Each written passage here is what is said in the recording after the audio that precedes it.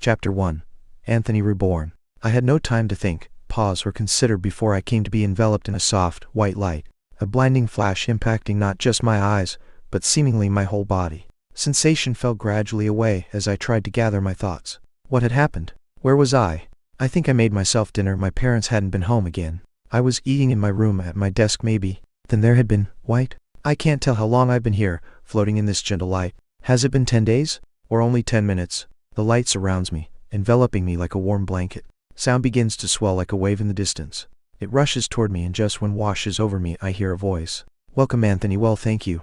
These are the kinds of good manners that make me feel warm inside. You have died, damn it. What do you mean I died? Disembodied voice. How on earth are you speaking anyway? Come to think of it, how on earth am I hearing you? Do I even have ears right now? So if I died, is this heaven? I mean, it's comfortable enough, but I'm not sure if I want to stay here forever, you know. Be calm, you will soon awaken to experience life again in a new world. This voice feels somewhat familiar, a deep and gruff intonation that is comforting yet full of wisdom. Is it that legendary bearded figure, dressed all in white, worshipped with devotion all over the earth? Could it be you, Gandalf? You will be reborn on the world of Pangera. Destiny and luck shall determine your fate. Hold on a moment, Gandalf. This sounds kind of cool, doesn't it? Reborn into another world? Adventure, peril, and opportunity around each corner? Will there be magic? Girls? Whoa there. Hold on there, me. Need to be calm. Focus and listen to Lord Gandalf. You will be reborn with the following status.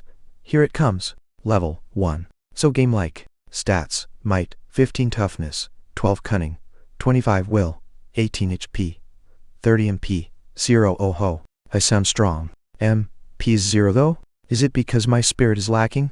Why are you judging me like this, Gandalf? Skills. Digging level 1. Acid shot level 1. Grip level 3. Bite level 2. Okay. Skills. This is exciting. Just bite? Acid? Aren't these skills a little strange? What about destruction magic or interdimensional spirit summoning? Species. Hatchling ant worker for Mycoi. Oi. What the heck was that, Gandalf? Ant? Not just an ant but a hatchling worker ant. This isn't the glorious rebirth I had in mind, Lord Gandalf. Was I lacking in virtue during my previous life? Was I too cruel to my friends? That can't be so. I didn't have any friends. You have one skill point, and one biomass available. Go forth and forge your own path, an ant path. Forge your mother, Gandalf. At this moment, I sensed a change. The light surrounding me. Gradually, it began to condense, shrinking and squeezing against me. Simultaneously, it began to take form. Slowly the features and details of my new body were taking shape. Sadly, those features were not to my liking. 6 legs, 2 antennae, strong mandibles, and a large abdomen. This is definitely the body of an ant. After what felt like only a few minutes, my shape was fully formed. My body, still white and somewhat translucent, had coalesced around my consciousness. I was now a fully formed ant. What the hell am I supposed to do now, Gandalf? I may have kept ants as pets, but that doesn't mean I know what one is supposed to do. Is that all it takes, is it? Pet ants means every birth? First, I suppose I'll try and get my bearings. The first thing I notice is that my vision is terrible. I appear to be somewhere quite dark, but a faint blue glow can be seen coming from a wall in front of me. But the details are terribly blurry. Every time I turn my head, my vision seems to swim, as if the colors are washed away with water before settling again. There is a sinking feeling in my abdomen. Most ants have very poor vision. Some are even completely blind. At least I'm not that unlucky. I'll have to adjust to the other senses. I have to compensate for my crappy vision. Of course I mean my antennae. I should, if I recall right, be able to use them to smell the air and detect movement from air currents. I diligently start waving my still white feelers to see if I can sense anything. Whoa, this is a bit different. I'm detecting a few smells I can't identify. The air here certainly seems a bit stale, which makes sense if I'm underground. But wait, where are all my ant brethren? Ants usually communicate by pheromones and their sense of smell, right? My fellow colony mates should be around here ready to welcome their new comrade, shouldn't they? Why can't I find them? Wait, I'm detecting a whiff of something nearby. I turn left and frantically wave my antennae in this new direction. Yes, something that smells much like myself is nearby. By piecing together information from my senses, I can work out that I'm in a long tunnel. Across one of the walls, there is a faintly pulsing blue light. The tunnel seems to be a combination of rock walls with dirt sections. Very gradually I begin to proceed towards the scent of my ally. My 6 legs begin to move, hesitantly at first, and then with growing confidence. I'm starting to hear something as I approach a curve in the tunnel ahead. It's a little hard to make out, like a crunching noise. Not to fear, my fellow ant buddy. Whatever your task may be, I am here to assist, for the glory of the colony. Antennae waving furiously, I approach the curve and poke my head around the corner. I see movement. An ant is lying flat on its back, legs slowly waving jerkily in the air. Mandibles open and snap at air weakly. But that's not all I see. Above my brethren, I see a long snout open wide, jagged curved teeth revealed within. Two powerful hands grip a weakly struggling ant, lifting it towards those jaws which close with crushing force. The ant victim writhes in silent agony, and the predator snaps its jaws a few more times before lifting its head and throwing the food down its gullet. No. Nope. What the heck is this? Is this some sort of monster walking crocodile lizard beast? At the end of its body, I can see a massive tail swishing across the ground. Two strong-looking hands are pinning down the body of its prey. My comrade is still twitching and trying to move, but is clearly at the end of their strength. Fortunately, the monster has its back to me. Don't look at me like that, ally. What do you want me to do? Fight that giant crocobeast? I can tell it's easily 4 or 5 times my size. This isn't the colony. There aren't any other ants here. No team, no support, no soldiers to protect us workers. What can I possibly do? Clearly my best strategy in this situation is to flee. Before it finishes eating and looks for more, I have to run. Tripping and falling over my own legs, I turn and scurry back down the tunnel in the direction I came. Run! Wait, what if I run into another of those monsters coming down the tunnel towards me? That would be game over, man. Game over. Think, Anthony, think like an ant. I stop too quickly and tangle my legs up again, causing me to fall in a heap. Hang on a moment.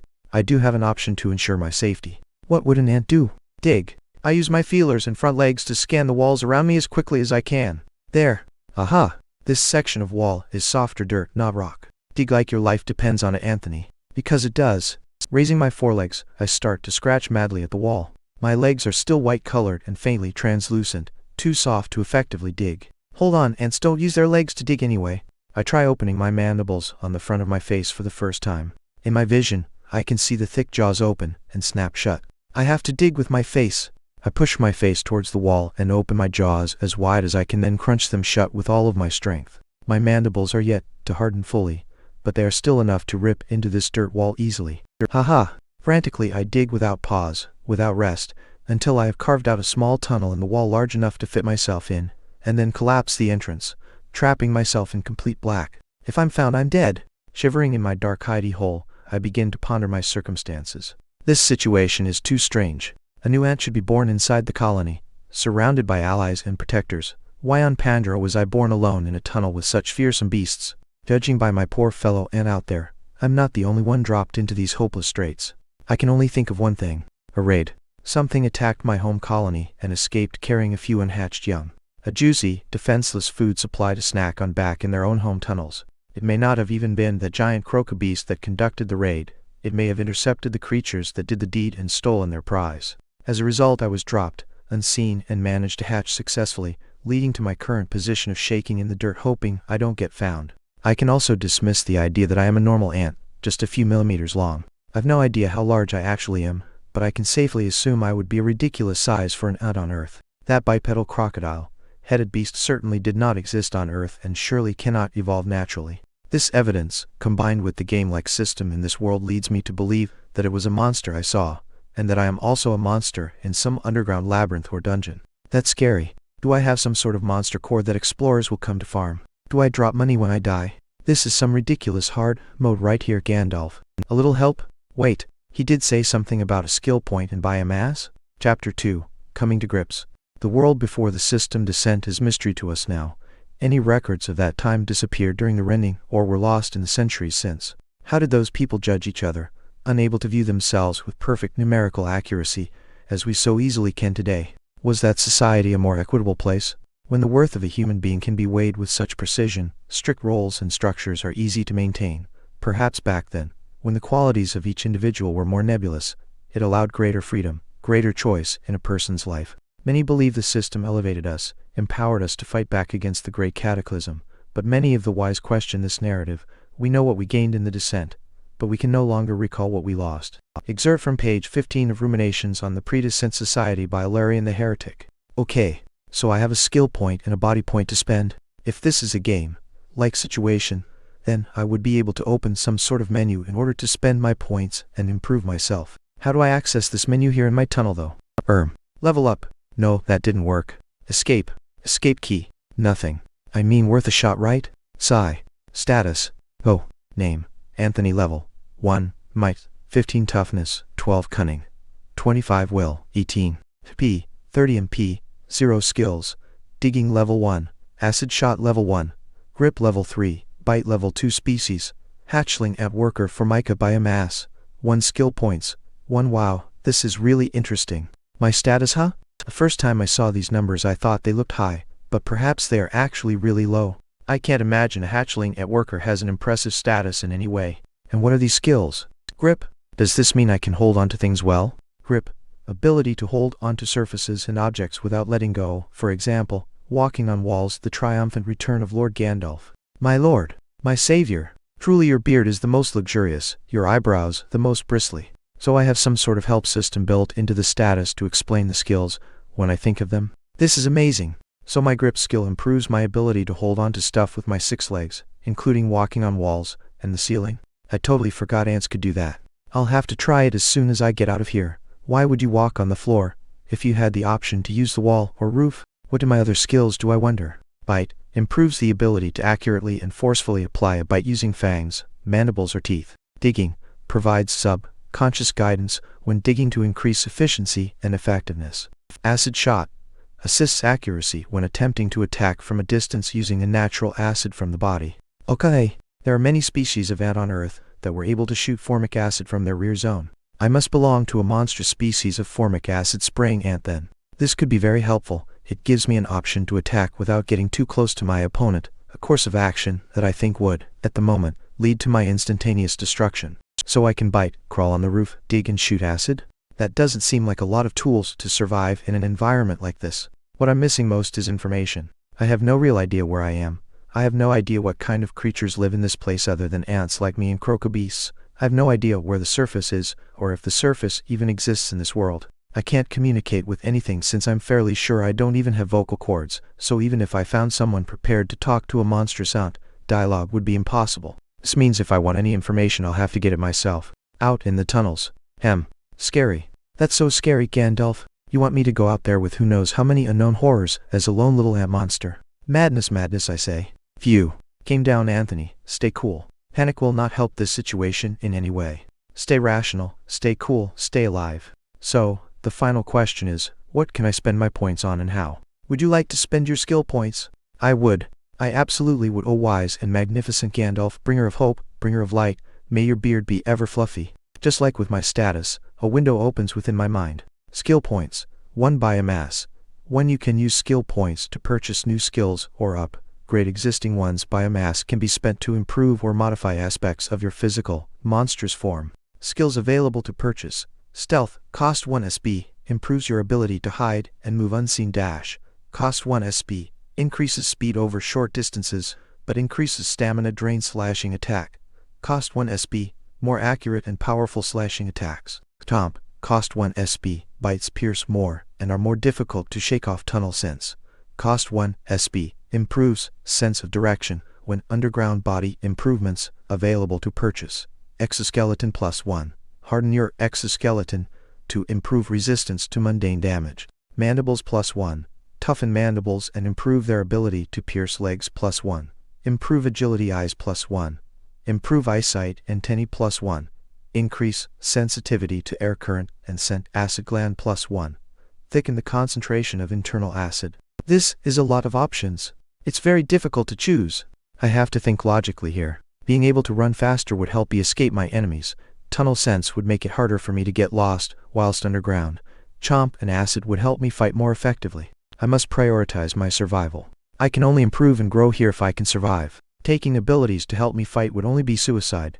If I attack a monster I can't defeat, then it'll be game over straight away. Improving my speed will be a dead end if I run into something that is faster than I am. Without information, how am I supposed to know what creatures I can fight and how fast any of them are? As a newly hatched out worker, I have to assume I am close to the weakest creature here. Okay, I have made my decision. Select Eyes plus 1 and Stealth. Would you like to purchase Eyes plus 1 and the skill, Stealth? Yes, please. Immediately, I can feel a maddening itch burst over my eyes, like 1,000 mosquito bites erupting at once. Gah! Don't do this to me, Gandalf. I can't even scratch this itch. I might poke my own eyes out. Fortunately, it doesn't last for long.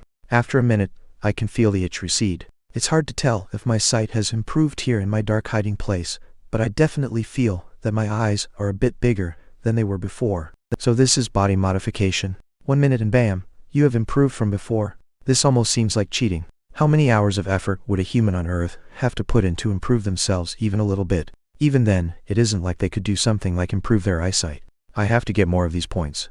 With enough body improvement points, I may be able to overcome my natural weakness as a relatively harmless species and live with more security here in these tunnels. Why would I select stealth and eyesight improvement, you may ask? Excellent question. If we say that it's too dangerous to assume I can fight anything whilst we also assume it's too dangerous to assume I can run from everything, then the only path through which survival can be assured is to not be seen in the first place.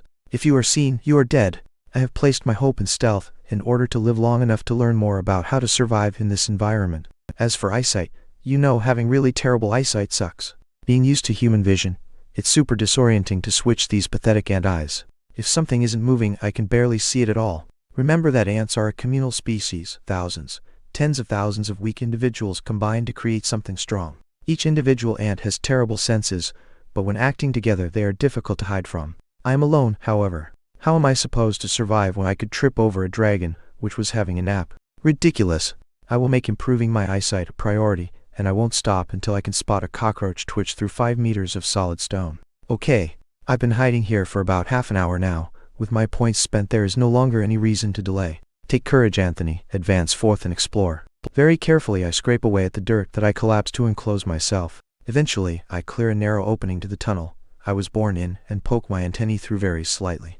It feels clear. I can't smell anything and I don't detect any vibrations. Here goes nothing then. Moving quickly now, I widen the opening and squeeze myself through. Turning on the spot, I can't see anything in either direction. The tunnel stretches into darkness, curving slightly at the edge of my vision. The path to my right is where I saw the beast eating my brethren. I'd rather not go that way since I know for certain there are threats in that direction, which leaves me with only one choice: go left. Now to initiate the next phase of my plan.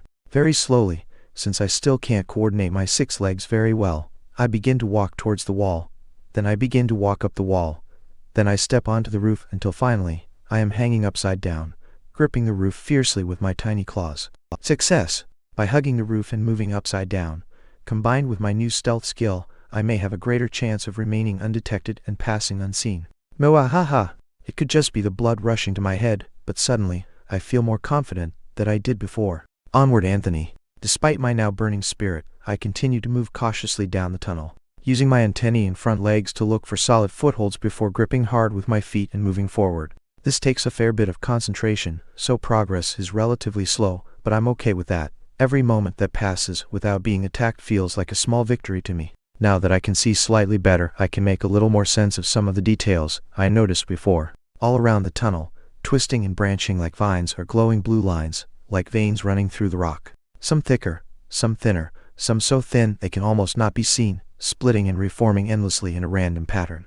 Every few minutes a pulse flows through the lines, brightening the entire tunnel momentarily as it flashes through. It feels eerily as if the tunnel were alive, but for some reason, the light feels comforting to me, almost energizing. Just another thing for me to learn in order to understand in this place. Illuminated by the glow of the tunnel, I can see my carapace has begun to harden and turn black. I recall from my ant-keeping hobby that newborn ants have a soft white exoskeleton, which gradually hardens and gains color. Seems like I was huddling in the wall longer than I thought. After an hour of cautious movement, I follow the tunnel around a curve, and before me the tunnel walls fall away into a tremendous cavern. This is huge. You could fit a few sports fields in here, surely.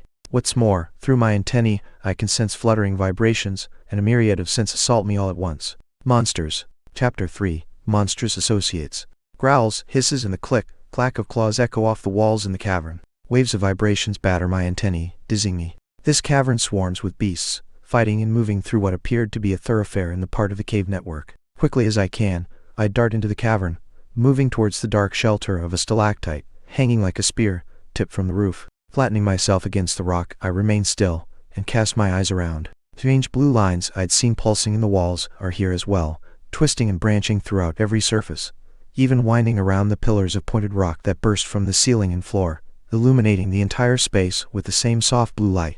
Nearby, in the center of a clearing, a basin of water, perhaps 20 meters across, had formed in the floor of the cavern. Peering closely, I see it's fed by a steady drip of water from cracks in the ceiling, possibly from a river or aquifer above. The water seems suffused with the blue glow, illuminated from beneath by veins of light in the basin floor. The thing that makes my poor ant heart leap to my mandibles, however, is the menagerie of monsters I see congregating around the pool. What sort of nightmare parade is this, Gandalf? The details are hard to make out thanks to my still crappy vision, but thanks to the creatures being so stylishly lit from below as they drink I can see enough. First let's address two closest to me. They appear to be a kind of dog or wolf, each with a reptilian tail extending behind them. Their head features an elongated snout filled with what I imagine to be razor-sharp teeth. The two creatures take turns drinking, watching over each other and rumbling warning growls at anything nearby, tails swishing over the cavern floor. Next to them, I can make out another crocobeast, leaning forward, placing its weight on its front legs, scooping water with its elongated jaws. The other monsters seem to give the beast a bit of clear space. I would too. It seems the creatures here understand to let sleeping dragons lay well enough. Now that I notice it, it seems there is no conflict around the water pool at all. Perhaps the denizens of this place have established an unspoken truce here at their water source. I'm surprised. I wouldn't have expected these terrifying creatures to be willing to share space, especially if they can grow stronger by eating biomass as I can. Since this is the case, I'll skitter a little closer and try and see better. Very slowly I approach the pool, one leg moving at a time, keeping my body as flat to the roof as possible. Progress is so slow. If I could sweat, then water would be running off me so fast there would be a second drinking pool in this cavern. I test every foothold, and sweep my antennae so slowly through the air. Stealth has reached level 2. Oh yes. Skill level up. So juicy. This confirms my suspicion that my skills can be trained by use. In this case my stealth skill has been raised by moving without being noticed by the monsters below me. This gives me a huge opportunity. I can hide here and continuously observe these monsters, moving very slightly the whole time, which will allow me to gain information whilst training my stealth. Okay, settle down. The worst thing I can do is lose my cool. I take a few slow deep breaths to calm myself before I continue my approach. One mistake will mean death in this place. I must be cautious 3 times in everything I do. Combat means instant destruction for me. I can never forget, even for a moment, that being found means being killed. Steady the ship, Anthony. Eventually I make my way closer to the pool, letting me see the creatures on the other side a little more clearly. What looked like a shifting mound of a creature is now revealed to be a mass of centipede-like creatures, twisting and falling over each other as they drink and rear up their bodies to hiss and clack their pointed mandibles. I can barely make it out, but each centipede seems to have 2 small arms with pincers, like a crab or scorpion, and their long bodies, covered in legs, end in a sharp point. Disgusting. These things are massively disgusting, Gandalf. There must be 10 of them piled on top of each other over there. The way they writhe and twist makes me slightly nauseous. I look away. The last beast I can see is a small, squat creature with 4 legs, like a lizard, but with long, stone-like spikes rising from its back. Of all the creatures here, it looks like the least threatening, but since the other creatures are giving it a wide space, there must be something about those spikes that make them avoid it.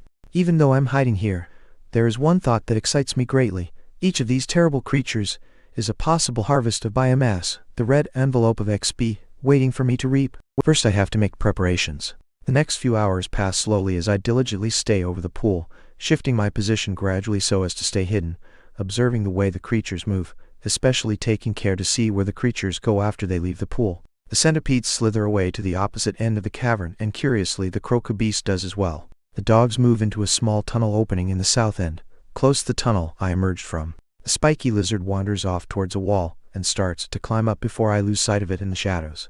Another wall dweller, eh? I'd call you brother if I didn't have to eat you. Hey hey. As the creatures leave, they are replaced by more slinking out of the shadows and from behind rocks. After 2 hours I am finally rewarded. Stealth has reached level 3 at last. My poor ant claws need a break. It might seem effortless to hang upside down here, but I'm expending energy and not eating anything. I'm tired and hungry. Food will have to wait for now though. It's still too soon. I creep back to my tunnel and make my way back into my hidey hole. Phew. Only when I'm enclosed in this space do I feel safe. Maybe that is the ant coming out in me? Never mind that. Time to work some more. I begin to widen the space, and I use the excavated dirt to start blocking the tunnel off on the side leading away from the cavern. Using my mandibles to shift the dirt and pressing it down with my body to compact it. It's strangely soothing, this. Usually, when a colony is excavating a nest, they would pile loose soil around the top to create a mound in order to help keep water out of the nest. I don't want this for a few reasons. I'm not worried about rain down here, and secondly, I don't want anyone to know there is an ant in here. So my plan is to try and restrict the tunnel on both sides, leaving only a small gap for me to pass through on the roof. This way the larger creatures will be dissuaded from chasing me here to my hiding place. They could get through if they really wanted to, of course. It's only dirt after all, but I'm hoping they wouldn't be bothered and find another way to travel. After some time, digging has reached level 2. Now I can dig faster. After a few hours of shifting dirt, I was able to completely block off one side of the tunnel, leaving only a small gap at the roof. Also, my digging had reached level 3. I'm exhausted, time for a nap. Covering up the entrance to my now much more spacious hiding hole, I loosen my 6 legs and place my body down on the soft earth. I'm so hungry, my stomach is twisting and cramping. I know this feeling from when my family didn't send expenses money or neglected to put food in the fridge. I'm no stranger to going hungry. I just have to wait. When I wake up, I'll go to hunt my first prey. I already have a target. Chapter 4. The First Prey. I'm so hungry. Perched here on the roof of the cavern, my claws dug into the cold rock, there is only one thought in my mind. Food. All the delicious things I was able to eat in my previous life are spinning through my mind. Chocolate, cake, steaks, bread, yes, even bread. I haven't eaten anything for 2 days now. The hunger is making my mind play tricks on me. The last time I saw a croco beast, I swore it looked like a cow, and nearly leaped at it from the ceiling. The centipedes are looking more like a tangle of noodles. I have to solve this situation before I get myself killed chomping on something I shouldn't. 2 days.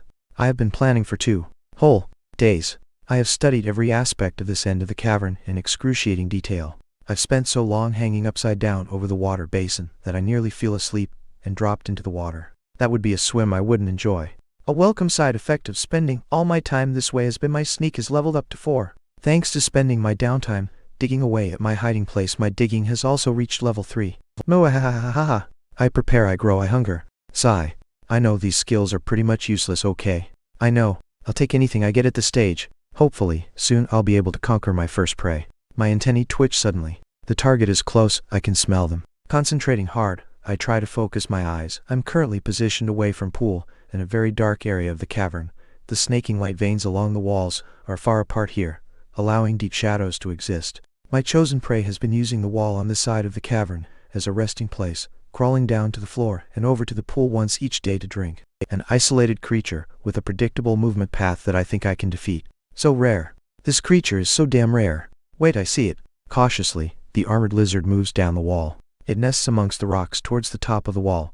I haven't been able to see clearly enough to identify exactly where, so I couldn't tell when it started moving, but I have it now. This is the time to execute my plan. Moving hurriedly, or as quickly as I can while still being stealthy, I scramble towards the darkness above the creature. My stomach is rumbling, demanding all the speed I can muster. Don't worry, stomach. I won't let you down. Luckily, the armored lizard moves fairly slowly, especially on the vertical surface. I get into position to strike. The armor lizard directly below me now, facing away from my position. The large spines protruding from its back look so solid, as if made of stone. Man, I bet it would sting to get stabbed with one of those. I can't start thinking negative now, my stomach is counting on me. Slowly, oh so slowly, I move above the target. My eyes are the eyes of the hunter, the eagle, the tiger. I have to wait for my moment to strike. The timing will be everything. Now, like a flash, I flip my body around, take aim and fire my acid spray directly at the target. The liquid falls through the air at tremendous speed, splashing against the rock and covering the armor lizard's feet. A flawless strike. Ha! My secret target practice over the last few days has paid off. The creature cries out in pain as the acid begins to burn its legs. It tries to turn and find the attacker, but I'm already moving, racing down the wall behind it. All thought of stealth gone. Now my plan enters the second phase. The lizard sees me approach and tries to turn and bring its fangs to bear, tilting the fearsome spines forward to cover as much of its body as it can. This is the wrong battleground for you, lizard. You want to battle me here on the wall? With my incredible grip skill at level 3, this wall is no challenge also. I am nimble and light, but you are heavy and slow, with your feet burning with acid. How well can you possibly maneuver here? Still you want to face me, courting death. Even if I say that, I'm still terrified in this moment. My first battle, the first hunt. I cannot fail here or my life may be over. I have to focus. The lizard is bracing itself for the close-range battle, but just before I close and I suddenly turn and blast the lizard with acid once more. Ha ha! Didn't expect that, did you? Gripping the wall hard, I furiously scrabble my 6 legs to reorient myself for the fight as the lizard growls and hisses as acid continues to burn at its feet and now face. It won't be finished from just this, however. My acid is still weak, not strong enough to defeat this creature on its own. As I close and we begin an awkward dance here on the wall, the lizard trying to thrust forward with its fangs or spines before retreating, and me snapping with my mandibles, trying to latch onto a leg or the face.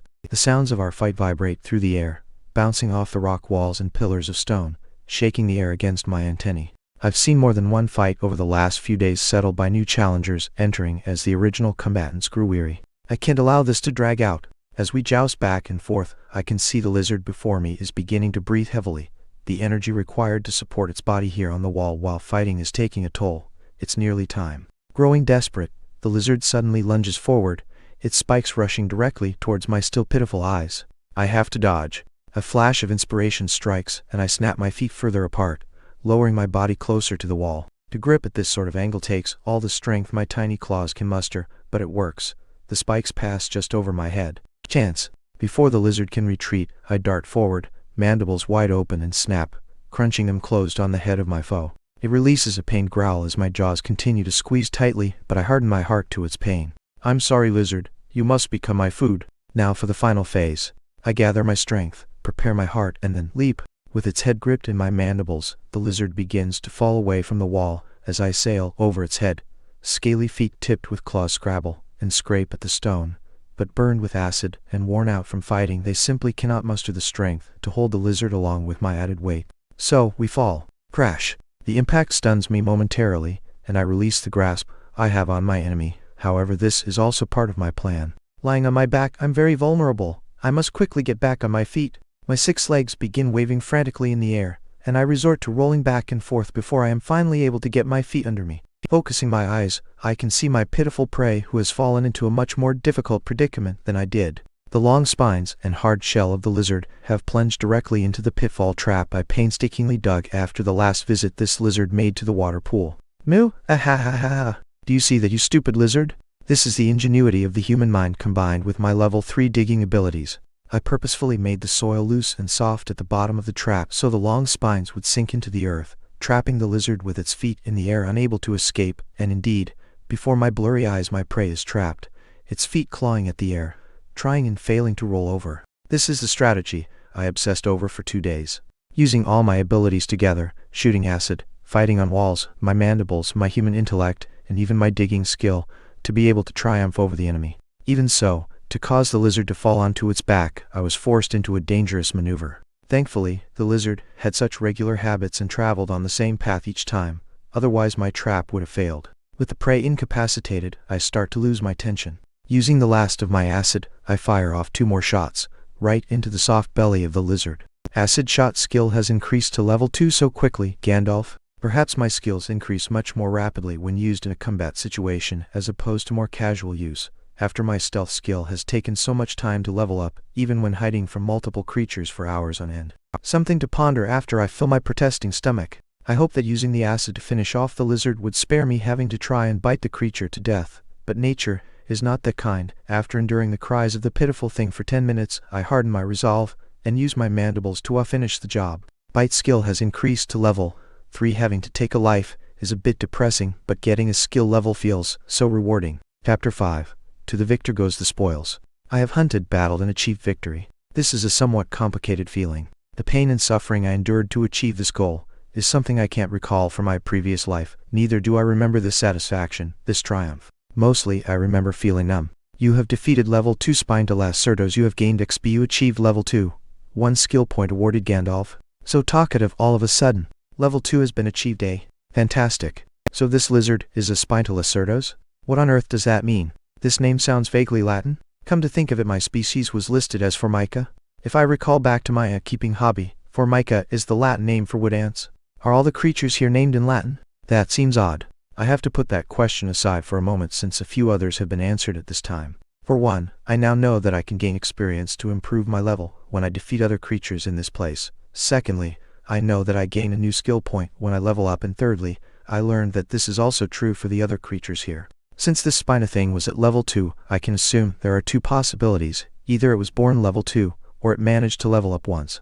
I have to ponder this in greater depth later. I have 2 other things to worry about now. Firstly, I cannot leave my prey here in the open in case other creatures will be attracted by the scent, and second, I'm starving. I have to eat. Without waiting any longer, I rush into my pitfall and approach the lizard. Burns and melted flesh as a result of my acid can be seen alongside crushed limbs and puncture wounds from my bites. It really looks very pitiful. I'm sorry, lizard. I'm really sorry. You didn't deserve this fate. However, since the deed has already been done, I will now partake in my first meal. Did you know that an ant has a mouth on the bottom side of its face? Most people think that the mandibles are the mouth, or that the mouth is positioned behind them, But this isn't so. The mandibles are more like hands attached to the head whilst the mouth is below them. I take a bite. This flavor, how could I describe it? Disgusting. This is seriously disgusting. Despite being so hungry, I feel my carapace is constricting. This is not a pleasant meal. You have consumed a new source of biomass. Spinolacertos. You are awarded one biomass. Basic profile of the Spinolacertos. Unlock the voice of Gandalf. I am graced by your weathered tones once again, O Great One. So many developments so quickly, it's enough to make me dizzy. I'll have to think whilst eating. Apparently I will gain one biomass every time I am able to hunt a new species of creature. Also I was able to unlock a profile. A basic profile? How do I access that? I'll have to experiment later. As quickly as I can I finish the lizard. I feel quite full. I can tell my gaster, my back part, is swollen to much larger than it was before. Just as I finish I get another surprise. You have gained one biomass, another one. Truly my harvest has been rich from this hunt.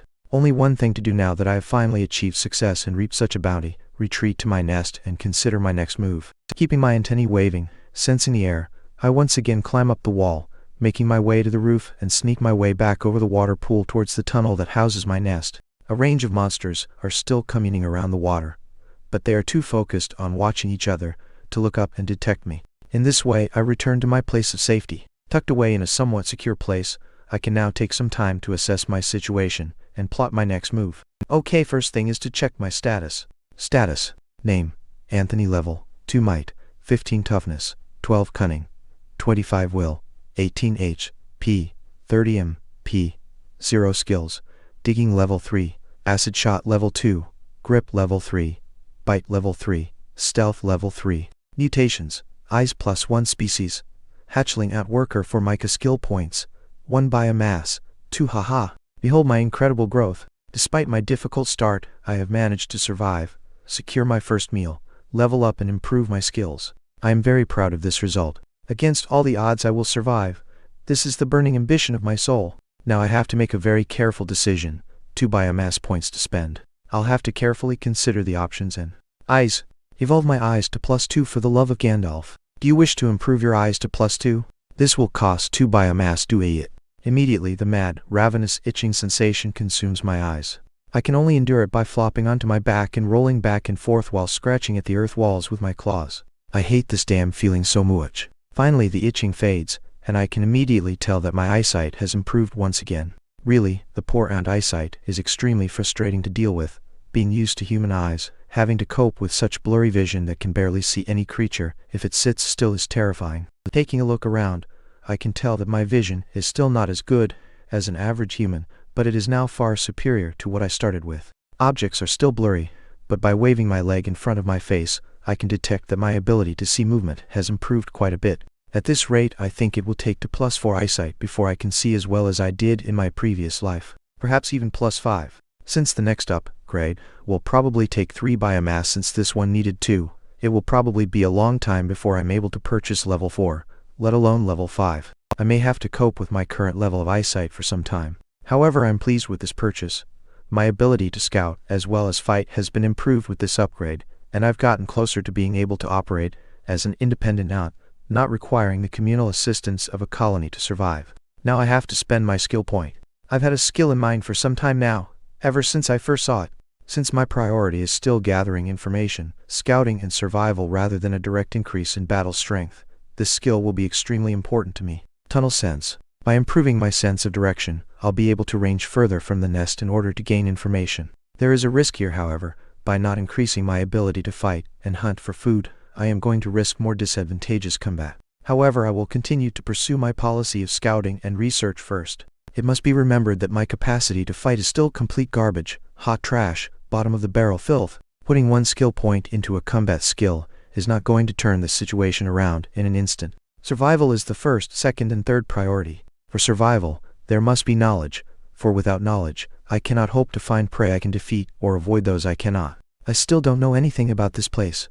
I am in some kind of connected network of tunnels that is populated by bizarre monsters, has glowy lines snaking through the walls, and for some incredible reason, there is a game-like system with skills, level ups, and a biomass mutation system. Isn't this world a little weird?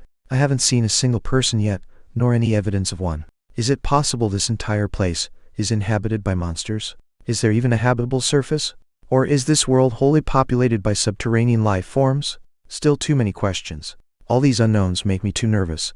I have to have a clearer understanding of my situation. Tunnel sense will broaden my range, allowing me to range further and still make it back to the only place of relative safety, my nest. Do you want to learn the skill tunnel sense? This will cost 1 skill point. Yes.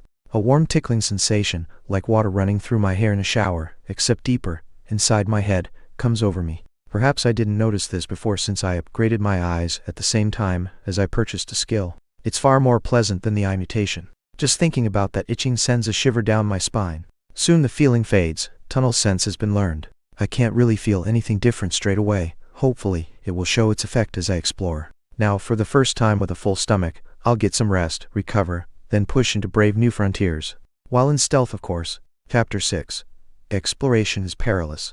Though many of the modern kingdoms brave their triumph over the rending and the manifestation of their grand destiny, the college views these paper monarchies as they truly are.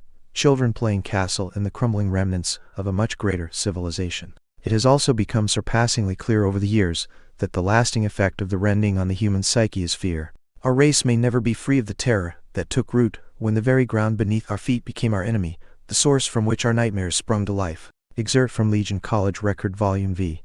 Years 2, 113-2, 189 AR. After a good rest, filled with the contented and happy feeling of being in my own enclosed space with a full stomach, for the first time in this world, I awake refreshed and ready to cautiously approach my next challenge. I need to further explore the cavern, gather more information on my situation, and try to identify my next prey. Before that, however, there is something else I want to try first. After eating, Gandalf informed me I had unlocked a basic profile of the Spindylocertos.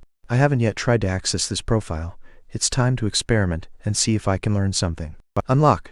Access profile. Open sesame. Spindylocertos. Spindylocertos, thorn lizard, spines are sharp and contain mutated venom. Woo! There you go. So the Spindylocertos is translated to thorn lizard.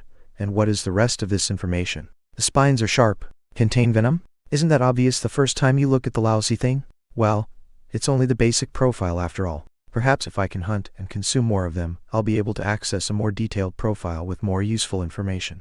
With that out of the way, it is time to pursue the next task. Emerging from my nest, I make my way across the roof to the rock pool. A now familiar scene greets my eyes.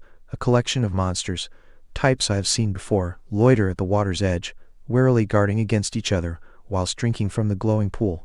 In fact, with my newly improved +2 eyesight, the pool seems to be glowing slightly more brightly than it did in the past. The curious thing to be about this situation is that all these monsters are here to drink, yet I have not, in the several days I have been here in this monster-aunt body, felt thirsty. Since I am also a monster, just as these creatures are, what compels them to drink the water from the pool when I feel no urge to do so? Is there something different about them, or me? The next mission today is to investigate. I will take a bold, brave, possibly stupidly suicidal step in order to shed some light on this mystery. Continuing to move in my almost habitual slow method, I creep across the ceiling to the nearest wall, make my way down it, and onto the cavern floor. Then, slowly at first, but with growing confidence as each step propels me forward, I approach the pool. First to notice me is a lizard hound, the wolf-looking creature, with a long reptilian tail. There really is a large proportion of lizard-like creatures here in this place. The huge bipedal crocodilic monster and the spiked lizard I hunted earlier have some form of reptilian features. Is this some form of pattern? When the hound sees me, it immediately begins to growl, shocking me slightly. But then something odd happens. As I continue to approach, the hound begins to back away slowly and make ground for me, almost as if they were afraid. I watch the wolf carefully and continue to approach the pool. As I step further and further into the light emitted from the pool, another heaving mass of centipedes becomes aware of my presence. The reaction is very different. As soon as they see me, the slithering, clacking tangle of creatures begin to hiss furiously and writhe over each other with even more speed. One of the creatures emerges from the tangle and slithers forward on its spindly legs a few meters towards me. Then it begins to posture, hissing and clacking with sharp-looking mandibles and claws. However, it doesn't approach or attack. Phew! I was terrified when they started heaving. There must be 6 or 7 of the horrible things piled over there. If they tried to attack, I would have to escape with all my might. Luckily, the piece of the water source held. There is only one reason that the survival-minded me would risk coming into the open here. Only one reason that I would show myself in front of all these creatures who could kill me so quickly. Not even one time have I seen a creature approaching, drinking, or leaving the pool be attacked. Not even once. I saw and heard plenty of conflict during the 2 days I spent scouting the armor lizard, but I never saw any conflict here. There is something important about this water source, and I don't think it has to do with hydration. After all, I still don't feel any need to drink. Monster physiology in this world does not seem to be simple. I continue to approach until I reach the edge of the pool. The glow is so bright here up close, it's difficult to see into the water, even with +2 eyes. The pulsing lines on the floor of the cavern seem to converge towards the center of the water source, right at the bottom of the pool, and the most intense light originates from that juncture. The water itself seemed to flow and move in strange, concentric circles, despite the lack of current or propulsion of any kind. Almost like a lava lamp, the pool seemed to have a motion and swirl all of its own. Ignoring the continued hissing and posturing of the stupid centipedes, I lower my mouth to the water and taste. It burns. Holy moly, that burns. What is this? Hydrochloric acid. A fiery sensation enters my mouth and flows straight through my 3 body segments to my stomach, from which the heat begins to permeate my bloodstream until my carapace itself feels like it's on fire. Yeh! Ouch! This is what you creatures have been coming here for. This painful burning water of death? What is wrong with all of you? Is this the cavern of masochists? The burning sensation gradually subsides, and I can't help but stare at the other creatures around the pool incredulously. What the hell are you all doing here? Many pairs of eyes stare back at me. I feel self-conscious now. I once again examine the slowly churning water before me, the dense light seemingly suspended within, like jellyfish coils, see-through and yet not. Pausing, I carefully analyze my own condition. I don't feel worse in any way. I hurriedly open my status and check my health. No change. Strange. This is seriously weird. What on earth is the attraction these monsters feel to this stupid pool? It must be important, otherwise why would there be this unspoken truce at this place? But no answers seem to be forthcoming. It isn't like my fellow guests at the pool are in a talkative mood. Feeling more puzzled than before I'd tasted the water, I prepare to leave. But before I do, I can't resist one more sip. Gah! It burns. Tuis. Niar. Hff. Ugh. Horrible. Curiosity killed the cat, as they say. I began to leave by first backing away from the pool slowly, watching for any reaction from my fellow drinkers. Most creatures seem mildly relieved to see me go, moving to take up the space I abandoned and returning to their drinking. Stupid centipede is still snapping and posturing at me as I leave. I can almost hear it flinging insults at me as it scrapes at the cavern and pretends to start charging at me. Back at you, dumb centipede. As soon as I reach the comfort of the shadows, I spin and race to the wall, not slowing until I have achieved my most secure position, hidden in the deep shadows along the outer edges of the cavern roof. Home. I won't be leaving again anytime soon, I hope. Now that I've somewhat investigated the mystery of the water pool, it's time to explore this cavern further and begin to map this cave network using my new tunnel sense. I continue to move in the shadows around the edges of the cavern, avoiding the more dense areas of light veins, weaving between pillars of dark stone that stretch from the floor to the ceiling, as if spears had pierced through the ground or plunged down from above. Following this pattern, I move further from the pool and my own nest than I have before. Along the sides of the cavern, I can see tunnels branching off into the darkness every now and again, some large and some small. I approach a few of them and feel strange air wafting through. Who knows what is lurking within these strange tunnels? I move ahead for another 10 minutes, making slow but steady progress. I can see the cavern has begun to widen further, so that I can no longer see both sides at once. I start making cautious passages across the center to check both sides as I make my way. Oh, a huge tunnel entrance appears before me. Perhaps 30 minutes travel away from the pool. This entrance is massive, spanning almost from the floor to ceiling of the cavern and just as wide. It clearly tilts in a downwards direction, heading deeper into the earth. But there seems to something strange about the way the stone here is shaped. Is that stairs? Chapter 7. Cohabitation. These are absolutely stairs, right? Tiny eyes boggling, I approach the cave entrance in order to closely examine these stairs. It definitely appears as if these stairs have been carved directly into the rock. Now who exactly would be responsible for carving stairs into solid rock, Anthony? Why, humans, of course. Human civilization. This is the first tangible evidence I've seen that any sort of humanoid creature exists in this new world. Fantastic. I can't help but be excited, and also a little nervous. I wonder what sort of fantasy-like people live here. Will I see dwarves? Elves? The idea of voluptuous elf ladies is almost enough to make me giddy. This is getting more and more interesting. Why would they bother to carve stairs into this tunnel, and not the others? The answer is almost self-explanatory. This is a very frequently used tunnel, therefore they have made it more convenient to travel down here. This means it's likely there may be more stairs nearby, but leading up instead. Perhaps a path to the surface. I quickly crawl down the wall and approach the stairs leading downwards. Wow, this is actually the first chance I've had to compare my size to an object I can relate to in my previous life. If we can assume that people in this world are roughly the same size as those in my old world. Then by comparing my size to the stairs, I'll be able to make a rough estimate of how large I am. All I have to do is hop onto these stairs. I think I'm a little smaller than perhaps I first thought. Judging by the height and length of each step, I can say I'm probably only tall enough to come up to a full-grown adult's knee, and I'd be roughly as long as a full stride, so perhaps a meter? But wait, that means all those monsters who looked terrifying and massive to me, from a human perspective, would actually be fairly small. The wolf creature would be almost waist height, the thorny lizard is even smaller than I am, about the size of a badger, and the terrifying, enormous croco beast would be less than shoulder height. Are all the monsters in this area actually very weak? Thinking logically, it would be a great thing if they were, since I probably would not have been able to survive this long if they were strong. This does raise the possibility of there being much stronger, larger and more powerful monsters elsewhere in these tunnels. I'll be doing my best to avoid those then. May our paths never cross. Okay, since the more powerful creatures probably live deeper, since that's how it works in games, and this world is so strangely game-like, I will operate on the assumption that the safer places are closer to the surface. I resolutely turn away from the tunnel and begin to move further into the cavern. Yes, I can see more signs of modification here and there. Every now and again, there is a step carved into the floor to make passage more easy, and I also notice carved areas at about human head height on the walls at fairly regular intervals. Are these perhaps for holding torches and illuminating the space? In fact, the further I travel, the more signs of civilization I see. The ground is starting to slope upwards more and more as well. Perhaps the surface is actually very close. Looking around, I can see that there are very few tunnels branching off the main cavern at this point, not even small ones. Also, the pulsing veins of light along the walls are further apart and thinner, making the space a little darker than further into the cavern. Perfect for a stealthy existence like me. I'll keep exploring. My heart is pounding in my chest now. I might actually get to see a person from another world. I have so many questions. What do they look like? What race are they? Do they know magic? Is there some sort of adventuring guild that goes dungeon exploring? Maybe I'll be able to communicate with them somehow. Perhaps sign language or some form of interpretive dance will work. This could be breakthrough in human have monster relations. How often would they have seen a human mind trapped in a monster body? Possibly I am the first of my kind. The cavern is becoming more narrow, the steps more frequent, and the slope steeper the further I travel. Actually, is that? I think it is.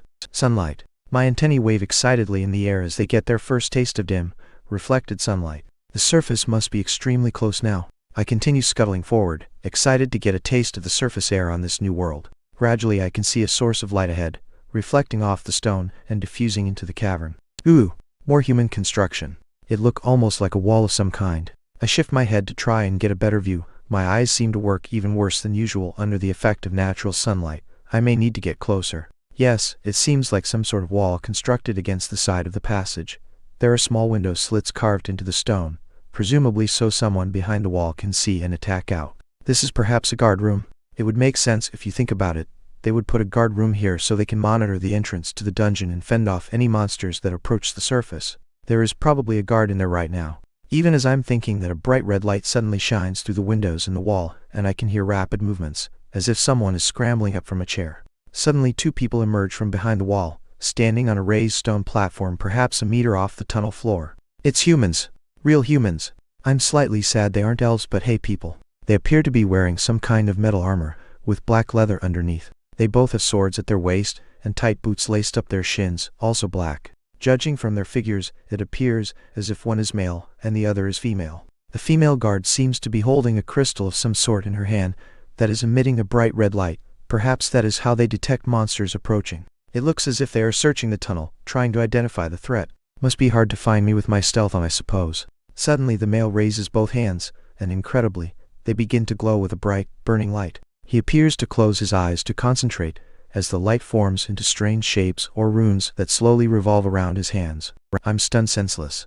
This is magic. Real magic. Holy Gandalf. Magic is possible in the world after all. Oh boy, oh boy, oh boy, I wonder if these people could teach me? After only a few seconds, the guard thrusts both his palms forward, and the cavern erupts in light. Great flames burst out from the strange sconces in the walls, bathing the tunnel with heat and chasing the shadows away. The second guard holds the red crystal forward, and the light begins to focus and illuminate the threat. Which is me. What the hell am I doing? The female guard rapidly slips the crystal into a pouch attached to her belt and rips a crossbow off her back, whilst the male locks eyes with me, and once again raises his hands. He doesn't look friendly, Gandalf. Run.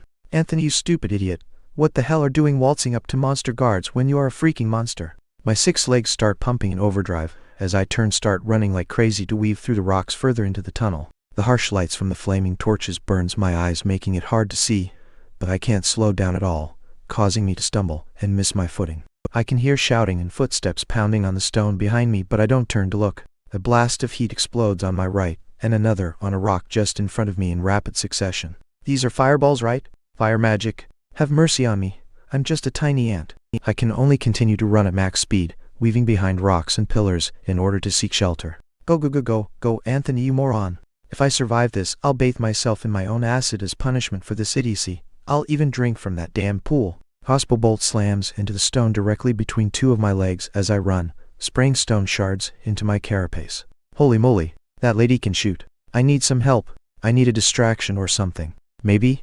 Running at this speed, I've quickly made my way back to the wider cavern, and smaller tunnel entrances branching off this main cavern are appearing here and there. As I run, I try to pass close by and frantically wave my antennae to detect any scent coming from them. Nothing from the first. Nothing from the second. Come on, you stupid, yes! From the third, I detect the disgusting smell I'm looking for. Without pausing, I screech to a halt, turn my back zone to point deep into the tunnel, and immediately fire off 3 quick bursts of acid. As I do so, I take the chance to glance at my pursuers.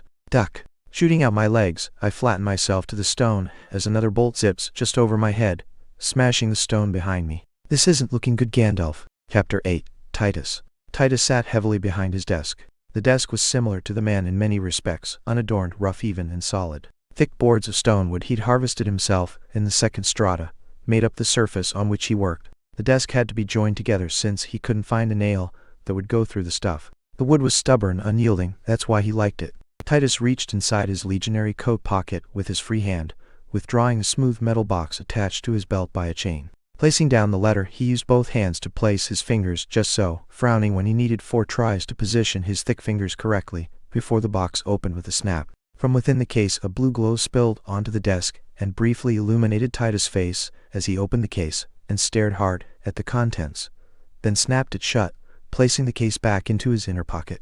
He opened a drawer, removed a fresh piece of paper, collected his pen, and began to compose a reply. Corin, as stated in the initial announcement 5 days ago, ambient mana levels within the dungeon are climbing and continue to do so. It is the opinion of the Legion that a wave is likely to occur within a week, but as you know, these predictions can be inaccurate, and a wave can break with very short notice. In the interest of keeping your members alive, we have exercised our right to control dungeon access in the city of Lyria, and will be undertaking aggressive action to ensure the safety of the citizens. If some of your parties are unable to conduct their activities in the dungeon during this time, I regret to inform you that I don't give a damn.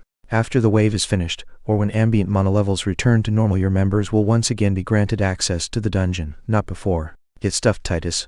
Commander, Legionum Abyssi, Lyria. Perhaps not his most diplomatic missive, Titus mused, but he was never very good at playing nice with idiots. One of the main reasons why he hadn't wanted this job, almost against his will, his eyes slid to the corner of his office where, tucked behind a cabinet gathering dust, was an enormous battle axe, leaning against the wall. Almost 6 feet long from head to haft, the thick metal didn't look as if it had been polished in years. Sighing, Titus once more turned to his letter, folded it, sealed it with wax, and placed it in his mail tray for one of the auxiliaries to deliver later in the day. As he reached for the next letter of complaint, this one from the Minister of the Path, he heard the sound of feet pounding on stone, growing louder as several figures approached his office. Titus could feel the blood stirring in his veins. Perhaps he could avoid his paperwork today. 10 minutes later, he'd arrived at the forward garrison. Blasting open the massive doors with a single hand, he advanced into the building like a storm. The soldiers on duty, legionaries all, saluted respectfully as he passed by, fists crashing into armored chests and heads lowered wherever he went. Without speaking, the centurions on duty fell into step behind him as he marched through the stone plaza towards the breach in the earth that was the dungeon entrance in Lyria City. The opening was 4 meters wide and similarly tall, wide enough for supply carts and large groups to pass through on extended expeditions. The space around the entrance was flat stone floor for 30 meters in every direction, then a circular wall, 3 meters high, surrounded it, manned by archers and mages at all times, creating an open killing floor for any monsters who surged out of the tunnel. Titus stared at the rent in the ground for several long seconds before he stepped down, submerging himself in the darkness. He prevented himself from inhaling as deeply as he wanted to, bringing the dungeon air and its rich mana into his lungs.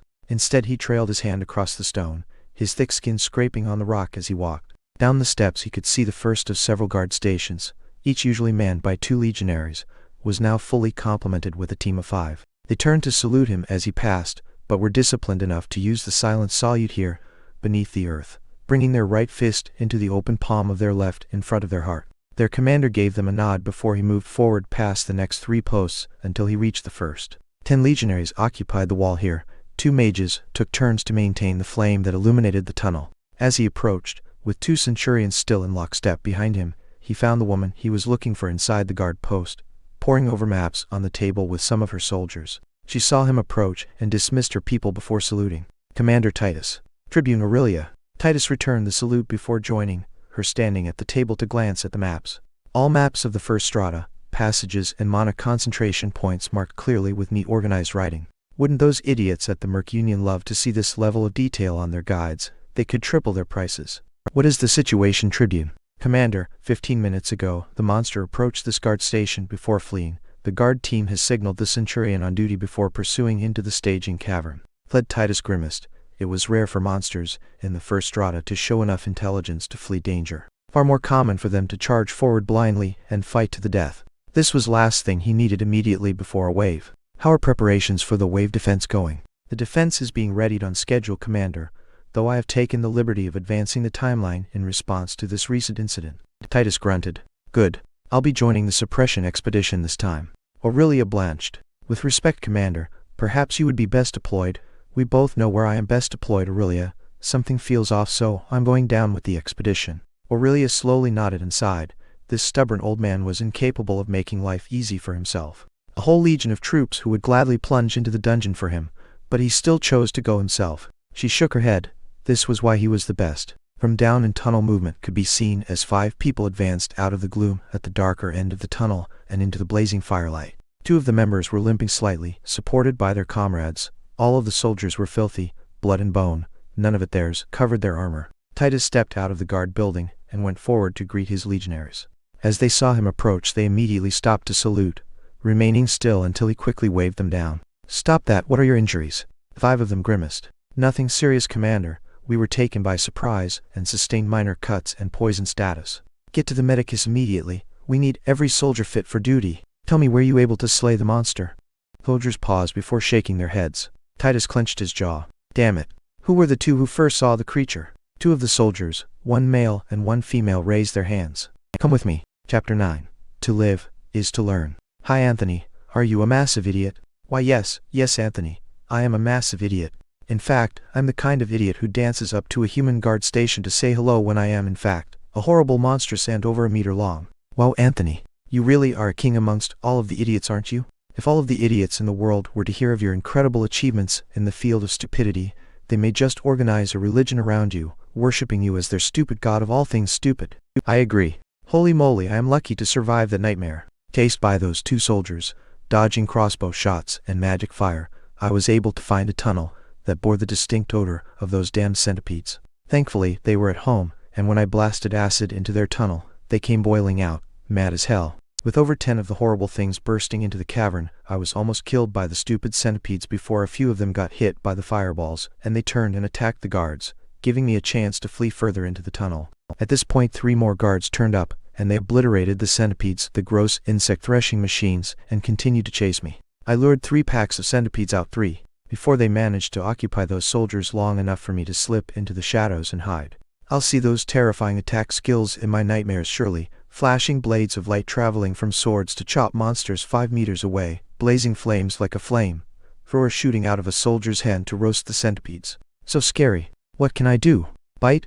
No, flashing mandibles fly out of my face to bite enemies 5 meters away. What the hell, Gandalf? Well, experience is the greatest teacher, so they say. I've confirmed many things thanks to this misadventure, the existence of magic, the existence of human society, and exactly how weak I am compared to those professional soldiers.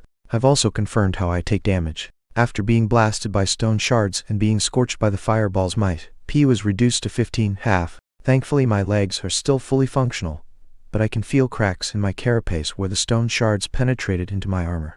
I'll have to see how I can regenerate my AP. Perhaps it will have to recover over time, or will I have to heal my wounds manually somehow? This is a serious problem at this point. At least now, I have a chance to secure additional benefits from this disaster. So many centipedes have been killed, and their bodies were left out in open, totally ignored by the guards as they retreated. This is a golden opportunity that cannot wait. Those filthy corpses represent nothing less than a golden treasure, a heaped mountain of wealth. Biomass. I have to secure that biomass. I have to move fast too, since every creature in this place will be crawling over those corpses soon. Sure enough, I can already see some creatures making their way towards the piles of bodies. In order to minimize the chances of having to fight, I rush immediately to the bodies closest to the dungeon entrance. I'm on high alert in case those soldiers are coming back, but thankfully they aren't. Time to hustle. I snatch up a large chunk of centipede egg and dash towards a nearby crevice in the wall. I drop my food, and immediately begin to excavate a small hole in the wall, stuffing my food into it, and then rushing back to grab more. After 3 trips, I can see that more and more creatures have emerged to fight for the resources, and bloody combat has been engaged. Even centipedes have emerged from some side tunnels to try and eat the bodies of their fallen brethren. Yuck. It won't be long until the chaos makes its way up to where I am, so I quickly make another 2 trips before I remove the largest chunk, and then bury the rest of the haul in the wall, hopefully hidden from sight. Then I stealthily return to my nest with my prize. I'm not sure where all these monsters are coming from, but they seem to be endless. More and more piled into the cavern, attracted by the noise and smell. Hopefully the racket dies down soon so I can go and retrieve the rest of my booty. For now though, I shall eat. All that running around has completely drained me, and hopefully I can restore my energy and health with a meal. Tump. Horrible. You have consumed a new source of biomass. Unguibus scolopendra. You are awarded 1 biomass. Basic profile of the Unguibus scolopendra. Unlocked. Ah yes, Gandalf with the hunting diversity bonus. As I continue eating, I open the basic profile and take a look. Unguibus scolopendra. Claw centipede. Has strong claws and a venomous spike in its tail. Yep. The basic profile continues to show its uselessness. Claw centipede, eh? Makes sense really. They are centipedes with claws after all. Come to think of it, doesn't that really lack imagination? Silent A Gandalf? Not that I can blame you really, names are hard. You have gained 1 biomass. Phew. I finally finished my meal. I quickly open my status and take a look. Name. Anthony level. 2 might, 15 toughness, 12 cunning, 25 will, 18 HP, 17 MP, 0 skills. Digging level 3, acid shot level 2, grip level 3, bite level 3, stealth level 3, tunnel sense level 1. Mutations, eyes +2 species, hatchling ant worker skill points, 0 biomass. 2 my health has started to recover. 2 whole points. This is fantastic news. As I continue to eat, my wounds will surely close over, returning me to the perfect picture of ant health. I'll have to spend my biomass as well. More mutations await. That really sounds weird, you know, as a human. Should I welcome mutating this much? I think I know what I want to improve though. Mutate acid +1 and antennae +1. Do you wish to improve acid and antennae? This will cost 2 biomass. Yes I do. But please no itching. Hurt ga. Dammy. Ifs. As if rap. Stupid itch. Using my forelegs, I continuously scrape my antennae clean, but it doesn't help at all. This is an action I've noticed myself doing more and more lately. I know that ants try hard to keep their antennae scrupulously clean, and even have special hairs in the elbow joint of their forelegs to help remove dust and particles from their antennae, keeping them in tip-top shape. The cleaning does nothing to help protect from the maddening sensation that erupts every time I mutate, however. I also can't do anything about the searing itch in what I can only imagine is my acid gland, deep inside my body. I hate these. Finally. Phew. Now I have continued on my path of enhancing my senses by improving my antennae, which will increase my sense of smell and capacity to detect air vibrations. I have also taken my first step to increasing my combat ability by increasing the potency of my acid, which is my only reliable attack right now. Now I have to emerge, pass through the chaos, and return with the rest of my treasure. As I pass through the cavern, attached to the ceiling, I can see that the action is beginning to calm down and monsters are establishing territory and starting to eat. This makes life easier to me. I make 4 more trips and manage to bring all of my stash back to my nest. I consider this an amazing success. Considering all the biomass that was available, I didn't get much, but I was able to secure this much with almost no risk, so I'm very satisfied. Time to eat. After I finish eating, I have gained another 2 biomass and 5 HP, but I choose to save these 2 points in the hopes I can gain 1 more and improve my vision once again. Maybe with the action dying down outside, there will some crumbs left for a humble ant such as myself to collect. I'll have to wait. Chapter 10. The Study of the Bees. Albertan. Answer your door, you deaf idiot. 2 young legionaries stood to one side, faces white with worry as they watched the Legion commander smash his massive fist repeatedly into a sturdy, iron-framed door so hard that dust fell from the cold stone ceiling into their hair. These two soldiers were the first to see the monster, and also had by far the best look at it, so Titus had taken them immediately to the medicus for treatment, and from there, to the Legion Keep of Lyria. Right now they were several floors below ground level, and the air was thick with dust and moisture. To tell the truth, Titus hadn't been knocking for long, but it hadn't taken much for the huge man to run out of patience. "Open this door, Albertan, or I'll burn your stupid books to warm my backside," Titus roared. The door was yanked open immediately to reveal a disheveled man in a brown robe sporting a hedge-like beard that appeared to stab forward from his face like a wall of spears. "You wouldn't dare, Titus, you illiterate ape. There's 1,000 years of Legion history in here," the beard shouted back at the commander. Titus merely grunted. "Good, you're awake," he said as he pushed the much skinnier Albertan out of his way and advanced into the chamber. "I'm always awake," protested the scholar as he absent-mindedly scratched at his robes. "What time is it?" Titus simply shook his head and gestured for the two young soldiers to enter the room after him, which they did with some trepidation. The room was a mess, every surface dusty and heaped with piles of parchment, book, and scrolls of all descriptions. Several tables and a corner desk occupied the center of the room, whilst around the walls were huge bookcases that stretched from the floor to the ceiling. Every shelf of every bookcase was heaped, stacked full of enormous leather-bound volumes, each labeled with intricate script on the spine. Casting a quick glance around the room, Titus stuck his head back into the corridor, just long enough to bellow cleaning, and as Albertan began to protest that there was really no need for cleaning, and they always disturbed his concentration anyway, he simply ignored him and started speaking. "Legionary Trainee Marin, Legionary Trainee Donnellan, this is the Legionum Abyssi Lore Master of the Lyria Legion, Albertan. We are here, Albertan, for you to consult the records and identify a beastie the two trainees saw in the dungeon today." Albertan peered at the two trainees doubtfully. "Haven't expeditions been banned for a few days now? What could they possibly see on guard duty at the dungeon entrance that they couldn't identify? Have we stopped teaching legionaries what a thorn lizard looks like? If we have, that would be your responsibility as lore master." Albertan Titus sighed. "Albertan, we need you to identify an ant for us." The lore master froze. "You mean Formicity?" "Yes." Albertan's eyes drifted aimlessly around the room as he absorbed this information. After a moment he seemed to focus again and brought his attention back to the people present. Without a word he turned and moved to a wooden ladder propped against the wall in a corner of the room. With some difficulty he moved it to one of the shelves, propped it open, and somewhat nervously climbed it. On the 7th shelf he reached for one of the volumes and withdrew it before climbing back down the ladder with some difficulty. Thump! The massive volume crashed into the table, spraying dust clouds into the air. The trainees could clearly see the word Formicity stitched in gold filigree on the cover of the volume. As Albertan retrieved the book, Mer, and turned to her commander hesitantly, "Commander, I know we don't usually see any ant monsters under Lyria, but why is it so serious that we've seen one here?"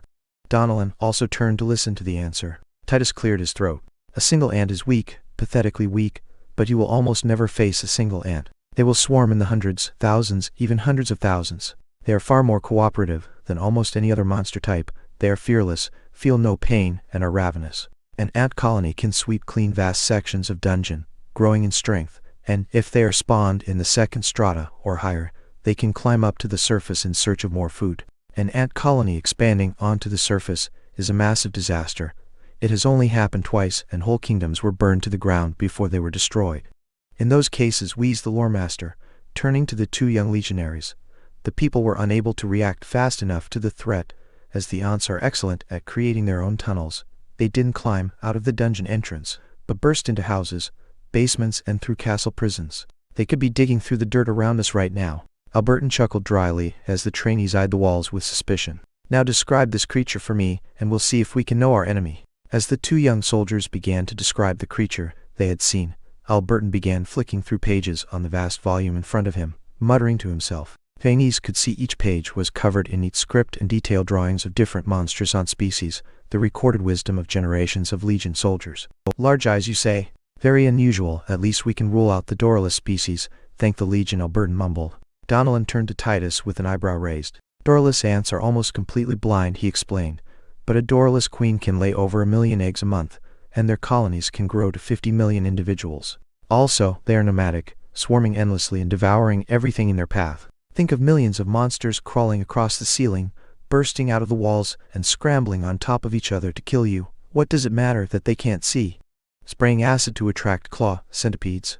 Albertan frowned as he continued to flick pages. That is rare. Do you have anything, Lore Master? Titus asked. The coloring of the monster and the acid spraying are very distinctive features. We can be fairly sure this monster was some species of Formica, definitely a hatchling based on its size. However, there are a few odd features. The creature appears to have mutated its eyes, which is extremely unusual for an ant. Also the very unusual show of intelligence to lure other monsters into the fight in order to secure its escape. Titus nodded. I agree with you. A regular ant hatchling has a cunning stat of 3 or 4. This ant's clearly is much higher. What else have you learned? We may have been extremely lucky here, Commander. In what way? You said it yourself. You will almost never see one ant operating on its own. We also know that ants will almost never spawn in the first strata, so how can we explain a lone hatchling being found so close to the surface? I posit that a nest raid has taken place lower in the dungeon, and a fairly new ant colony was too weak to repel it. As a result, some of the young were brought out of the nest and carried towards the surface where somehow this lone worker was able to hatch. So we've possibly been warned of the threat far earlier than we might have otherwise been, Titus mused. Correct. It's possible the queen spawned as little as 2 months ago. The thing that puzzles me the most is how did this lone hatchling outworker, possibly the weakest individual monster in the entire dungeon, survive for any length of time? Based on the information provided, we can deduce that this ant has mutated its eyes at least once, possibly twice. How did it secure biomass? Why does it display a level of cunning far in excess what we would expect? These are very puzzling elements, Commander. I agree, Titus said, but being able to move against the colony itself is of far greater concern to me than one lone worker ant. We will need to organize a deeper expedition to find and eliminate this threat. Timing is terrible since we anticipate a wave soon.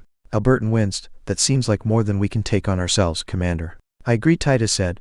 The Legion will push into the dungeon immediately while you and I go to have a chat with your ant. Albertan sighed bitterly at his commander's words, and as a team of cleaning staff filed into the room and immediately began shuffling his papers around to sweep, he could only sigh again, looking extremely forlorn. Chapter 11. Forced Relocation. The path is not a creation of any mortal kind. Not even the Chow, at the height of their strength, could effect such a change to our world. No, the path descended from above, and it has illuminated the way forward for the world ever since. The path sees no race, color or creed. It embraces all, and in return all must embrace it. The path is our road to ascension, to a greater state of being. The system will uplift us, but only if mortal kind is united will we be able to pursue the path to its final destination. Excerpt from the Holy Book of the Path. Yesterday was a little too hectic for my tastes, I have to say. It's my dearest wish that today will be a little more calm. My only aim is to try and secure one more biomass so I can mutate my eyes to +3, and then perhaps relocate my nest to a location a little more distant from the surface. However, it doesn't appear as if my day is going to as peaceful as I'd hoped. Why on earth are there all these soldiers out here? When I emerge from my nest and move into the cavern, there are already human soldiers everywhere.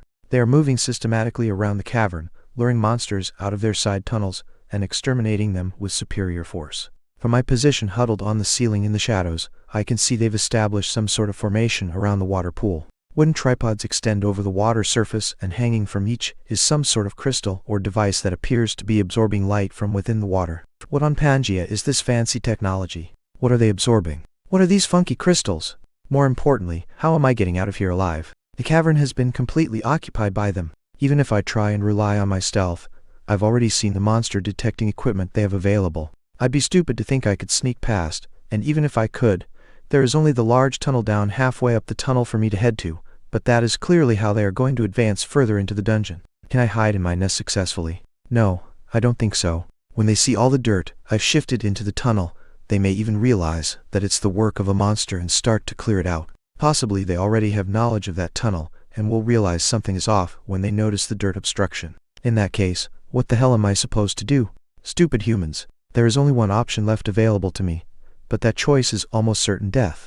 I have to escape past my nest and further into the tunnel towards the area I saw my first crocobeast. Isn't this a classic case of out of the frying pan and into the waiting jaws of doom? As I cling to the shadows near the entrance to my tunnel, the disciplined soldiers are already beginning to sweep around to my side of the pool, waving torches to illuminate shadows and identify every stray nest and tunnel that may be hiding. I haven't got much time left before they make their way to my tunnel. Why do these soldiers need to work so hard? Take a break, guys. Relax. No? Damn it. I've no choice. Time to face the music of death. Moving quickly, I skitter back into my tunnel and make my way to my nest. My heart pangs a little as I crawl through the small gaps I left on the ceiling and leave my temporary lodgings behind. This was my place of somewhat safety in this world, my only refuge. It was only for a few days' nest, but we had good times. If I had had a few of my fellow ant bros to stay with me, it would have been a real home. You know what? If I could find my birth nest, then that may be the safest place for me. I've already seen the kind of reception I get from surface society in this world. It wasn't great, so maybe it's time I try and get along with my own kind. Ant kind. After all, how far away from my nest could I possibly have been dragged before I was born? The nest may be closer than I think. Stay positive, Anthony. Charge forth and find the queen. That is to say, Mum. However, I will do so in a safe way, without being seen, I hope.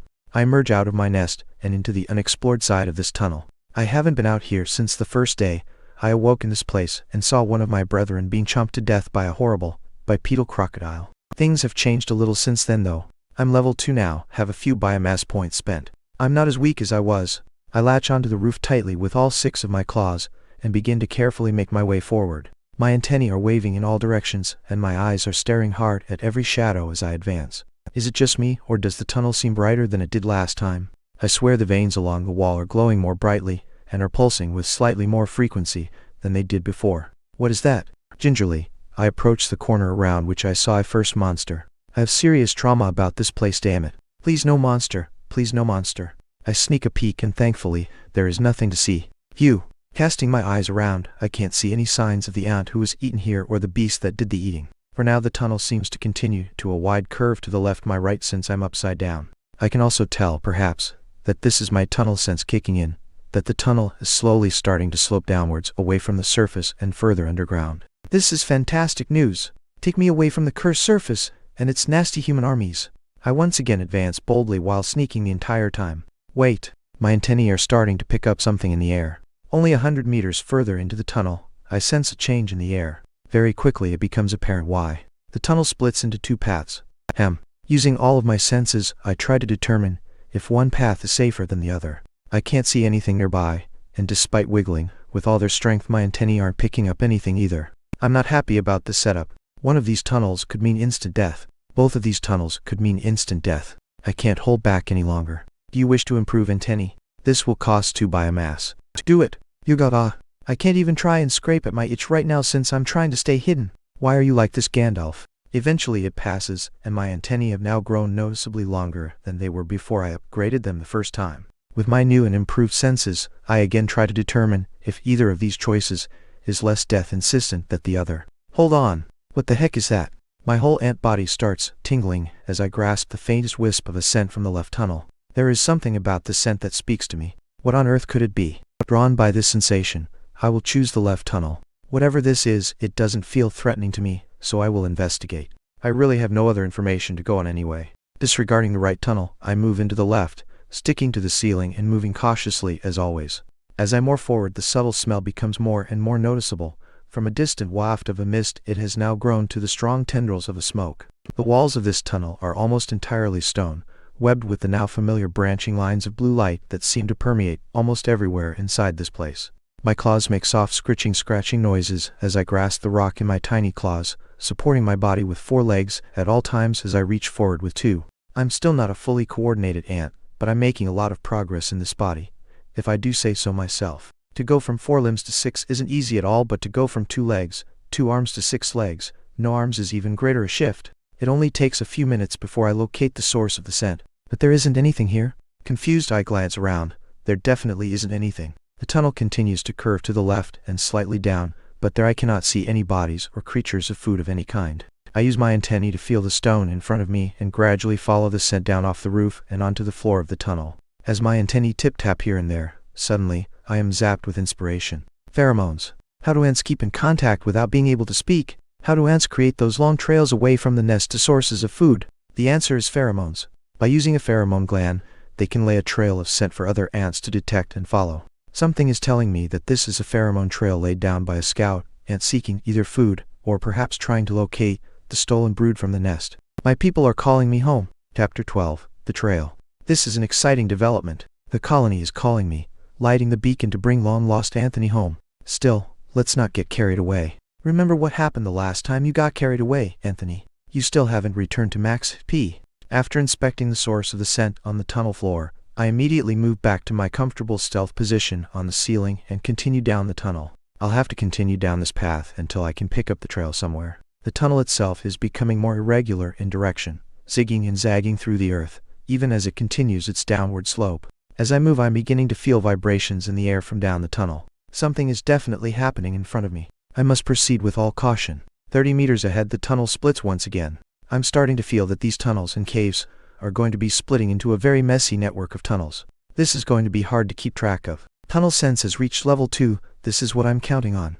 According to its description, the skill helps maintain a sense of direction whilst underground. I suspect because of this effect, I've been able to know which way the tunnel is sloping or curving almost without having to think about it. I'll have to depend on this to help me navigate and remember which way is which. Since I can't detect any pheromone trail from either tunnel and one seems no safer than the other, I decide place a mark in the ceiling right at the split which indicates which direction I've taken. If I create and maintain a simple set of symbols to mark the tunnels, it will hopefully help my memory. After scraping a simple arrow into the rock with my mandibles, I move down the right-hand path. 10 minutes later, I have returned to the juncture. Well then, not going down that way anytime soon. It hadn't taken long for me to discern something was wrong with that tunnel, and without having to travel far, I encountered an area wherein the tunnel widened slightly, creating a sort of hollow that had been occupied for a group of wolf lizards. 5 of them were lounging on the rocks, gnawing on bones of what appeared to be recently killed prey. I wasn't prepared to try and sneak past them, so I turned my tail and returned. What symbol should I use for instant death? In the end, I scratch a rough X for danger, and a tilde shape next to my mark for the right tunnel to try and represent the wolf lizard tail, before marking the left tunnel and moving into it. Hopefully this path is a little more manageable. After a few hundred meters, the tunnel seems quite safe, almost pleasant, as tunnels go. Hold it. I freeze in the process of walking, one foreleg poised in the air to advance as I stare hard at the space in front of me. Is this what I think it is? Before me I can barely see, a thin, silvery line of delicate thread stretched taut across the tunnel. Very gently, I bring my leg back towards my body and place it down before taking a few steps back and examining what I see in front of me. Without having +2 eyesight, there is no way I would have been able to notice in time. Reflecting the soft blue light of the rock walls, there is a web of whisker-thin strands stretched across the tunnel. I had been so close to walking headfirst into a welcome I would not have survived. Monster spider. I shiver. I can't help but feel indignant. Stupid spiders. You think you're the king of the insect world? Huh. You let your webs do all the hard work for you. Not an honest, straightforward worker like an ant. If I had 200 of my kind here, boy, you'd have to watch out. After inspecting carefully, I can't see any spider on this web, but that doesn't mean it isn't nearby. I hesitate. I either have to move through this tunnel or back to the family of wolf lizards and try and sneak through. Since I don't like my odds of sneaking, I may have to try and gather some information about this spider monster to make an informed decision on the best path forward. After some consideration, I move to the floor of the tunnel and gather up a few loose rocks. I practice using my mandibles to toss them a short distance. The hard impact sound of rock on rock echoes through the tunnel. I get the hang of it pretty quickly and line up a few rocks close to the web. Swinging my head, I lob a rock at the web. The stone impacts the strands, causing the entire web to shake, but it doesn't stick and falls to the ground. Without waiting, I throw a second one, and then turn and scurry away to hide in the shadows to observe. At first, nothing happens. The shaking of the web makes it much easier to see a neat pattern covering the whole of the tunnel's width. Eventually the motion stops, but still, I wait. Here it comes. I almost missed it at first since it was moving on the ceiling. The show off. One leg, and then the next emerges from the shadows, as the monster appears to inspect the prey that shook its web. This thing is hideous. 8 furry legs, clearly too many, support its fat, bulbous body as it moves forward and begins to daintily touch and examine the web. Now, as I recall it, a spider is an arachnid, not an insect like me. I have 3 body segments: head, thorax, and abdomen, and 6 legs, whilst the spider has 8 legs, yuck, and 2 body segments: head and abdomen. This spider is not part of the mighty insect family. He's lower on the food chain. Looking closely, it appears to be roughly my size as well. It's possible this is not a high-level monster. The spider begins to move off the rock and onto the web itself, inspecting the strands more closely. An idea is beginning to form in my mind. Let's just wait a little for our many-legged friend to sit still for us. The spider is moving slowly across the web, still trying to determine the cause of the disturbance. Meanwhile, I am carefully pointing my rear at the target, trying to accurately judge the distance. Hold! Who will fire? How? I blast out a mighty shot of acid, trying to force the attack at my maximum range. Immediately after letting the acid fly, I begin to change locations and watch the target to see the effect of my artillery. At this range, the accuracy, was a little lacking, and rather than hitting the spider straight on the abdomen, as I'd hoped, the acid sprays across the legs on the right side. The spider reacts immediately, flailing around at incredible speed. Loathsome fangs are bared, dripping dark fluid as the beast turns this way and that, its many eyes glaring into the tunnel as it attempts to locate its antagonist. This is something the spider clearly has over me. Even upgraded, my eyesight is probably no match for the natural eyes of a spider. Most spiders have up to 8 eyes. As solitary hunters, they need excellent senses, much for the same reason I do. The stealth skill is currently displaying its strength as my foe seems unable to identify my location. Perhaps I was able to catch it unawares, the creature's attention focused on the web rather than observing the tunnel. I watched the movements of my target like a hawk. After scrambling for a while, the spider calms down and moves defensively to the side of the web, near the walls, watching the tunnel carefully. I can see its eyes gleaming slightly in the tunnel light. It clearly thinks it is hidden carefully. Stupid spider! I've been watching you all along, and now you are perfectly still. Moving slowly, oh so slowly, I turn and prepare to fire a second shot. Take into account the elevation and angle, no breeze to worry about, think of the arc. Fire! I turn just in time to see my acid shoot over the spider's head and spray onto its abdomen, sticking and clinging to the monster's hairy body. I can hear an audible hiss of pain from the spider as once again it thrashes and charges about behind its web, trying to find me. But I am long gone. Once I confirm the hit, I put the jets on and run the heck out of there. Chase me if you want, you dumb spider. If you're brave enough to leave your web, that is. Chapter 13. Insect Arachnid. Despite my tough talk, I was shivering inside my own carapace as I waited to see if the spider would pursue me into the tunnel. I retreated all the way to the junction, thinking that if worst came to worst, I could hide close to the wolf lizards or aggro them onto the spider and try to slip through their den. Fortunately, this spider appears to be as cautious as me. And why not? All he has to do is sit inside his web and wait for the prey to be delivered, stuck and unable to fight, practically free by a mass. Truly, being a spider is like easy mode in this dungeon. My resentment is building towards this web spinning new. Thinking of all the hardships I've been through whilst this chump is sitting here collecting free XP. My rage is reaching towards the sky, to the very heavens themselves. To ease my fury, the spider must die. Of course, I only consider this course of action since I have weighed the odds, and I think I can win. There are a few reasons for this. Firstly, the tunnel is unusually bright, so spotting the spider and its web is not as hard as it would have been just after I arrived in the dungeon. Secondly, the spider appears to be small, possibly as weak stats-wise as I am. If I can remove the natural advantage it gains from its web, I can win. That only question is, how can I ensure I never fight it in its web? Phase 1 is already complete. With my 2 acid attacks yesterday, I can presume that the spider has lost at least 5 HP. Unless it can secure food to replenish its strength, I will continue to attempt to lure it to where I can attack it from range. Simple. The weakness to my plan is that I need to ambush the spider a number of times in order to be victorious. However, if the spider can ambush me even once with its poison fangs, lights out. Antennae forward, eyes open, brain focused to a razor's edge. There must be no mistakes. Moving in this way, I advance towards the web once more, inspecting every stone and fold in the rock for hidden arachnids. No sign of it, however. The horrid thing is probably licking its wounds behind the safe walls of its web, provided it has a tongue. Since I can't see it, I will process as I did before, trying to lure the fiend here by disturbing the web. As I did before, I prepare some choice stones and line them before flicking them one by one into the web. I use 4 stones this time, trying to create a larger disturbance to convince the creature that juicy prey has become entangled. I quickly hide in a shady position and prepare to wait. And I wait, and wait. Half an hour goes by without any seeing even one hairy leg. Not coming out, eh? Yellow, are you? Too chicken to fight face to face like a man? This is also fine. First, however, I need to be sure. When again, I prepare some stones, line them up and flick them into the web using my mandibles. I ramp up to 7 stones this time. The web shakes and wobbles under my rocky assault. Once more I retreat and observe. Come at me, spider. Still, nothing. The tunnel is perfectly still and quiet. Not even a whisper echoes off the stone. I learned during my first hunt that patience is everything to a monster. Death lurks around every corner. No safeguards can afford to be cut. If this spider wants to play a waiting game with me, I'm game. I wait an hour before I make my move. The spider is either more wounded than I initially thought, or is too wary to approach this side of its nest after getting an acid bath last time. I must move on to phase 2 of my web disruption plan. Using my antennae, I find an area of softer, looser stone and begin to shift it close to the web using my trusty face hands, otherwise known as mandibles. Once I have enough finer material, I begin flicking it up onto the web, sending it wafting and shivering once more. Unlike the heavier stones I was using before, this stuff doesn't get the web really shaking, but it does do something the heavier rocks couldn't. It sticks.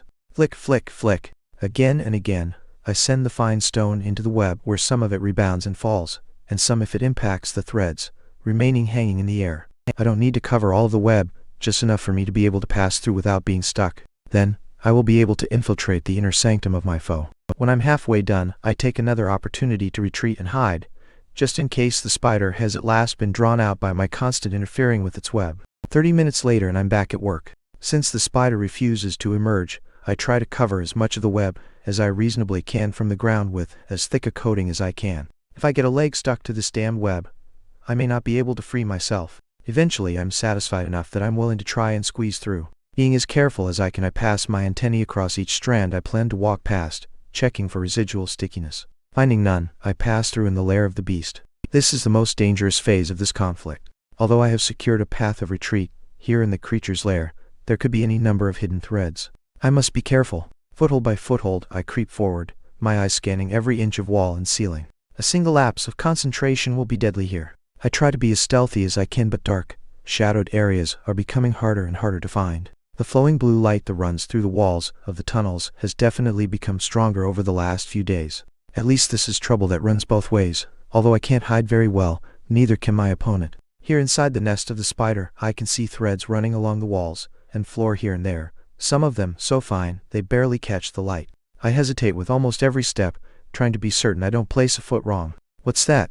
I can see a shape over there, close to the wall. I can't be sure though. Is it a fold in the rock or is it a leg? Take this, you bastard. Like lightning, I blast off a shot of acid. Acid shot has reached level 3. Ha. Must have been a hit. Only one thing to do now. That's right, run for it. Wahahaha. You won't catch me, spider. I'm like the wind across the fjords, like the gazelle leaping across the plains, like the falcon soaring in the clear skies. Bah, a thread. I'm stuck. It's got me. It's coming to get me. Will I die here? Before even meeting my colony? I have so many regrets. I'm too young to die. Come to think of it, I'm not even 1 month old. You have defeated level 1 pure Arania. You have gained XP. Please don't kill me, spider. I have so much to live for. I still don't know if I can evolve like a pocket monster. How cool would that be? You don't want me to die before I find out, do you? And, what? Turning around, I can see that one of my legs has brushed a spider thread on the ground. By pulling hard, I'm able to break free. Once liberated, I return to where the spider was sighted only to see the small creature, severely burned by acid, lying on its back presenting its curled legs to the ceiling. I'm sorry, spider. I misjudged you. Chapter 14. The Express Lane. You have consumed a new source of biomass. Pure Arania. You are awarded 1 biomass. Basic profile of the pure Arania unlocked. You have gained 1 biomass. Pure Arania. Child spider. A newly born spider monster, relies on its web to secure prey. I feel great shame. Clearly the rage I directed at the spider, the contempt I felt for it growing fat on biomass behind its cozy web was very misplaced. This is a level 1 baby spider monster. It's possible it never managed to consume any biomass at all. How pitiful. Your existence is so pitiful. We won't talk about your end. I'm sorry, young spider. After my first 2 blasts of acid, the spider was already heavily wounded, without any way to recover the damage caused by my acid. Its pitifully small health pool had shrunk to almost nothing. When I entered the nest to continue the battle, it was already on the edge of death. My last shot was enough to defeat it. Being only level 1, I'm sure the experience I've gained isn't much, but by consuming it the taste was as you could imagine. I have gained 2 more biomass. Once again, eyes +3 is within my reach. With my vision finally in a non-life-threateningly sucky state, I'll be able to concentrate on other aspects of my body. Maybe then I'll be able to actually fight something. Wishful thinking. I suck. I have to find out how I can grow into at least an adult ant. Perhaps I need to achieve more levels? Before that can happen, I need to locate a place I can hunt. Having consumed the unfortunate arachnid, I have at least secured a path forward, so I've little choice but to continue on my journey. I use broken rocks and dust in order to break through the web on the other side of the nest and squeeze myself between the threads once more. Enter stealth mode.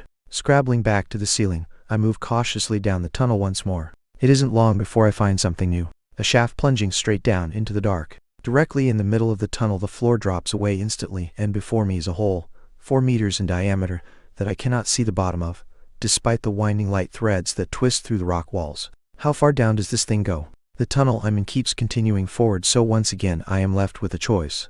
If I assume that deeper means more dangerous, then I should leave my exploration of this shaft for later. I still take time to sniff the edge of the hole carefully with my antennae, seeking any sign of the trail.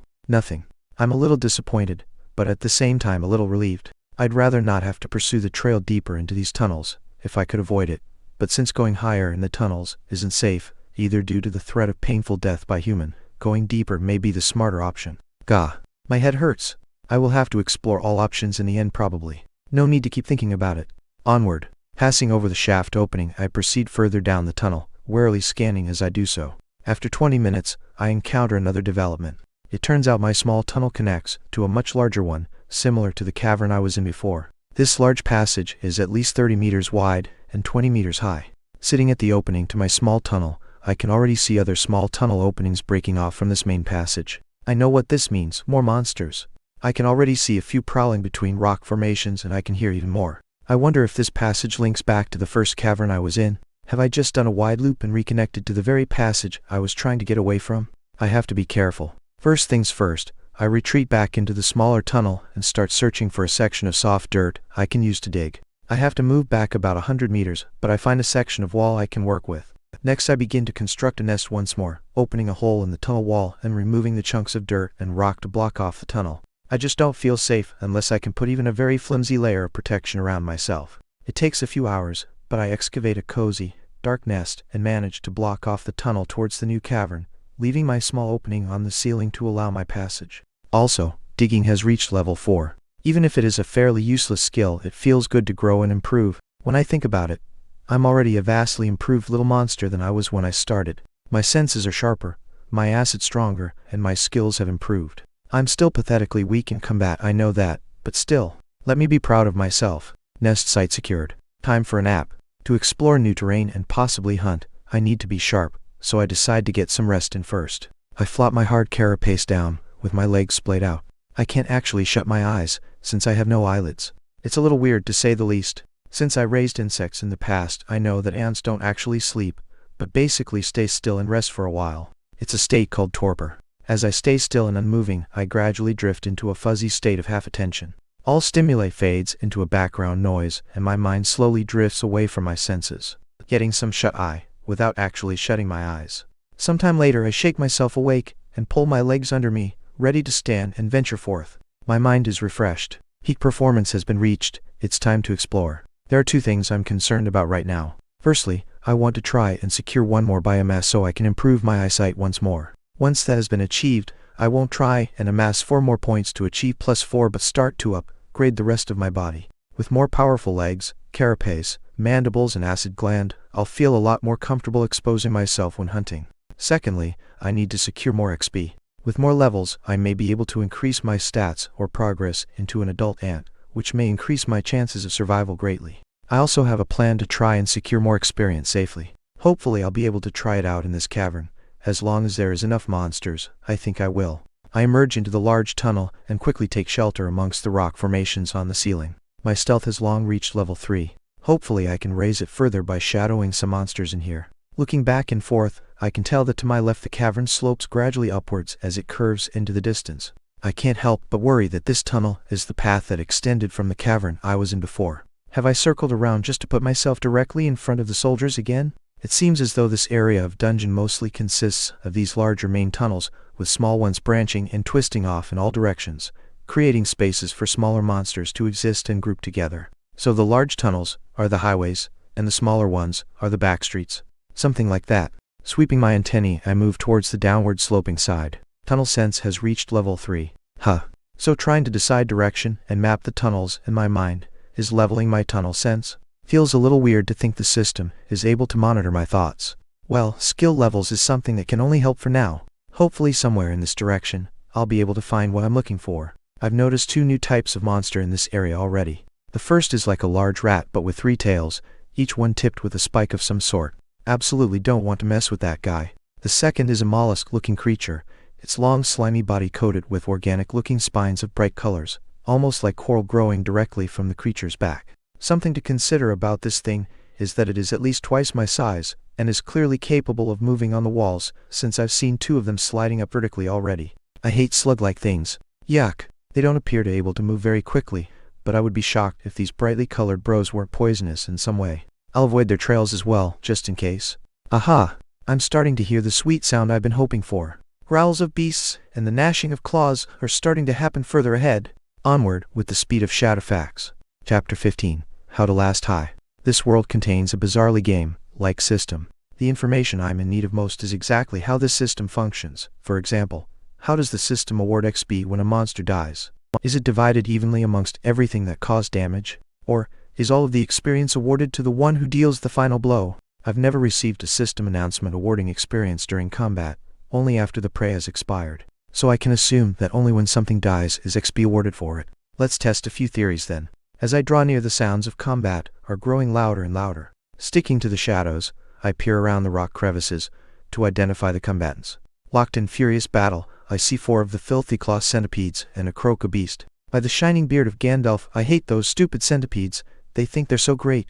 The 4 crawling monstrosities have surrounded the much larger, hulking, walking croc, advancing and retreating to distract their foe and create chances for the others. The croca beast is doing its best to watch all of its opponents, but they are simply too slippery, always moving, circling and feinting. The beast has already been wounded in several places. Green ichor can be seen leaking from wounds on the creature. It isn't going down without a fight though. One centipede already lies twitching at its feet, completely torn in half. Slash! Bite! The monsters whirl in deadly combat, swinging claws and chomping fangs. This is quite thrilling. I try to keep an eye on my surroundings, however. The last thing I want is one of those stupid slugs to slide up and eat me when I'm not looking. Surprisingly, it seems as though most monsters are giving this fight a wide berth, unwilling to get dragged into a fight between such dangerous opponents. I'm happy to chip in, however. The croca is snapping its jaws towards one centipede, whilst using its claws ward of the others. Its tail swings furiously behind it, trying to defend its vulnerable back as it turns. Suddenly it coils up, crouching low. This is it! I hurriedly turn and begin to take aim, and as the croca launches itself forward at one of its tormentors, I fire a blast at one of the centipedes, drenching the foul thing in my acid. As quickly as I can, I re-aim and fire another shot at the croca itself, splashing the burning liquid down its left side. By this time, the giant croc has already clamped its jaws shut on its victim, swinging its massive head from side to side. It snaps repeatedly down, audibly crunching the exoskeleton of the centipede that writhes and twists madly in the death grip. However, in leaping forth so boldly, the croca has left itself open to retaliation. The remaining 3 centipedes, including the victim of my sneak attack, heave leapt forth, unwilling to let this chance slip. By taking advantage of the certain death of their comrade, they plunge forward with wriggling glee, sinking fangs and claws into the croca beast, tearing away at their prey. One of the centipedes rears up the end of its body, displaying a spike which it flips forward and drives into the croca's back, surely injecting some form of poison. The larger monster roars in rage, and with a massive swing of its head snaps the centipede in half, flinging pieces away into the darkness, before turning on the remaining pests. However, with my acid burning it, and the poison in its system, it's moving slower and slower. The 3 surrounding centipedes withdraw from the monster, circling at range, waiting for the poison and damage already done to wear down their prey. The target of my attack has withdrawn further than the others, playing extra defensive at it hisses and clacks at the surroundings, unsure where the hidden foe lies. Gwe, hey, over here. Once more I fire a burst at that centipede, splashing it squarely on the tail. The creature shrieks and squirms about, clacking fiercely as it attempts to locate my hiding place with its beady eyes. No such luck, Pinchy. I normally wouldn't act so brazenly, but with their hunt almost successful, and the threat of surrounding monsters joining in, I doubt the centipedes would be so foolish as to abandon their prey to try and hunt for me. So once again, I nestle into the shadows and prepare to watch how things play out from the safety of the ceiling. The croca beast is heavily wounded now.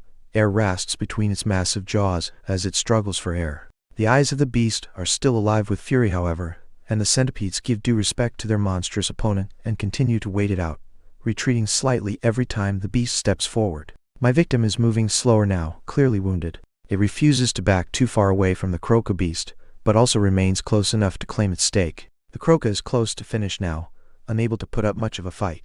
Every breath is a labor at this point. Its blurry eyes lock onto its final target, the wounded centipede I have attacked. Dash! With the last of its strength, the monster hurls itself forward, desperate to bring down even one more enemy as it goes. The wounded centipede darts to one side as the others once again close in on the beast from behind, but the acid has burned away for too long. The waiting game the centipedes played has weakened the croca significantly, but it has also worked in my favor, allowing my acid to slowly burn and accrue damage. It's just enough of a hindrance that the beast is able to land a vicious swipe with its claws. Slash! The The centipede reels back from the blow but doesn't fall. Combined with the acid attacks from earlier, the centipede is clearly heavily wounded now. This was the final burst of strength from the wounded croca. Immediately after the furious attack, it collapses to the floor, spent of all its energy. My heart pounds in my tiny ant thorax. This is perfect. Once the unharmed centipedes close in on their prey to deliver the finishing blow, I once again take aim. This is the last of my acid for the time being. This shot has to count. How? Once again my acid fires true, straight onto the wounded centipede. My victim contorts its body as the hateful acid burns away at it once again. For some reason I have very little sympathy for these clawed centipedes. Hopefully not just because they look so hideous. I like to think I'm not that shallow. The two healthy centipedes turn to inspect their heavily wounded comrade before turning back to the now collapsed croca beast and finishing it off. As the large monster breathes its last breath, I tense slightly. No system announcement. I didn't receive any XP, even though I damaged it. This means that being part of a successful fight isn't enough. Only the last blow matters. You have defeated level 3 Unguibus Scolopendra. You have gained XP. You achieved level 3. 1 skill point awarded. Speaking of which, even though the fearsome blow from the croca beast surely dealt 80% of the damage to the centipede, I am the one who reaps the reward as my acid has claimed the final hit. Moahahaha. Final two centipedes seem scarcely bothered by the loss of another ally. One of them immediately scuttles towards a nearby wall and darts into a side tunnel, as the other centipede circles the beat carcass, clacking and hissing at the surroundings, defending the biomass. It isn't long before another 5 centipedes burst out into the main tunnel and quickly surround the prize. One centipede even crawls over and seizes the remains of the one I defeated and starts dragging it back towards their nest. Oi, you dirty thief, I curse your father. I glare down at them from my hiding place on the roof. Stealth has reached level 5, upgrade available. Oh ho. The great Gandalf has bestowed his wisdom upon mine head. So supple his facial hair, so aggressive his eyebrows.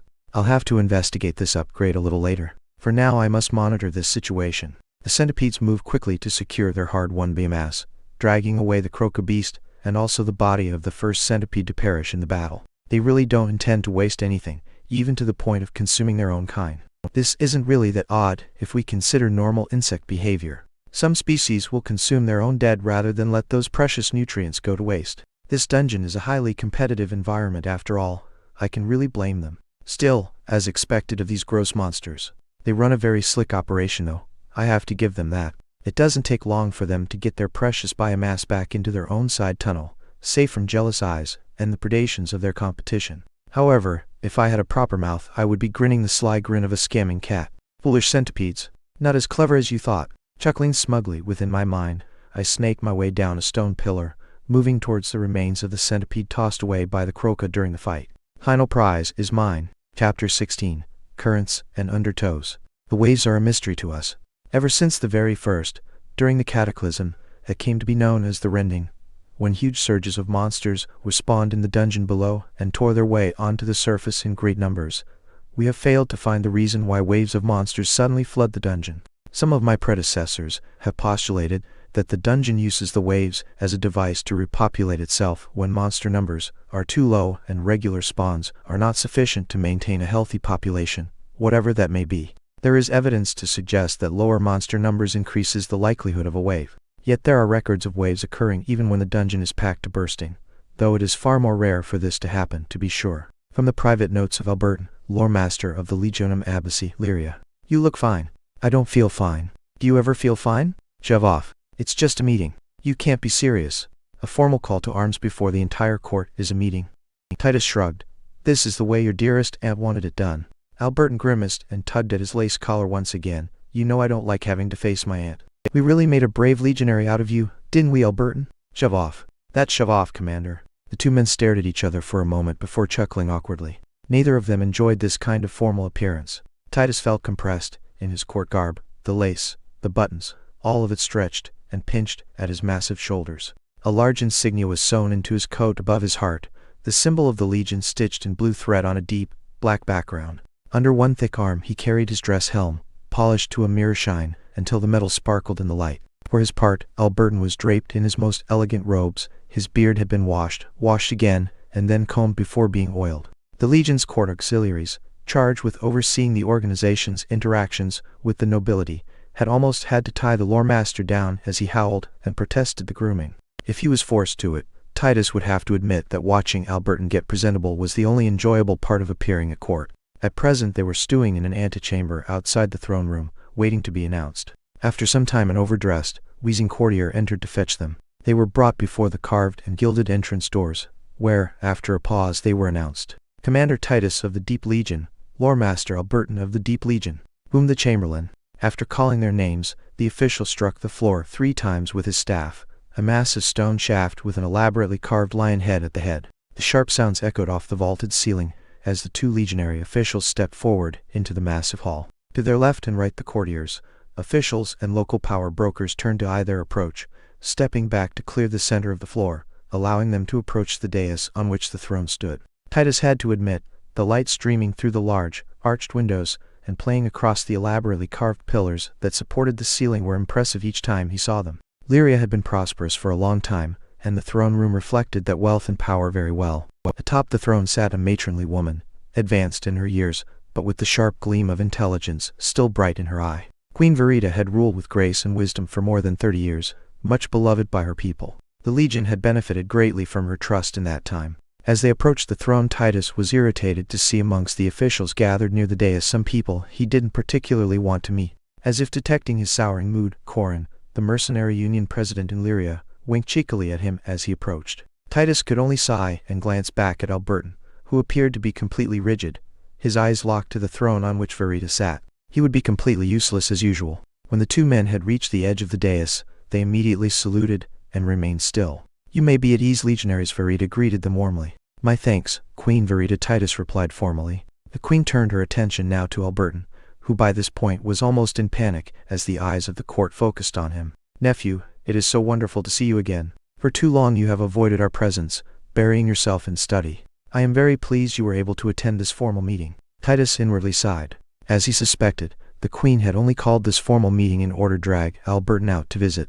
The idiotic lore master was supposed to scrub himself up and come to court every now and again to keep his doting aunt happy. If he'd been skipping out on coming here, then forcing him to attend in full formal garb was possibly the queen subtly punishing her shy nephew. "My honor, Aunt Albertan mumbled. Seeming satisfied by her wayward relative's discomfort, Verita indicated to the gathered dignitary adjacent to the dais. "We have gathered representatives here of many of our great cities' prominent groups to discuss the activity within the dungeon and the course of action to take from this point forth," Verita said. "To begin, Commander Titus of the Legion." At the queen's announcement, all chatter in the room ceased and Titus cleared his throat to speak. "Monolevels within the dungeon are climbing quickly. According to our projections, we can expect a wave to break in the first strata in as little as 3 days, perhaps 4. In addition to this, legionaries on guard witnessed a monster ant close to the surface. Due to the special nature of this creature, the Legion intends to advance deeper into the dungeon and exterminate the colony. In order to facilitate this level of activity, the Legion is formally requesting military aid from the throne to assist in securing the city from the wave, freeing Legion resources to delve for the creature's nest. At the conclusion of his speech, spoken rapidly with military precision, there was a slight pause before several officials began chuckling openly, whilst others frowned in disapproval. Corin, dressed in her official Union leather armor, blue cape expensively cut to flow from her shoulders, stepped forward. "Your Majesty, if I may?" She bowed towards the throne. "You may speak," Verita nodded. The mercenary leader stood and straightened her cape and turned to address the throne room. For over 100 years, the city of Lyria has prospered under the enlightened rule of Queen Verita and her forebears. The citizens of the city enjoy a peace and prosperity that has seldom been seen, even in the millennia following the Great Cataclysm. Titus' eyes narrowed as Corin continued to speak. He could easily see where this was going to go. In all that time, she continued, the responsibility of managing and policing activity within the dungeon has been placed into the hands of the Deep Legion. Despite their continual, overbearing and disruptive activities, dungeon delving has been an economic cornerstone of Lyria, and through the bravery of the Mercenary Union's membership has this resource been exploited. Corin turned now and gestured towards Titus. "Yet now we see the Legion come begging to our great queen for assistance in defending the city, proving their inability to meet their obligations, whilst jumping at shadows and ants." The queen raised an eyebrow. "Your point being, Corin?" The Mercenary Union president turned and bowed once more to the queen, her silky brown hair falling around her ears. "The Mercenary Union once again petitions the throne to allow the Mercenary Union direct authority over dungeon access, allowing us to properly administer this resource and police our own members. We are supported in our petition by the Associated Merchants Guild." She gestured to one side. One of the few non-humans in the room stepped forward. The merchant was a Breathian, his silver skin containing an aquatic, translucent quality that revealed their people's origins. Our projections estimate that a restraining of regulations around dungeon exploitation would double profits within 2 years, Your Majesty, the tall humanoid said. Breathian voices had an almost singing quality to them, resonating in the air slightly after they had finished speaking. The queen nodded thoughtfully, then spoke. You are denied once again, Corn. If you would dismiss the threat represented by an ant, then I highly recommend you brush up on your history. The land our beloved city is founded on once belonged to another kingdom. This queen will not repeat the mistakes of those rulers and underestimate the dungeon. It is not a resource, nor a mine, for all the wealth and resources it brings us. It is a threat, and should always be treated as such. The queen then gestured towards Titus. If you read that history, you will find it was the Deep Legion who liberated this land. For this reason the rulers of Lyria have placed their trust in them. Corn gracefully bowed towards the throne. Your loyal subject is more concerned with the future prosperity of the citizens and history. The dungeon is to be respected certainly, but not feared. The queen acknowledged her words with a wave of her hand, and then stood. The attention of the room was immediately upon her. The crown will place the royal guard at the disposal of the Legion for the duration of the wave. Let it be known once again that Lyria places its trust in the Legion to oversee the dungeon. Commander, how confident are you that you can exterminate this nest of monsters? Titus saluted, hand over his heart. We are the Legionum Abyssi, the Deep Legion, Your Majesty, Titus said, turning to face Corrin. For over 3,000 years, in all of the lands of Pangera, one fact has always been true. Under the ground nobody can match our strength. Chapter 17. The Deep Roads. That centipede was not a pretty sight, tripped right in half, with its internal organs spilling out turk. However, I couldn't pass up the precious opportunity that the hideous remains of the creature represented. Sweet biomass. Using all of my guile, I retrieved the corpse, one half at a time, and returned to the security of my nest for the feast. Holy moly, this is awful eating. This is almost so disgusting I would rather starve. Almost. This is a very key word, almost. Would you like to starve to death, Anthony, or eat this pile of smashed centipede? I would rather eat, but only just. You have gained 1 biomass, huh? It seems each creature usually contains 1 biomass. Something interesting that I pay more attention to this time is the leftovers. I can't eat every part of these monsters, the fangs, the carapace, teeth, and anything else that is too hard for me to ingest. So what happens to these pieces? After I wait more than an hour, a faint blue glow begins to surround these pieces, and before my very eyes, they sink into the ground. What the creepy? These leftover materials are being absorbed straight back into the soil? Does that mean this cavern network is absorbing monster pieces from all over? What for? The more I learn, the more questions I have. Well, now for the important business. I currently have 3 biomass and 1 skill point to spend. Firstly, the biomass. You wish to improve eyes. This will cost 3 biomass. Ugh. Here we goes. The itch. It's worse than before. How? How can it be worse? As if an entire swarm of bees has decided my eyeballs were the greatest offense to their species, my eyes light up with spectacularly intense itching. After much scrabbling, rolling, and beating my head against the wall, the feeling finally fades away. Phew. Now to the next task, assigning my skill point. Would you like to spend your skill point? Yes, indeed.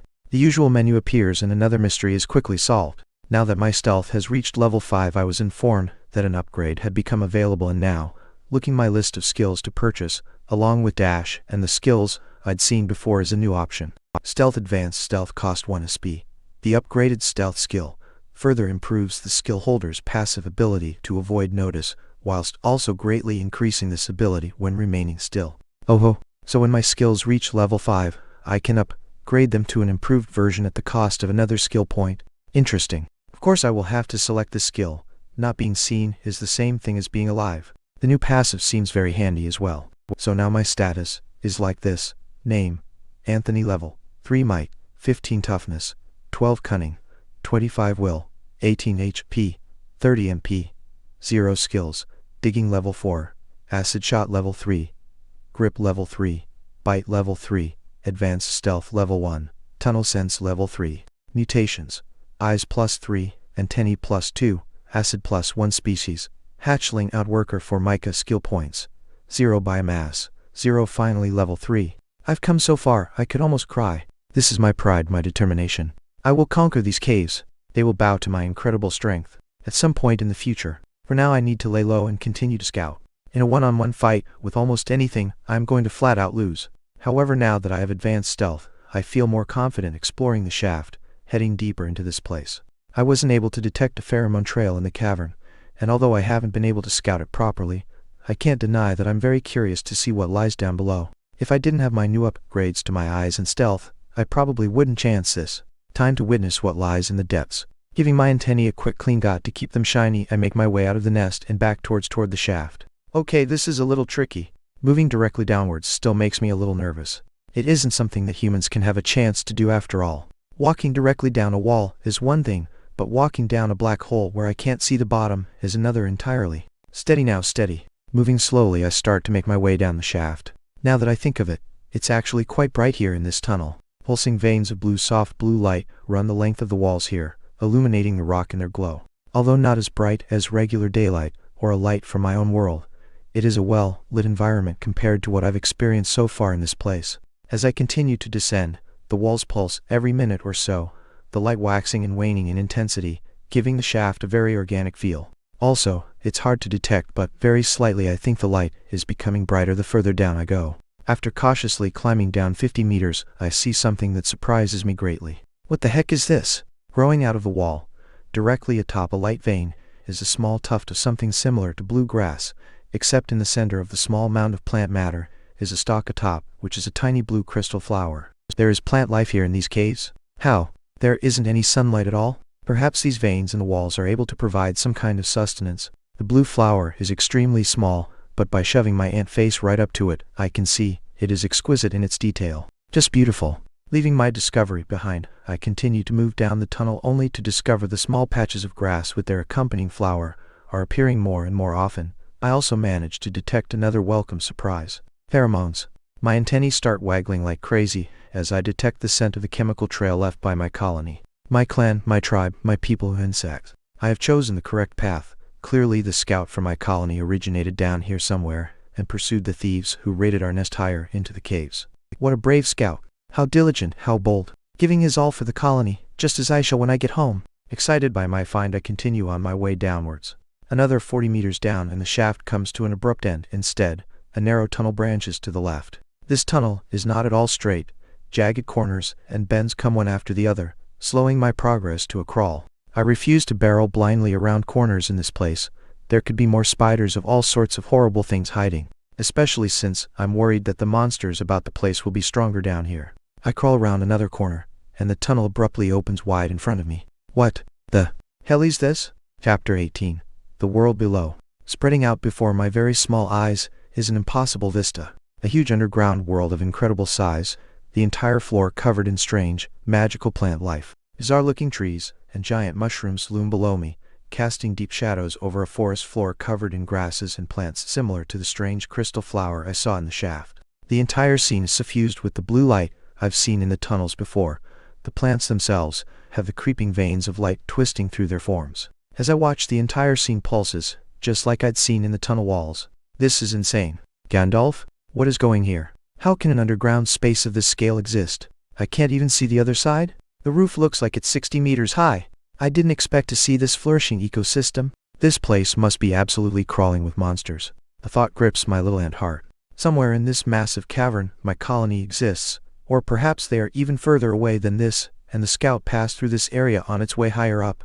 At any rate, I somehow have to explore the space. I can't help but feel depressed. The vista in front of me is exotic and exciting, but I can't appreciate it whilst I'm in a position of not knowing the first thing about it. In such a massive open space, what size could the monsters have grown to? How much biomass could they pile up in a flourishing area like this? I have no idea. Firm your resolve, Anthony. You are going to make it. You will conquer this space and reunite with your colony. However, first I will retreat to higher up and get some levels. Don't look at me like that. This is clearly the sensible choice. I need to raise my level and gain more mutations before I'm prepared to explore this space. I will conquer the known before I attack the unknown. Back up we go.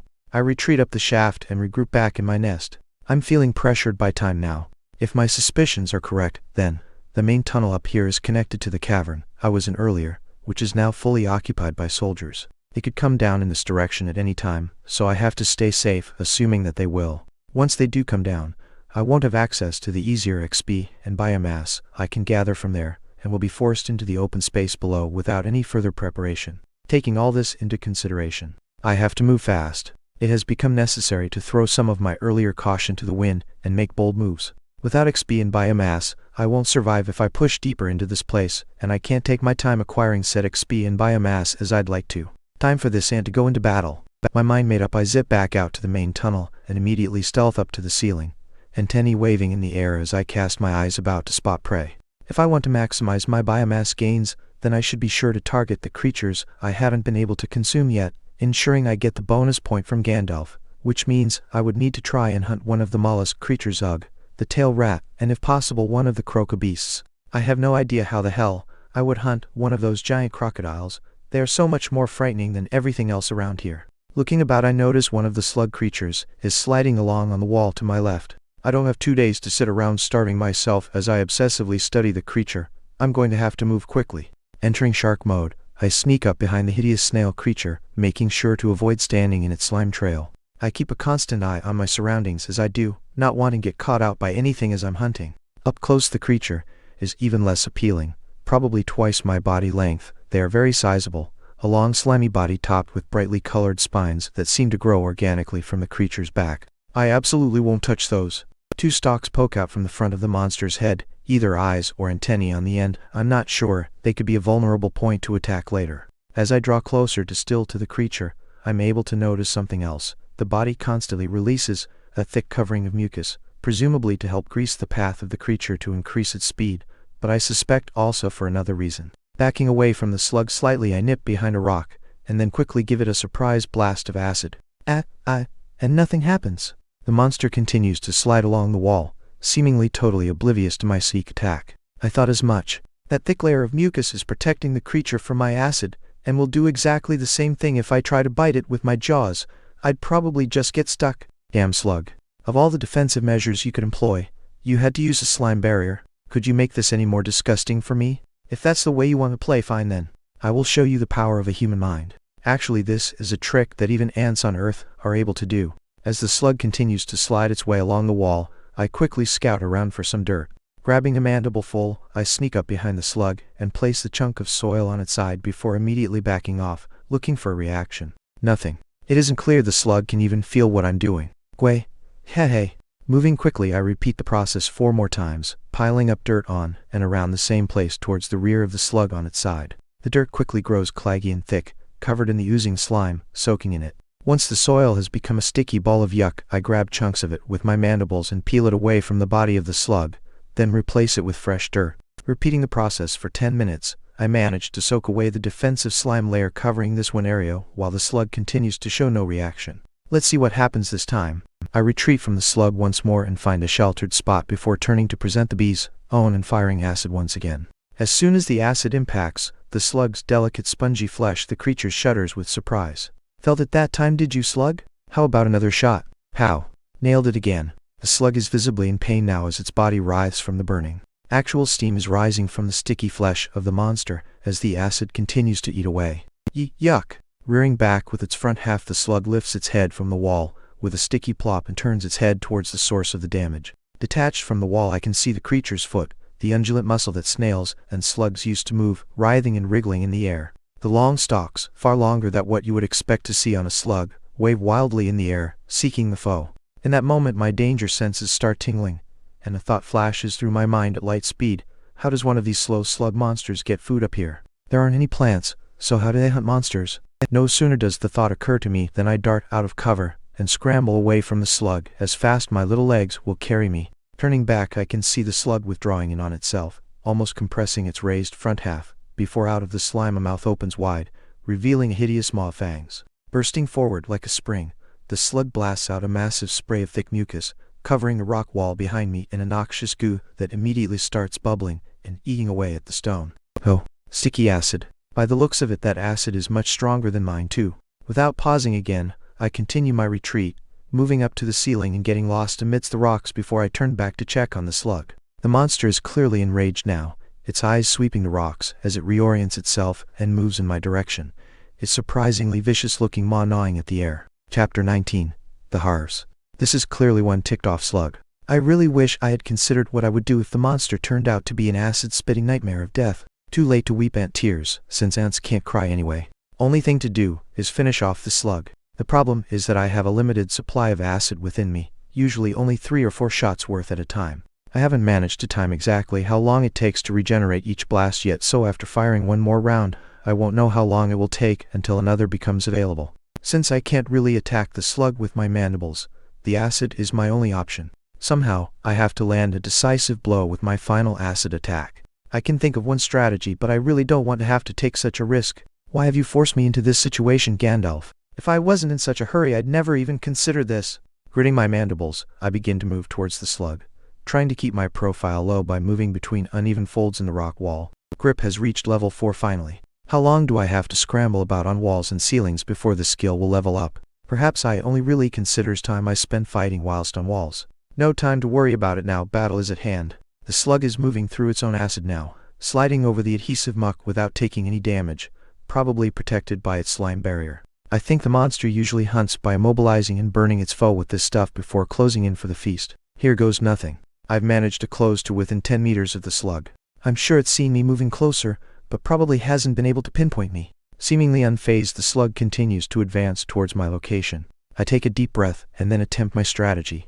Leaping to a standing position, I proudly present my backside to the slug, waggling it about in front of the creature's disbelieving eye stalks. Get an Eiffel slug. Like what you see. Apparently, even a monstrous, slug creature over 2 meters long is unsure how to react to an ant wiggling its bum at it. The creature pauses in shock before rearing back with its toothy mouth wide open. Now, fire. Acid shot has reached level 4, a shot so perfect, even Gandalf approves. The sizzling liquid erupts out of my gaster at tremendous speed, arcing through the air in a solid jet of death. The slug has compressed its body, preparing to lunge forward and fire another blast, when my own acid splashes directly into its face and, crucially, straight down the monster's gullet. The reaction is immediate.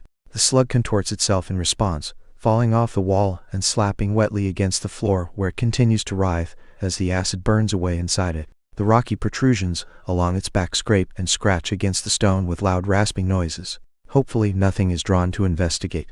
A flawless plan. I'd hoped by baiting the monster, I'd be able to fire a critical shot inside its mouth, which I'd figured would be the only way I could deal fatal damage with one shot of acid, since the rest of the creature is still protected by its slime barrier. I continue to obverse my victim as it suffers under the effects of my attack. I hope I dealt fatal damage. You have defeated level 4 Alcyonium slug. You have gained XP triumph. The slug has finally ceased its writhing and gone limp, a 2-meter-long sludgy picture of disgusting mollusk. Now for the task of consuming my prey. Now that I think about it, do I really have to eat that? If an ant could vomit, I'd be on the verge of it now. Don't be stupid, Anthony. People on Earth ate mollusks like snails, all the time. You can't afford to turn up your nose at any source of biomass, so stop whining and dig into that slug. Ugh. Approaching the slug, I take note of its slime layer. The creature isn't producing slime anymore, but most parts of it are still coated in the stuff. I'll have to remove it before I can eat the whole thing. Using more dirt to soak away the slime, I clean off one half before I start to eat it. I only manage to get halfway through before I become full. This is one big slug. You have consumed a new source of biomass, Alcyonium slug. You are awarded 1 biomass. Basic profile of the Alcyonium slug. Unlocked Alcyonium slug. Coral slug. This creature uses powerful acid to attack its foes, before wary of the poisonous spines on its back. You have gained 1 biomass. Even more disgusting than the texture alone. I'm not able to consume the rest of the slug immediately, so I quickly dig a hole in the wall and bury it before returning to my nest. I can't rest on my laurels now, even if I did just survive a nasty fight. Time is limited, and my pace has to be high. Risks can't be avoided right now. I use my new biomass to upgrade my acid, my primary weapon, to +2, and after enduring the mutation, I return to the cavern to scout for more prey. I can vaguely feel the acid inside my acid gland building up again slowly. I think at the moment, I only have 1 shot, not enough to take on a creature, so I'll have to continue scouting for now. The improvement to my grip skill is scarcely noticeable. I can tell that it's slightly easier to carry my weight as I crawl about on the ceiling, but that seems to be it. Any advantage at all is well worth it, I suppose. I wonder what grip will advance into once it reaches level 5. You won't cop out and just call it advanced grip, will you, Gandalf? Once more moving quietly, I begin to scout up and down the tunnel, searching for opportunities. I can see monsters moving in small groups here and there. A pair of lizard hounds are sniffing about, and a group of claw centipedes similarly snooping, sliding around rocks and up onto the walls, looking for an opportunity. Out of the corner of my eye, I happen to see a flicker of movement, and I turn just in time to see a familiar shape ducking in between 2 stone outcroppings on the wall. If it isn't my old friend, the thorn lizard, I'm almost feeling nostalgic for the very first hunt. I haven't seen another one of these creatures since the first one at the water pool. Well then, the next prey is decided. I can reuse some elements of my first plan for this attack. I'll use the wall terrain and my acid to battle the creature. I won't try and prepare a trap again. I'll battle it head on with acid and mandibles to see how I last. Approaching cautiously, I try to position myself above where I last saw the lizard and try to track it down. Using my improved antennae and eyesight, I'm eventually able to spot it tucked up against the rock, resting. My biomass investments are continuing to pay off. Having located the creature, I slowly scrabble about, looking for footholds as I position myself for the shot I want to take. I only have enough juice in the tank for one shot, possibly two. If I want to succeed in this hunt then, I need to make it count. I shift across the roof to the other side of the lizard, opening up the angles to its face. Next I painstakingly creep, one leg at a time, forward to try and get as close as I can. With only one shot, it needs to count.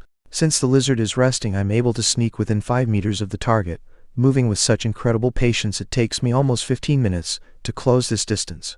It takes a lot of concentration to focus on being still for this much time. I'm exhausted by the time I get into position. My last fight was too risky. This time I want to improve my odds as much as possible. After slowly turning and present the blast zone towards my target, I tilt my head and take careful aim. Boom! Bullseye! It's at short range against a non-moving target. I'm able to land my acid directly onto the face of the thorn lizard. The creature snarls and growls before shutting its eyes and trying to use its claws to swipe the stinging acid off its face. Taking advantage of the distracted target, I close in quickly from above. The creature's long spines swing wildly through the air as it sweeps its pained head through the air, tries to dislodge the acid. I approach with caution, trying to avoid getting stabbed and poisoned before I lunge forward with a vicious bite. My mandibles aren't a fantastic weapon at all. As a worker ant, they are intended for digging, shifting dirt and holding on to stuff, not piercing or cutting. For that reason the teeth on the inside of each jaw are very flat, not able to rip or tear into creatures. Some ants, like bull ants, have nasty-looking mandibles, long and sharp, whilst others, like the trap-jaw ant, have strong locking muscles that can coil like a spring before slamming the jaws shut with tremendous force. Without any such potential, my bites are more like squeezing the poor creature repeatedly. I'm sure it's annoying, but each bite isn't doing a whole lot for me, in which case I will make up for any deficiency with quantity. Take that, and that. Darting forward over and over again, I crush the blinded creature's head within my mandibles over and over again. Bite has reached level 4, another level 4 skill. Excellent. The thorn lizard tries to blindly stab me forward in response to my aggression, trying to catch me with its nasty spines. But the creature is too slow, and its moves too telegraphed. Without a solid idea of my position, it's forced into large movements that are too easy to see coming. Eventually the lizard is defeated. You have defeated level 3 thorn lizard. You have gained XP. Chapter 20. Offense is defense. Quiet was something Commander Titus had found very difficult to come across over the last few days. This expedition had come as a surprise, well outside of the usual schedule, and an endless number of things needed organizing before departure. The Queen providing her own personal guards had been unexpected, but helpful. The Legion had been expecting regular frontline soldiers to plug the gaps, worthy soldiers to be sure, but far from the quality and discipline of an outfit like the Guards. With their assistance, most preparations were expedited the second they showed up in their burnished, decorative armor, polished to a mere shine, and started demanding things hustle along in the name of the Queen. Titus brushed his hands along his desk, feel the smooth stone surface. Incredible stuff. Stonewood grew just like a tree, straight out of the ground deep into the dungeon, but was solid stone the whole way through. Flecked, dark texture of the stone had always pleased him, to the point he'd hauled this slab back to surface on his own back in order to fashion this desk. His hand drew down to the underside of the desk, right next to the wooden drawers that had been attached beneath the surface. He pressed for a moment and waited. There was a soft click, and a small rectangular section of stone began to rise on the surface of the desk. It seems invisible, just a second before. Using one hand, Titus lifted the section up to reveal a small fabric-lined compartment beneath. Inside were 6 small glass vials, capped with twisted silver carved with tiny, but precise runes. 2 of the vials were empty, but the other 4 contained a brilliantly glowing liquid, the blue light instantly filling the dark office. With a sigh, Titus began to roll his sleeve up his arm. When the sleeve moved past his elbow, intricate script began to appear, stamped onto his skin. Concentric circles of strange symbols, not inked onto the skin, but imprinted in some way that left them pulsing with a semblance of life. Taking one of the vials, Titus placed the silver cap directly on the center of the network of symbols. Slowly at first, then with growing speed, the circular designs on his arm began to rotate and emit light. As they gathered speed, the liquid began to drain out of the vial. Faster and faster they span until the sparkling fluid was completely gone. Unclenching his teeth, Titus returned the vial to case and fixed his sleeves. He then carefully returned the case to its compartment inside his desk and replaced the cover, which slowly sank into position until the seams were once more invisible. The commander grimaced. Hopefully he wouldn't need another one of those for a while. As always, however, the injection lifted a weight off his shoulders that he hadn't quite realized was there. As if he'd been grinding his teeth, and only now did he stop and realize just how tight his jaw had been. Enough of these distractions, thought Titus. Time to get back to where a good legionary belongs. Abruptly standing, he moved to the corner of the room where his oversized battle axe rested. Using a single hand, he hefted the huge mass of metal and threw the haft over his shoulder. He'd have to get the old thing sharpened today if he wanted to get it prepped in time for action. "Do you have any idea why they are bringing those guys down with us, Marin?" Donnellan asked. Marin shook her head. She was also puzzled as to why the ragged group of a dozen prisoners, each of them sentenced to death, were being escorted into the dungeon by a squad of senior legionaries. The two trainees had finally reached level 30 in their respective jobs, Marin as a ranger and Donnellan as a fire mage. When a legionary reached level 30, they were able to be promoted to full legionary status. However, the induction ceremony took place deep in the dungeon. Marin was excited to be finally inducted, but also a bit anxious. None of the trainees had any idea what the ceremony was or why it had to be done deep in the dungeon, and the full legionaries who did know never said a word. Not for the first time, she was struck by exactly how much common people didn't know about the Deep Legion, a private army that had existed for 3,000 years, since civilization had been brought to the brink of destruction. When the dungeon first opened, the Legion was something everyone had heard of, but knew very little about. She firmed her resolve. Soon the Legion's secrets would be her secrets, and she would keep them well. The two of them were currently stationed in what the trainees liked to call Noob Cave. The monsters that usually occupied this cavern were the weakest one could find in the dungeon, making it the perfect learning ground for newcomers. Many would-be dungeon mercs were still here. No matter how many times they were told that dungeon monster levels are totally different to monsters on the surface, they would never listen. A level 1 monster down here could easily crush a level 10 on the surface. Those stupid jocks were a constant thorn in the Legion's side. Everyone wants to level up, hunt monster cores and valuable components for profit, but spare a thought for the Legion rescue teams who had to constantly bail them out when they bit off more than they could chew. Staging for the expedition had been going on all day and all night. Supplies had been brought into the cavern and lowered through a secret shaft in the wall. Donnellan had told her how the Earth mages had undone their illusions and shifted the rock walls to reveal supply elevator, complete with rope pulley system, that allowed for materials and supplies to be lowered deeper into the dungeon, to be retrieved at another concealed location when the expedition reached it. "Are you prepared for the expedition, trainees?" a confident voice said. Recognizing the sound of Tribune Aurelia, Donnellan and Marin immediately snapped to attention. "Our armor and equipment has been checked and polished, Tribune," Donnellan hastily reported. The experienced Tribune chuckled in the face of his enthusiasm. "I wasn't talking about your equipment, trainee. Every legionary keeps that in top shape at all times." Her blue eyes flashed icily. Any soldier under her command would quickly regret it if they didn't keep their gear in top shape. "I was talking about up here." She raised one hand to tap her temple with one finger. "The dungeon is a dangerous place, even for old hands like me and the commander. The reason we live to get this old is because we don't underestimate it. You two will be promoted when we get down below. That is a great occasion, one you'll remember forever, but don't let it distract you from our task." "We won't, Tribune." The two snapped out quick salutes once again. "Tribune, how much longer until we advance into the dungeon?" Marin asked. The older woman shook her head. "Eager to get started, are you?" "I don't blame you. I was young once too. Shouldn't be more than a few hours.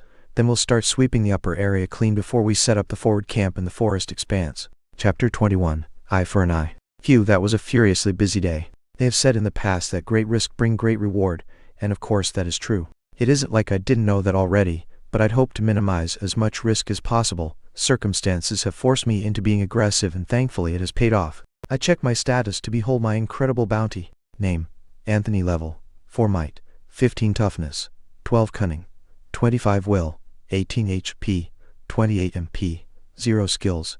Digging level 4, acid shot level 5, grip level 4, bite level 4, advanced stealth level 1, tunnel sense level 3. Mutations: eyes +3, antennae +2, acid +2 species. Hatchling at worker 4 mica skill points, 1 biomass, 4 after consuming the thorn lizard and remains of my coral slug. I had 2 biomass. I held on to those and found another isolated coral slug to battle. By repeating my trick from earlier, I was able to deal critical damage by landing a shot inside its mouth. However, I wasn't quite as quick and didn't manage to avoid the acidic mucus the slug managed to project at me. Having that sticky goop fired on me was bad enough, but oh boy did it burn. I had a partially melted section of carapace on the back of my thorax and lost 10 before it stopped melting into me. Even just that small bit of acid was a third of my health. I'm severely tempted to upgrade my carapace in the hopes it provides better protection, but there are so many priorities. Thankfully, after consuming the slug, which took a good while, I was able to regenerate 8 HP and mostly restore myself to a picture of perfection. After using so much acid in combat, the rewards have finally shown in the form of acid shot level 5, ready to be improved. There are still a few basic skills I'd love to purchase, but I cannot pass up the chance to improve my most effective offensive weapon. Acid shot improved. Acid shot cost 1 SP. The upgraded acid shot skill continues to improve accuracy with ranged acid attacks whilst giving additional improvement to attacks from increased range. Immediately, the warm trickling sensation of skill learning melts through my brain. So nice. With this additional range boost, I'll be able to make more reliable shots from greater range, improving my safety as well as my ability to reliably output damage. It's a win-win. If only I had access to more skill points. I'll have to level up again as quickly as possible. So many skills are converging to level 4. I want to upgrade all of them if possible. Leaving them behind and losing out on XP would be a crime. Now for the tricky bit, the biomass. I really want to upgrade my eyesight to +4. Having superior vision to other monsters has been critical so far in allowing me to locate isolated prey and prevent others from sneaking up on me. The advantage in senses must never be lost. However, if I want to battle and gain more biomass, then directly improving my combat effectiveness would mean improving my acid. This would then leave 1 extra biomass that I could spend on legs, carapace or mandibles, all of which would increase my capabilities. Let's work with the process of elimination. Carapace upgrade would probably be pointless. +1 won't make much of a difference to anything. My defense is terrible. I'd rather work on speed first. Which means that +1 legs is tempting. I'd become a bit more mobile, which would help for scouting, retreating and fighting altogether. Cost effective indeed. +1 mandibles doesn't tempt me much. Larger, stronger mandibles would help me dig a bit, and sharper mandibles would help fight a little, but not much. The only creature I've managed to bite much at all is the thorn lizard, and they seem quite rare. This leaves me with really only 2 viable paths. +4 eyes or +3 acid with +1 legs. Do I continue to place my senses at the top of my priority list? My instinct is to be more defensive. Moving into another unknown environment down below, I want to have every possible advantage I can get. That means being able to see the enemy before they see me. It's settled then. Would you like to purchase +4 eyes? This will cost 4 biomass. Oh boy. Yes, whoa, arg. I can't describe the itch that overcame me in that moment. I could feel my eyeballs growing, stretching, and my carapace shifting to make way for them. Please, Gandalf. This torture, make it stop. I hate mutating. Mutations are amazing, but mutating itself eventually it settles down, and my vision is once again improved. I can tell that now since my eyes bulge further out from my head, my field of vision has improved quite a bit. I can even see my own gaster waggling behind me when I'm facing straight ahead. Impressive. My vision still isn't what I'd like it to be, but it certainly is massively improved from when I was first reborn here in Pangera. Sniff, you've come a long way, Anthony, and soon you will be home with the colony. No time to hang about being misty-eyed. I have to continue to harvest XP and biomass as fast as I can. Those humans will come roaring down into this cavern, blasting everything they see before long. Back into the main tunnel I go, scurrying onto the roof and once more going on the hunt. Possible I want to take advantage of the bonus biomass for new targets. Since I'm fully rested, now it may be time to try and take on one of the blade-tailed rats. The trick is finding one of them alone. They tend to move around in groups of 2 or 3, and they certainly can move fast. There is also the possibility that their thick fur, which covers most of their body, will be able to nullify my acid to some extent. The only exposed targets I could aim for are their faces, feet, and tails. I'll just have to wait and see if an opportunity presents itself. Whoa, what's this? I'm sensing vibrations from a disturbance up ahead. Must be another fight between monsters. I'll make my way over there. Considering how often the monsters are battling each other in these tunnels, it's kind of surprising that there are any left. Where are all the replacements coming from? Are they just popping out of the walls? Are they born, as I presume I was? I wouldn't put anything past this place. It certainly baffles me with its mysteries constantly. For example, isn't it brighter in here yet again? The light from the tunnel walls seems to become more intense with every passing hour. I'm sure of it now. The light is definitely growing stronger. Why? I haven't a single clue. Since I don't know, I just have to keep moving forward. Creeping up, I can see that once again a group of 4-claw centipedes has gone into battle, this time against 3 of the wolf-like creatures with the long, almost draconic tails. It's a fierce one this. The centipedes are out, numbering their opponents as usual. They really are the schoolyard bully of this place. But the hounds are flashing their huge fangs and swinging their powerful tails to fend off the assault. Time for a young ant to make an intervention. First, I make sure to stealthily move into a good position, slightly further away than I would have previously been. I want to take advantage of my new skills to stay as safe as possible. With careful aim, I wait for the perfect moment. The melee ebbs and flows, with moments of sharp speed interspersed with lulls of posing and threatening. The moment the two sides break apart a little, I take my shot. Bam!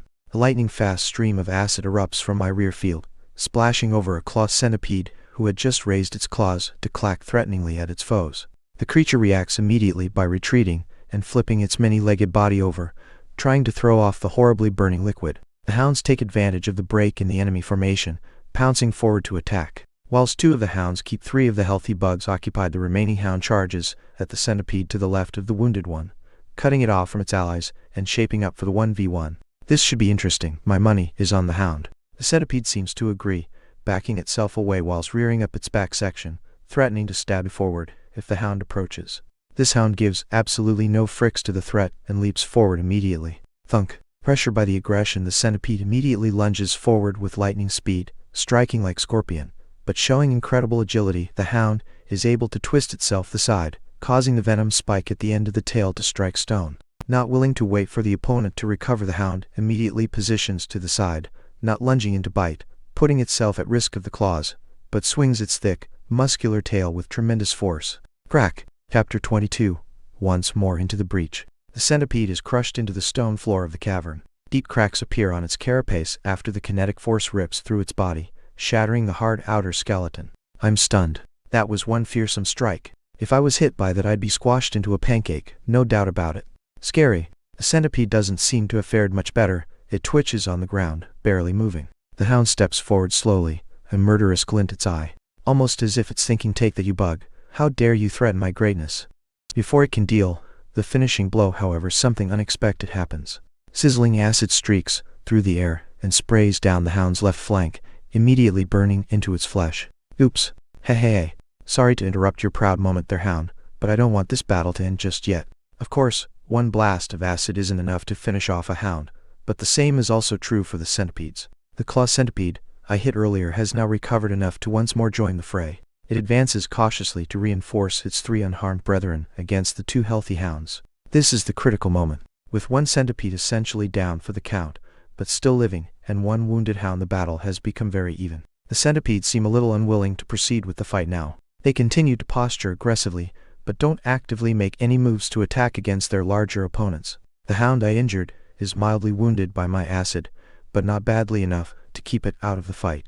Disregarding the source of the acid, it returns to the aid of its allies in fending off the swarming assailants. At that moment, splash! Another fierce arc of acid is launched through the air onto the wounded hound. It howls miserably as the burning liquid strikes it once again, rolling and scrabbling at the rocks as it desperately tries to free itself of the liquid. A chance. At this moment, the 3 living centipedes rush forward, hundreds of tiny legs skittering so fast the creatures almost seem to flow over the ground. Distracted momentarily, the hounds respond a beat too late, and one is quickly seized in the claws of an advancing centipede. Snarling furiously, the hound tosses its head, trying to dislodge the attacker before swinging its vicious tail around to slam the centipede away. Too late, however, as another centipede has taken advantage of the moment and struck down with its poison stinger. In the meantime, I have taken the chance to maneuver off the roof and down the wall, cautiously approaching the outskirts of the fight. The poison hound howls in anger and throws itself at its attacker, striking with fierce claws and fangs. When another centipede approaches from the side, it is brutally slapped away with a swipe of the tail. With 1 hound possibly fatally poisoned, and another badly burned, the hounds are very much the worse for wear. Of the 4 centipedes, 1 is hanging on by a thread, and the other 3 are all injured to some extent. There isn't any pause in the carnage, however, as the poison hound, seeming to sense its demise, pushes further into the fray. Emboldened, the remaining hounds also press forward on the attack. You have slain level 3 claw centipede. You have gained XP after a few quick chomps with the mandibles. The almost dead centipede is finished, and I quietly drag the carcass away to a secluded fold in the rock nearby. The battle is really reaching a climax now on the other side. The 3 remaining centipedes are giving their all to survive, lashing forward with their poison spikes over and over again, trying to ward off the desperate hounds. The poison hound is laboring hard now, barely able to put up any kind of fight as the poison takes its toll. The final hound, suffering from claw marks and several bites, stumbles at a critical moment, allowing a centipede to catch it in the shoulder with the spike, sealing its fate. The enraged victim launches itself into the centipedes, suffering bites and claw attacks as it does so. Enduring the pain, the hound pours all of its momentum into a massive swipe of the tail, catching 2 centipedes and sending them slamming into the rock walls. The stunned creatures can barely move after the incredible force has shattered its legs and deeply cracked the carapace in many places. All that is left now is 1 wounded centipede and the burned hound. Both are severely injured, barely able to put up a fight. Slowly they circle each other, watching and waiting for an opening. The hound is limping, its forelegs are badly bitten by this point.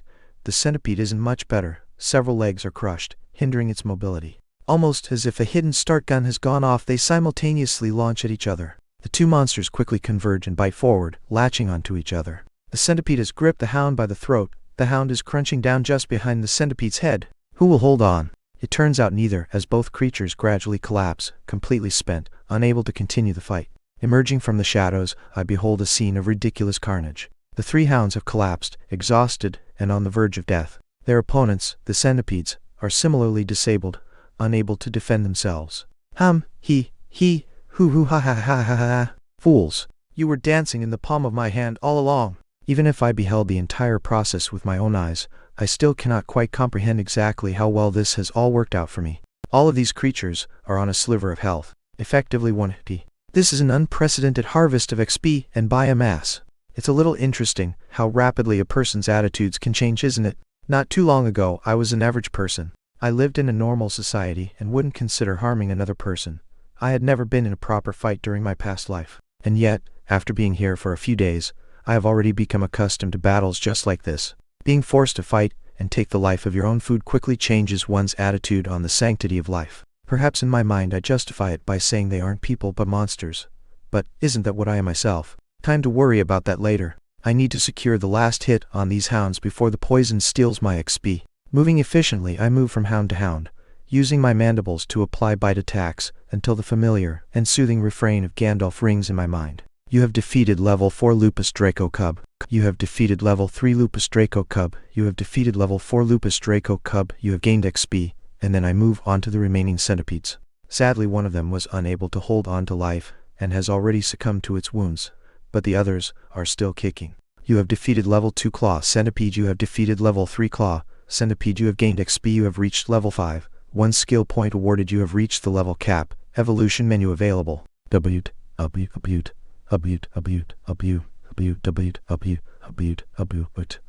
Gandalf? Is it true?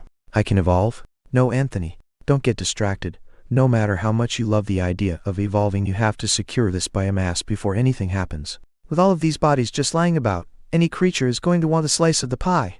At this moment my antennae detect a trembling vibration shuddering through the air. I immediately become still. There! Again, faintly, a thudding impact is carrying through the tunnel, originating further up, towards to the first cavern. Wait. No. No. Not now. Not like this. It can't be now. Chapter 23. The Invasion. As quickly as possible, I start chowing down, trying to get as much biomass as I can. You have consumed a new source of biomass. Lupus Draco Cub. You are awarded 1 biomass. Basic profile of the Lupus Draco Cub unlocked. Lupus Draco Cub. Wolf Dragon Cub. The young form of the fearsome wolf dragon. They have a high resistance to flame. Good to know. Looks like these creatures are only the young. Crazy. Must keep eating. The sounds are slowly growing louder now. I still can't see anything, but I have a terrible feeling. I know exactly what is coming my way. If I had an extra hour, even 10 minutes would be enough. Don't think, just eat. You have gained 1 biomass. Must keep eating. You have gained 1 biomass. Damn it. I'm starting to feel too full to eat. I've consumed an entire wolf dragon at this point. My stomach is full to bursting. Wait, I just remembered a disgusting thought. Something I recall learning due to my hobby of keeping a pet ant colony at home. Ants have 2 stomachs. Scouts and workers don't always carry prey back to the nest. Sometimes they eat and fill up their social stomach, and then walk back to the nest and regurgitate the food for other ants to eat. If I recall correctly, honeypot ants take this to a massive extreme, where some worker ants will turn themselves into living storage containers, their gaster swelling to ridiculous sizes as they stay in the nest and give food to their hungry colony. So if my personal stomach is full, time to fill the social stomach. Each more. I move over to the centipedes and start wolfing down food as quick as I can. The rapidly growing sounds are like a whip on my back, urging me to work faster.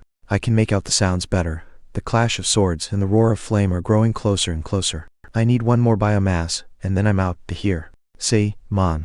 Say, Mon. You have gained one biomass finally. Thank you, Gandalf. Go go go go go. I need to get back to my nest and down the shaft and quickly as possible. I try to burst out with all my speed, only to find my back section is too heavy, weighed down by all of the biomass. It's dragging on the floor. Nuru, don't do this to me. Scrambling as fast as my little legs will carry me, I crawl and drag myself towards the wall and start climbing up. I'm so damn heavy. Climb, climb, climb, you fat ant. Slowly I pull myself up the wall and start moving towards the side tunnel where my nest is. I can hear the roar of monsters as they throw themselves into battle, and the shouts and clash of arms of human soldiers as they rip the creatures apart. I can see my nest now, only 10 more meters. I can see something else too. Soldiers are starting to come into view. Advanced stealth. I need you now. Haul Anthony, haul yourself up this damn wall. More and more soldiers are appearing up the tunnel, advancing in organized groups. They are blasting every monster they see apart with coordinated fire, moving to side tunnels, launching magic and arrows down them before sending pairs of soldiers in to make sure they leave nothing behind. This is an extermination. Finally I reach my tunnel and rush as quickly as I can up to my dirt wall. I pass through the gap I left at the ceiling, but just before I'm through I realize I become stuck. My back section is too fat to fit through the gap. Damn it, I've got too much junk in the trunk to squeeze through. Pull man. I mean pull ant. Using all 6 of my legs, I grip the wall as hard as I can and drag my body through the small gap. With an audible pop, I get through, the sudden momentum causing me to lose my grip and fall off the ceiling, landing flat on my face. I've got a tiny bit of breathing space now. I'll spend my biomass quickly and then haul down the shaft. Do you want to purchase acid +3 and legs +1? This will cost 4 biomass. Go for it.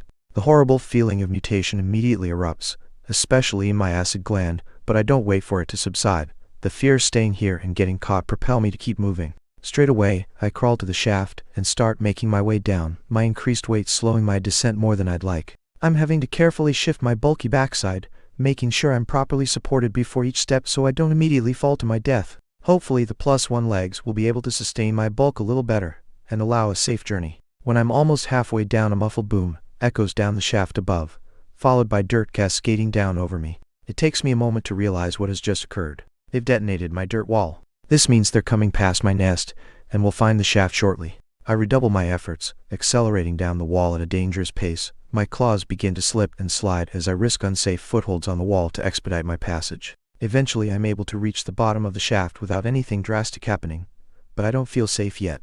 I'm worried they want to explore this place and may climb down, which means I can't remain here for too long. I leave the bottom of the shaft and make my way into the narrow tunnel that connects to the vast underground tunnel. Before I exit this place, I have one important task. I can only hope that I have enough time. Would you like to use the evolution menu? Yes, I would. Congratulations on reaching the maximum level for your current species. Evolution will allow you change your form and increase your stats as a monster. Warning: evolving will make securing XP and biomass more difficult, as fewer rewards are given for preying on creatures less evolved than yourself. Your evolution options are as follows: Mature Worker Ant Formica, Condensed Monster Core. Oh ho! 2 different options. I don't have a lot of time here, Gandalf. Hit me with the details. Mature Worker and advance from a hatchling of your kind into an adult. Base stats will significantly increase. New skills will be unlocked. Condense mana absorbed by the individual into a monster core. Core allows monsters to store and utilize MP. Can also be utilized to empower custom evolution. 100% of mana required has been obtained. Ooh, okay. So the option that will provide a significant increase in stats for me right now is to advance into a mature worker of this wood ant species. I'll put that aside for now. The second option is very intriguing. So monster cores are a real thing in this world after all. What's more, it allows me to store MP. Presumably storing him, he will put my tiny feet on the path to being able to use magic. This is exciting. Mind you, according Gandalf, I've stored 100% of the mana required. When the heck did I do that? Perhaps I've been absorbing some just by walking around, or maybe the water in the rock pool. Was that shocking taste my body drawing in mana? Advancing to a mature worker ant will give me the greatest boost to my survival chances immediately, gaining stats, and perhaps some useful skills. Condensing the core and opening the door to being able to use magic is incredibly tempting, however. It won't boost my survival chances in the short term, but in the long term, it may pay off huge dividends. This could be a time to take a risk to seize the late game. Would you like to spend this evolution to condense your monster core? Yes. My vision immediately goes black. Chapter 24, Core of the Problem. I don't know how much time had passed before I regained consciousness. The light slowly returns to my eyes and sensation to my limbs. Deep inside my thorax, the middle bit hot, boiling feeling is slowly fading away, drawing in a dense ball of heat. Probably my new core. Groggily, I get my legs underneath me and start slowly moving through the tunnel again. No matter how weak I feel, I cannot stay here to rest. Pursuers could be dropping down the shaft to investigate even now. I have to move. Gradually my muddled thoughts begin to straighten themselves and my coordination slowly returns. As I navigate my way across the rocky tunnel, I check my status. Name: Anthony. Level: 1 core. Might: 15 toughness, 12 cunning, 25 will, 18 HP, 30 MP, 10 skills. Digging level 4. Improved acid shot level 1. Grip level 4. Bite level 4. Advanced stealth level 1. Tunnel sense level 3. Mutations: eyes +4, antennae +2, acid +3, legs +1 species. Hatchling outworker for Micah skill points.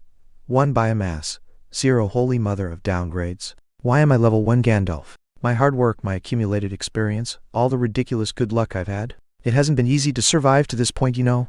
Where's my justice? Bitter feelings are rising in my heart as I survey my new status, but when I notice that my MP has gone from 0 to 10, it raises my spirit a bit. Looks like my hunch was correct, and the monster core is the vital ingredient to mastering magic for me and my fellow creatures down here. This could explain why so many monsters were drawn to the pool in the first cavern I was in.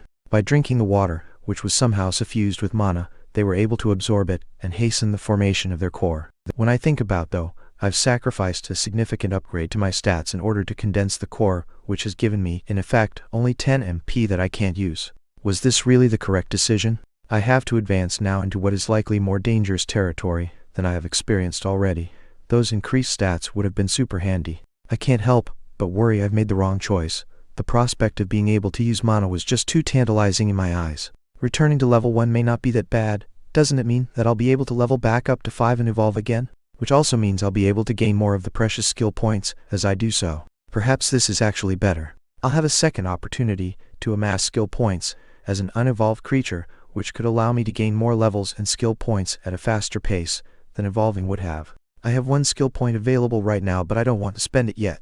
I have several skills at level 4, which will need to be advanced once they reach level 5. I won't even look at the skills menu in case mana shaping or spell chanting has appeared in the list. I may not be able to resist the temptation. Be disciplined, Anthony. Don't let your precious skills waste away. Gradually, I've regained full control of my body and shaken the dust off my mind as I reach the end of the tunnel. Beyond here lies the vast underground space I glimpsed earlier. Taking a deep breath, I walk out into the open air once again. Really, this place is so huge. The roof is 60, maybe even 70 meters high. So high I absolutely refuse to climb on it. One slip, and I would certainly plummet to my own death. To my left and right the walls curve away into the distance to a place I cannot see. My eyesight isn't good enough, even at +4, to be able to see the ends of the walls. This is something I've been thinking more on. As an insect, I don't have regular eyes like a human, but compound eyes. This means a few things. Firstly, my eyes don't need to be wet, so I don't have to blink. More to the point, I can't since I have no eyelids.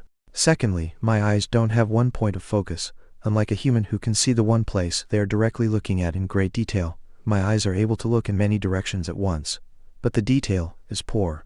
This explains why I've been so frustrated by the blurry nature of my vision, especially over a distance. It probably also explains why I've been able to avoid having anything sneak up on me, since I'm essentially watching every direction at once. I still believe upgrading my eyes has been the correct choice for me, and they'll probably be the first body part I mutate to +5. Since skills can evolve at +5, I'm very excited to see what will happen when a mutation reaches that level. Will I be able to advance my mutations into some crazy new thing? Any clues, Gandalf? Ah well, I shouldn't be surprised at this state. For all his immense wisdom, the Grey One has been very taciturn. Or perhaps he's just shy. A little extra advice would surely be helpful, though enough stalling. There isn't anything left for me to do but move into this new territory. Moving slowly, I moored down the slope, leaving the shelter of the small tunnel and exposing myself to the open air of this incredible cavern. Cavern isn't even a large enough word to describe this place. It feels like a fully enclosed world, like a biome or terrarium. As I descend, picking my way through the rocks, I strain my eyes to see as far into the distance as I can. Strange twisted trees, huge oversized mushrooms, and a carpet of plant life underneath face me everywhere I turn. The whole forest pulses with the now familiar ambient blue glow. The scene is just so alien. For the first time I really think to myself, this is absolutely another world.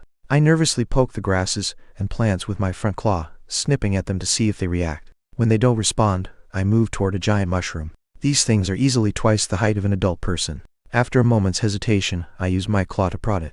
After there isn't any reaction, tentatively give it a chomp with my mandibles. What is this thing? The stalk of the mushroom is soft and fibrous, giving way after my bite. The second my mandibles tear a tiny gap, they immediately flare with pain, and I pull back swiftly. What the hell was that? Where I've torn the mushroom, a purple sap is slowly starting to ooze out. Is this some sort of acidic sap? Checking my HP, it appears as if I've taken minor damage. Phew. Although it may seem silly to lose it, chomping on a mushroom, every piece of information I can gain about this place makes me feel a little more comfortable. So the mushrooms have acid ooze inside them, do not bite. Nice. Feeling strangely encouraged by having my face burnt by a mushroom, I begin following the wall around to the right, scouting the edge of the forest. I need to move away from the shaft in case the humans use it, but I want to stay close to the rocky wall, so I can dig myself a hiding place further around. I won't feel truly comfortable unless there is a place I retreat to if I get into trouble. After 10 minutes or so, I'm beginning to wonder just how many creatures there are down here, since I haven't seen a single one. Is everyone asleep? Raw. Well, there is my answer. A piercing cry blasts out and echoes off the walls. Like lightning, I stuff myself between some rocks, trying to get as much cover as possible. A few seconds later, I get sight of the source of that terrifying cry. First one, then another, and another blurry shape peels off the ceiling and unfolds massive wings before plunging down in the forest. In the distance, I can see each of the creatures has a wide-fanged maw and reaching, grasping claws on the ends of their feet. 7 of them in total have dropped down like comets, and from all the scuffling and roaring, they are clearly battling against something down there. After a few minutes, the flying monsters can be seen lifting up above the trees once more, but they seem to be struggling with something. Moments later, their still struggling prey becomes visible as the flying monsters drag it into the air. It's a massive centipede, easily twice the size of those I saw in the tunnels above. Its body is covered in savage claw wounds, and it can do little more than thrash weakly as the triumphant hunters ascend with it in their claws, back to their hidden nest in the ceiling above. Scary. Chapter 25. New Frontiers. I'm willing to admit it. I was a little overconfident. With my skills improving and my core being condensed, I was feeling quite strong. Not that I could devour all in my path, but that perhaps I could hold my own as I explored. Nope. Did you see that centipede? It was massive. Clearly the evolved form of the creatures I'd seen above. How is that fair, Gandalf? If I'd evolved into a mature outworker, would I be 3 meters long and 2 feet thick? How much biomass is that thing worth? Not to mention, as soon as it exposed itself, death immediately rained down from above. I shudder to think what would have happened if I'd been crawling about on the ceiling or gone further into the forest. I steel my resolve. I knew the creatures would be stronger when I came down here. I also understood the risk I took when I chose to spend my evolution on my monster core instead of boosting my stats immediately. I refuse to believe there isn't something in this enormous underground world that I cannot hunt. Advance, Anthony. Relying on my stealth and my superior senses, I will survive. Refusing to be cowed by the sudden display of lethality from this place, I resolutely advance into the forest. Stealthily, of course. As I move properly amongst the foliage, with these bizarre trees and fungi above my head, I could almost believe I was on the surface, since the rock ceiling is too obscured for me to see from here. The strange foliage of the trees is interesting. I presume the trees don't need sunlight to survive, since there isn't any down here, so why do they have these strange fleshy leaves? Rather than having many individual leaves, the trees have huge, long ones that hang down, some of them almost to the ground. Most of the leaves are a deep shade of purple, but others tinge into red, creating a remarkable display of color everywhere I look. Presumably these trees are gaining energy from the veins of light. I'm guessing now these are mana veins that twist everywhere through the floor, branching into their endless patterns. Until I'm 100% certain that these trees aren't Venus ant traps, I'm going to carefully avoid touching those leaves. It wouldn't shock me to see that even the plants down here can be deadly. It isn't long before I begin to detect vibrations with my antennae. Crouching low, trying to take advantage of the vegetation that covers the floor, I move carefully in the direction of the disturbance. I can't chicken out. There is only one way to gather information and progress in this place, and that is to move forward and seize my chances. Like a stalking panther, I keep my posture low and move in a wide arc towards the noise, my eyes watching every possible angle simultaneously. My antennae poke forward, sticking out of the brush ever so slightly, feeling for vibrations. Advanced stealth has reached level 2. Fantastic. An advanced skill level up. It has taken a very long time. I assume that advanced skills require far more use before they level up than their basic counterparts. Thankfully, this skill, which I rely on the most, has leveled at the perfect time. With renewed enthusiasm, I continue to stalk the vibrations I sense. I find what I'm looking for in the shape of a hulking croca beast. Why the heck are so many of these monstrosities around here? Thanks to pristine white robes of ascended Gandalf that it wasn't an evolved version. I have to admit, I'm still terrified of these things. This was the first monster I'd ever seen, and it was eating an ant alive when I saw it. If ants could have nightmares, I'd still be having them over that. This particular croca appears to be wounded. Across one of its arms, there is a wide, dripping with green blood as well as a few others. It appears this croca beast has been involved with some heavy fighting. The beast is breathing heavily through its massive maw of curved fangs. Don't focus on the teeth, Anthony. This is a golden opportunity, a heaven-sent chance.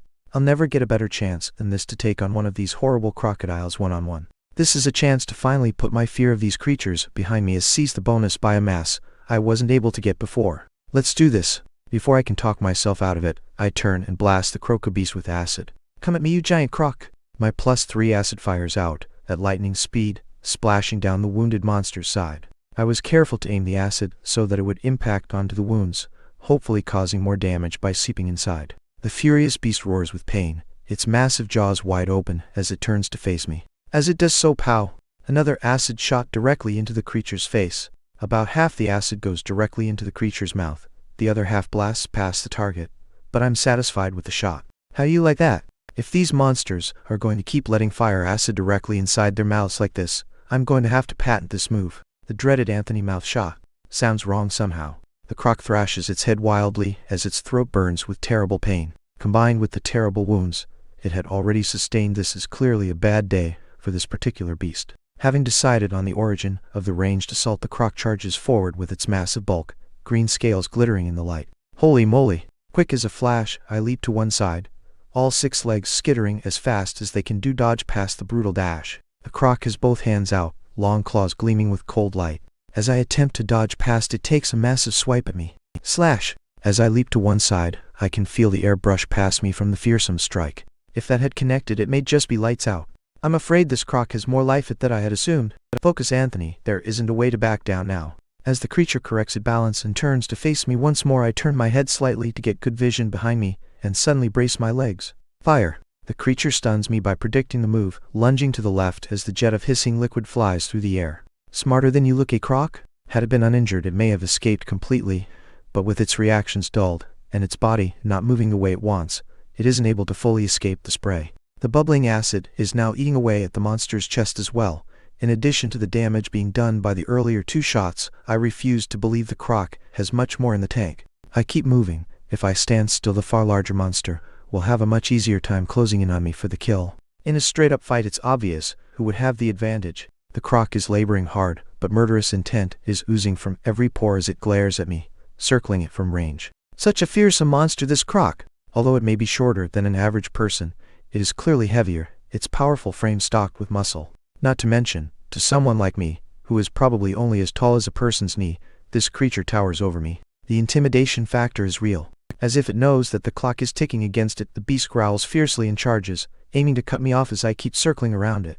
I have to dodge. But left or right, all 6 legs kick into overdrive, moving so fast they almost begin to blur. I continuously feint this way and that, trying to throw off the creature as it rapidly advances, building a fearsome momentum as it does so. As it draws closer, the croc rears back with its right arm, claws fully extended.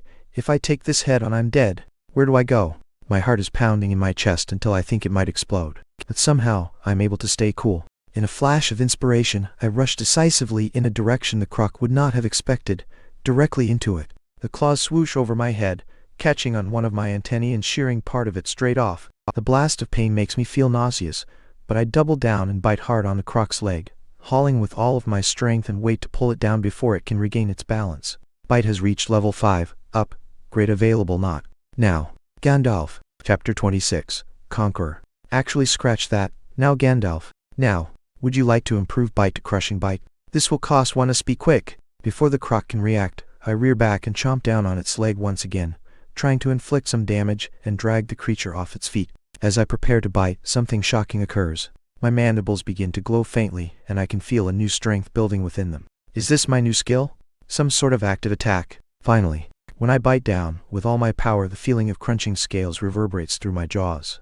This bite is so much more powerful. The success of my strike has shocked me, causing me to pause momentarily, and the croc leaps at this chance. Sacrificing its own balance, it turns and falls, swinging out with its tail, and catching me, a solid blow across my body. Bam! The impact sends me flying 3 meters. Once again pain explodes in my side, but I push it away. I cannot lose this fight. I will not lose this fight. I've taken a fair bit of damage from that impact. My carapace has been cracked in a few places, and I think one of legs may be broken. As I steadily pull myself to my feet, I check my status. Yep, P has been cut in half. The croc must be suffering just as much. This is the final showdown. Indeed, my opponent is struggling hard, suffering continuous damage from my earlier acid attacks, not to mention the internal damage from the acid to the mouth. And now my new crushing bite has caused a severe wound to its leg. As I watch, the croc is attempting to get back onto its feet. I won't let it. One leg dragging uselessly behind me, I stumble forward to pressure the foe, lunging and darting at it, not letting it relax and stand. The croc has a newfound fear of my mandibles, not willing to let me get a good bite, and it keeps swiping with claws and snapping its jaws, preventing it from standing up. Time is on my side in this battle. As long as I stay out of reach, I'll be able to outlast it. The croc knows this too, however. Rolling and twisting, it flails out with its tail one more time, the long appendage whipping out with lightning speed. Jump! With only 5 functional legs, I leap as high as I can and pull my legs tightly under my body. Missing by millimeters, the tail brushes the air beneath me, the incredible momentum of the strike throwing the croc onto its face. Chance! Nipping forward, I climb onto the croc's back, where it cannot reach with its claws or teeth, and forcefully chomp with all of my force. Don't hesitate, just chomp, chomp, chomp. The croc struggles violently, but I grip with all of my strength and continue to bite. Gradually, the accumulated damage is too much for it to take. It moves less and less before finally growing still. You have defeated level 7 Garruloshan Phantom. You have gained XP. You have achieved level 2. 1 skill point awarded. You have achieved level 3. 1 skill point awarded. Anyone walking past would treat it to the truly bizarre sight of a monstrous ant, standing on the back of its defeated foe and lifting its 2 front legs in the air, roaring silently with triumph. I managed to make a few grunts of male dominance. Did I just absorb the dragon soul? I feel mighty in this moment. I have conquered my fear. That battle was so intense. I was driven to my limits, experienced tremendous pain. Actually, I'm still experiencing tremendous pain. Ouch! One of my antennae has been cut clean off. It stings, Gandalf. It stings real bad. I have to eat quickly and regenerate my... There isn't any more time to stand here posing. You have consumed a new source of biomass, Garruloshan Phantom. You are awarded 1 biomass. Basic profile of the Garruloshan Phantom unlocked. Garruloshan Phantom. Garrulosh Infant, the young offspring of Garrulosh. This advanced creature is powerful. Beware the crushing jaws. Infant. These things are infants. What the heck is Garrulosh? Are all of these the offspring of just one creature? Worry about it later. Keep eating. Stuffing all of my stomachs full, I'm able to gain a further 3 biomass from the infant, giving me a total of 4 and 2 skill points. What a haul! After consuming the creature, my P has recovered to 23 of 30 as well, giving me some level of comfort. I don't feel comfortable staying out here in the open. I decide to search for a section of soft ground and excavate myself a nest in order to rest and spend my points. It takes only 5 minutes before I find a patch of soft earth further into the forest. Working as quickly as possible, I dig out a small nest, digging straight down, and then across to make an L-shaped recess in the ground where I can hide. Not willing to take chances, I cover over the opening to reduce the chance of me being spotted. It's hardly a perfect camouflage, but I'd rather have this at the minimum than no protection at all. Phew. I'm still coming down from the incredible intensity of that fight.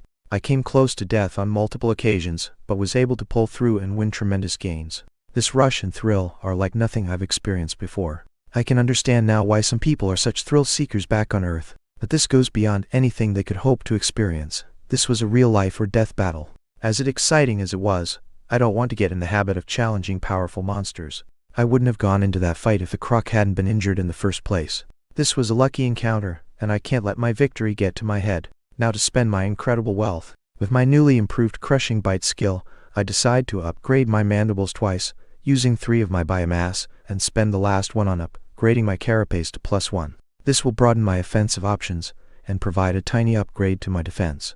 After enduring the mutation process, I hate it so much. Finally, time to spend my precious skill points. 2 skill points to spend. This is unprecedented wealth. My power is growing at an accelerated pace. Checking my skill list, finally, I see all the skills I had before with one new addition. Dash, cost 1 SP, increases speed over short distances, but increases stamina during such an attack. Cost 1 SB, more accurate and powerful slashing attacks. Chomp. Cost 1 SB, bites pierce more and are more difficult to shake off. Mana manipulation. Cost 1 SB, basic skill to manipulate absorbed mana. It's here. Mana manipulation will open the gateway to magic powers. I couldn't possibly be more excited for this. I have one more point to spend. I don't see the value of slashing attack. My claws are designed to grip surfaces, not fight with. Since my mandibles have seen such an improvement, I will double down and take the chomp skill to stack buffs on my bite attack. The chomp skill adds piercing power and grip to my bite attacks. With my shiny new +2 chompers and crushing bite skill, I might be able to do some serious damage in a fight now. Once again, the warm trickling sensation engulfs my brain. Why is learning skills so pleasant, but mutating so horrible? Once all is said and done, I admire my new status. Name, Anthony. Level, 3 core might, 15 toughness, 12 cunning, 25 will, 18 HP, 30 MP, 10 skills. Digging level 4, improved acid shot level 1, grip level 4, crushing bite level 1, advanced stealth level 2, tunnel sense level 3, chomp level 1, mana manipulation level 1. Mutations: eyes +4, antennae +2, acid +3, legs +1, mandibles +2, carapace +1. Species: hatchling outworker. Formica. Skill points 0. Biomass 0. Look at this incredible growth. My mutations are getting really nicely spread. It's a little inevitable considering the way the system is designed. If I want to upgrade my eyes again, I need an entire 5 biomass. For the same amount, I could get 2 or 3 upgrades for other body parts, providing a better upgrade to my overall strength. Now that I've reached this point, I've taken the lowest of the low-hanging fruit. My legs and carapace are still only +1, but I really want to try and get my eyes to +5. The main reason for this is to see what happens when a body part gets to +5. Will they be able to adapt or improve in some way like my skills do? Learning the ins and outs of the strange game-like system that applies to me here in this world is the most important thing for me to do right now. Chapter 27. Long Roads. Thanks to my last encounter, I'm finally starting to gain a little confidence in this new world. Perhaps I'll be able to survive and find my colony after all. I mean, I've always been confident. Heh. Alright then, time to focus on the next task at hand. Along with my purchase of the mana manipulation skill, some knowledge on how to apply it has been planted in my brain. It's a little disconcerting to think that purchasing a skill is directly modifying my brain and memories.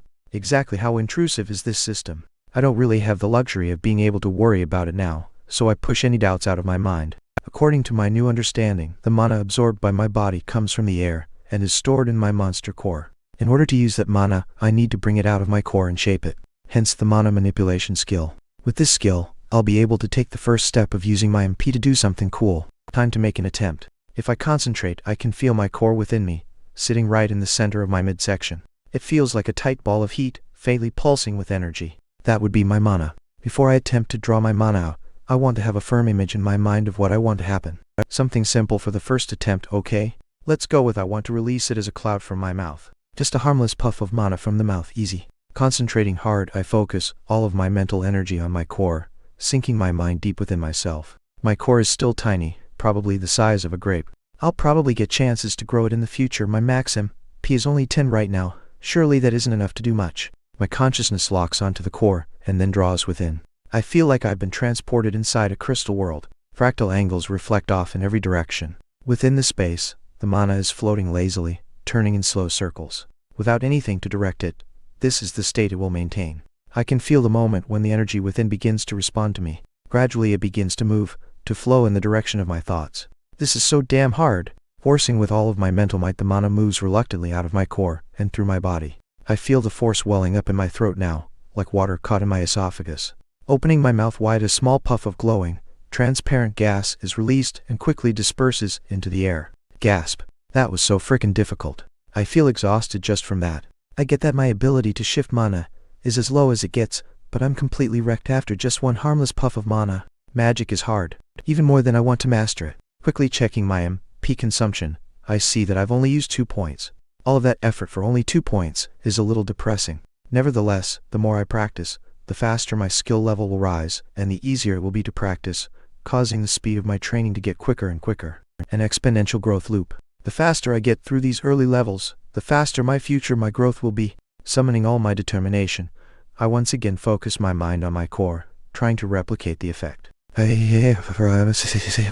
God, Gandalf, this is ridiculous. How did you master these mystic forces?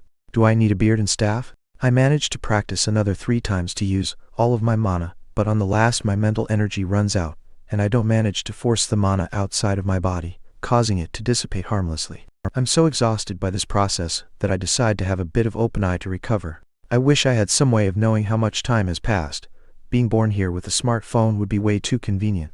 When I wake up, I assume it hasn't been that long, possibly 3 hours. I'm guessing based on how full my stomach feels. Digesting all that crock will take some time. I've also regenerated 6 out of my 10 MP. I won't bother trying to use it all up until I get back to full. If I were to make another 3 attempts right now, I'd only be wearing myself down mentally before going out, which would be too risky. Even after emptying all of my MP practicing, I still haven't gained 1 level of mana manipulation. I can already tell that mastering magic in this world will be a long project. I can only take on that challenge if I manage to survive. Time to head out and scout.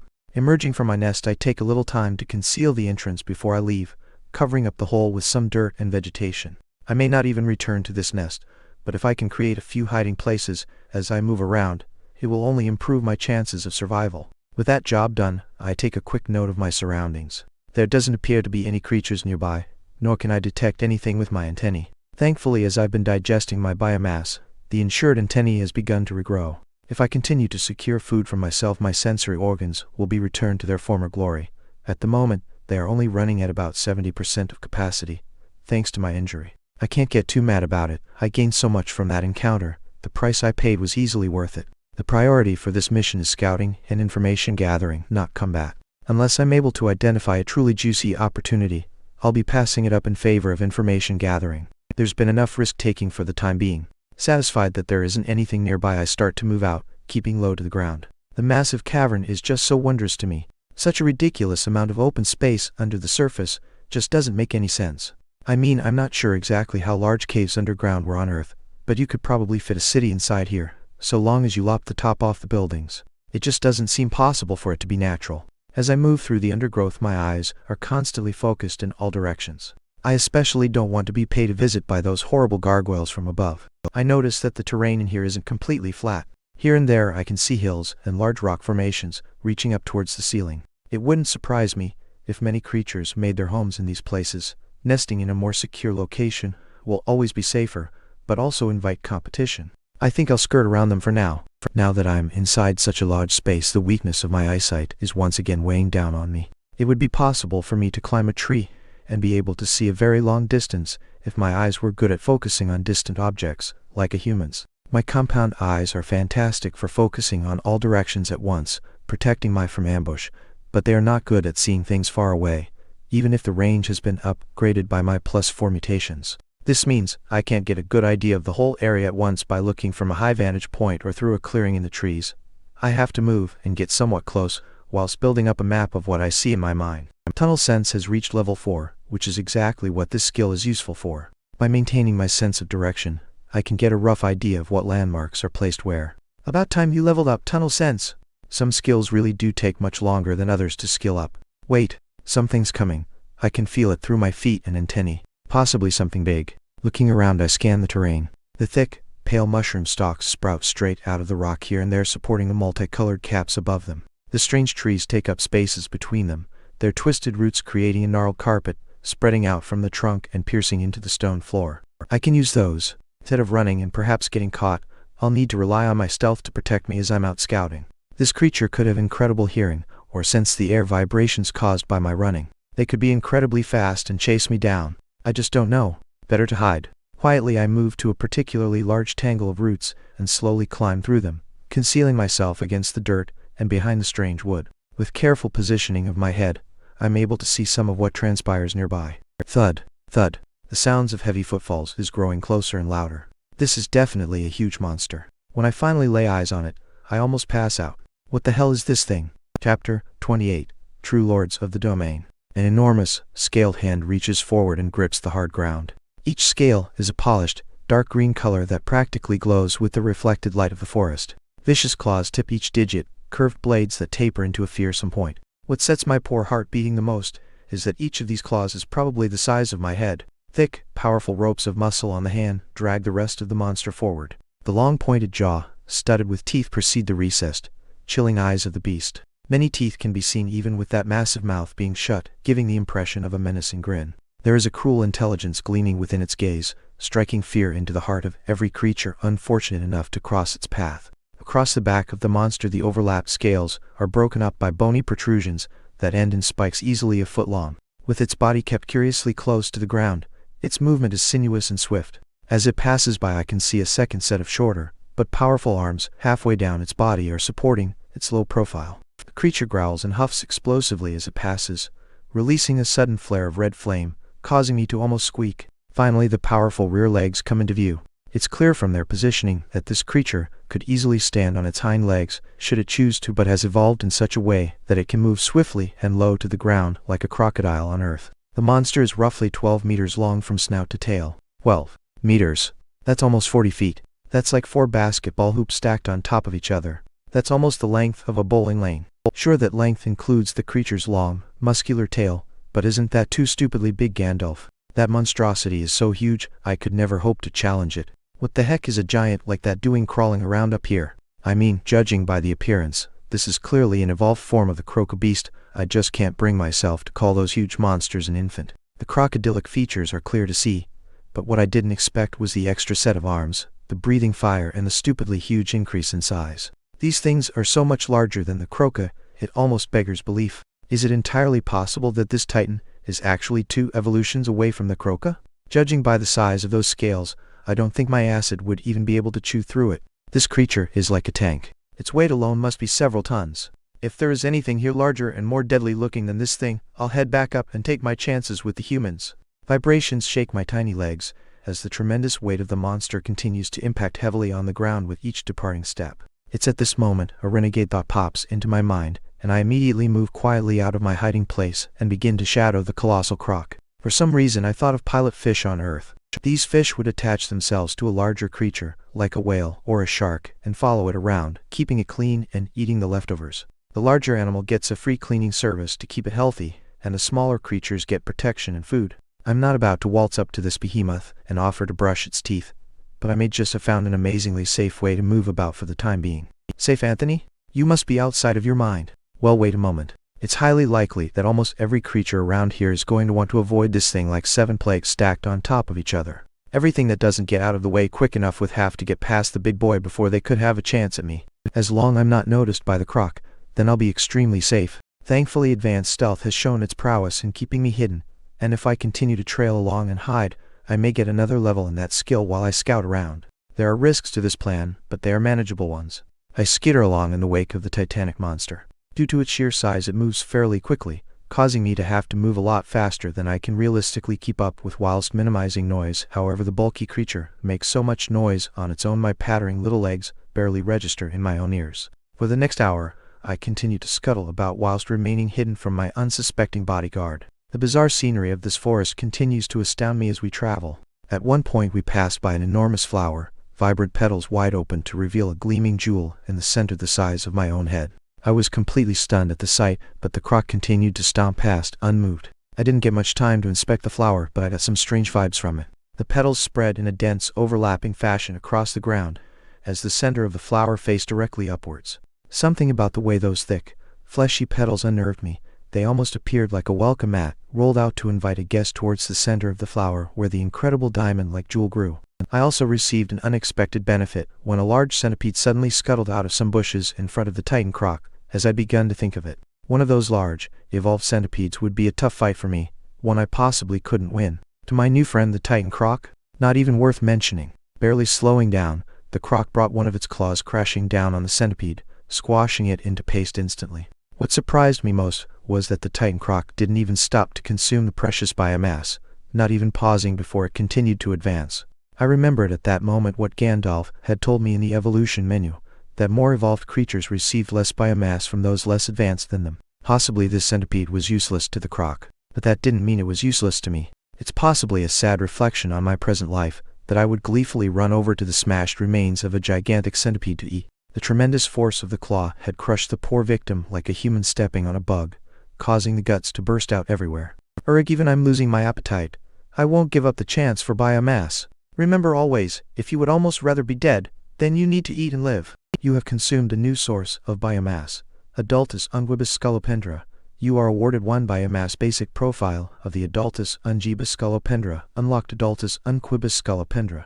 Adult claw centipede. This branch of evolution of the basic claw centipede vastly increases the base creature's might, without providing much boost to cunning. Interesting, this seems to suggest that there are other branches of evolution for the claw centipede. I pondered this concept as I quickly munch a bit more. You have gained 1 biomass. Right. I've barely consumed even a quarter of the creature before I decide my protection is getting too far away and I need to leave and catch up. Just before I do, I notice something glittering in the remains of the adult centipede. Just behind the base of the monster's head is a small, shining gem-like orb. Is this what I think it is? Moving closer, I grasp the object in my mandibles. Compatible monster core detected. Would you like to reinforce your core or reconstitute a monster? It is a monster core. I don't have much time to think about what Gandalf had to say. My protection is getting further away every second. Reinforce my core. The spherical orb immediately melts into thin air, and a burning energy swirls through my body before being drawn down into my core like a swirling vortex. Faster and faster the energy circulates as it spirals ever downward, whilst my own core grows hotter and hotter. Eventually all of the energy is consumed, and with my core still burning inside me, I hurry off after the Titan Croc whilst checking my status. Name: Anthony. Level 3 core. Might: 15 toughness, 12 cunning, 25 will, 18 HP, 30/30 MP, 9/12 skills. Digging level 4, improved acid shot level 1, grip level 4, crushing bite level 1, advanced stealth level 2, chomp level 1, tunnel sense level 4, mana manipulation level 1. Mutations: eyes +4, antennae +2, acid +3, legs +1, mandibles +2, carapace +1. Species: hatchling ant worker. Formica. Skill points: 0 biomass, 2. Chapter 29, Croc Landing. New learnings. So I'm able to consume the cores of my fellow monsters in order to reinforce my own, and this has the effect of increasing my max MP. Fantastic. This means I'll be able to practice 1 extra time when I do my mana manipulation practice. It also means I've learned one more thing about the system that governs my growth in this place. If I want to gain more and more MP, then I need to consume monster cores to do so. That feels like it would be a massive challenge though. In order for a monster to have a monster core, it must have reached max level and spent an evolution on it.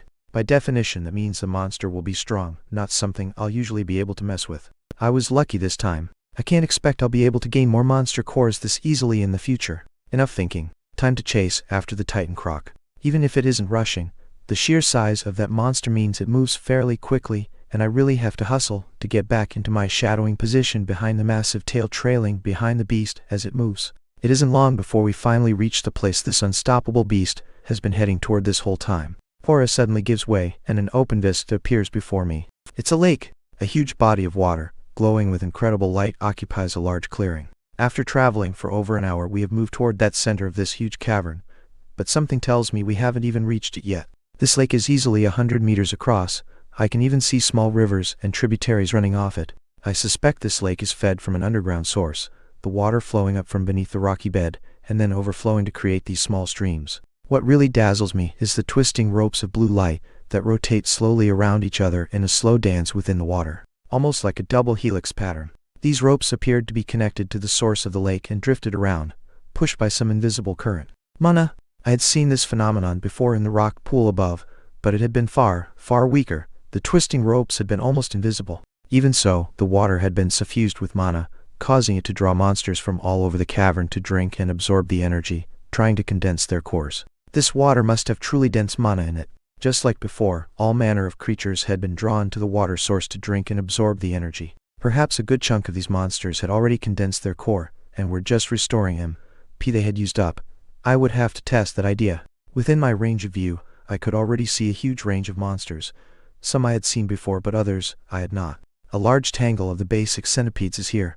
I think I glimpsed inside a slightly different one, something about its color or shape, but it was concealed within the writhing bodies of the more basic kind, and I couldn't be sure. Perhaps it was nothing. An evolved version of the wolf dragon cub is here, larger and more intimidating than before. It has what looks almost like a lion's mane around its neck, thick proud fur that projects pride and status.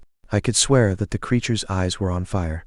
It's hard to make out the details, but the air seems to be shimmering with heat haze right around its eyes. Surely not. There are other creatures I've never seen before.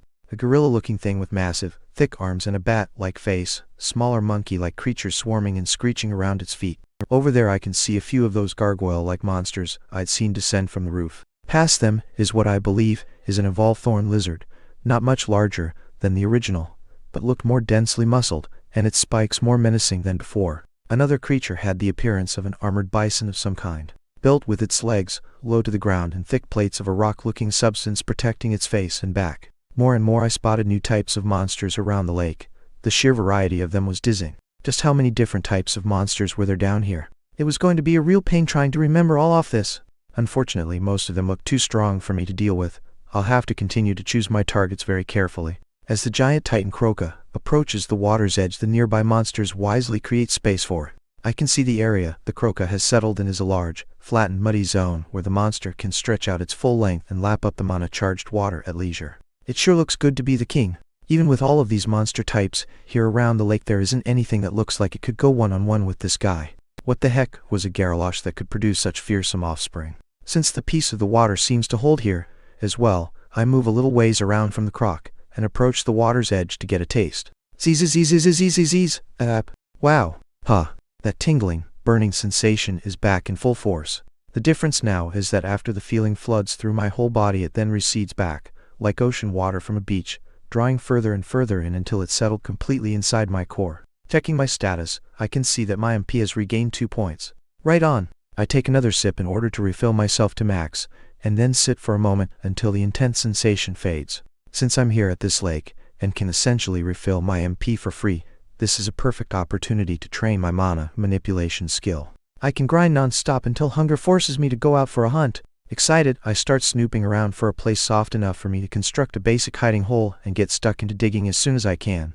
I manage to find a good spot close to where the Titan Croc is currently flopping. I'm thinking that the presence of the dominant monster will help dissuade others from sneaking about here looking for prey. With my small chamber excavated, I start training my mana manipulation immediately, bringing it out of my core and directing it to my throat, letting it build up before releasing it in a small puff of magical energy. Phew! It is still punishingly difficult, requiring fierce concentration on my part. Thankfully, after my third attempt, Gandalf chips in some moral support. Mana manipulation has reached level 2. Hooray! I've been waiting for those words. I eagerly begin my routine again, and there is a barely noticeable change in the difficulty of drawing the energy out of my core and directing it to where I want it to go.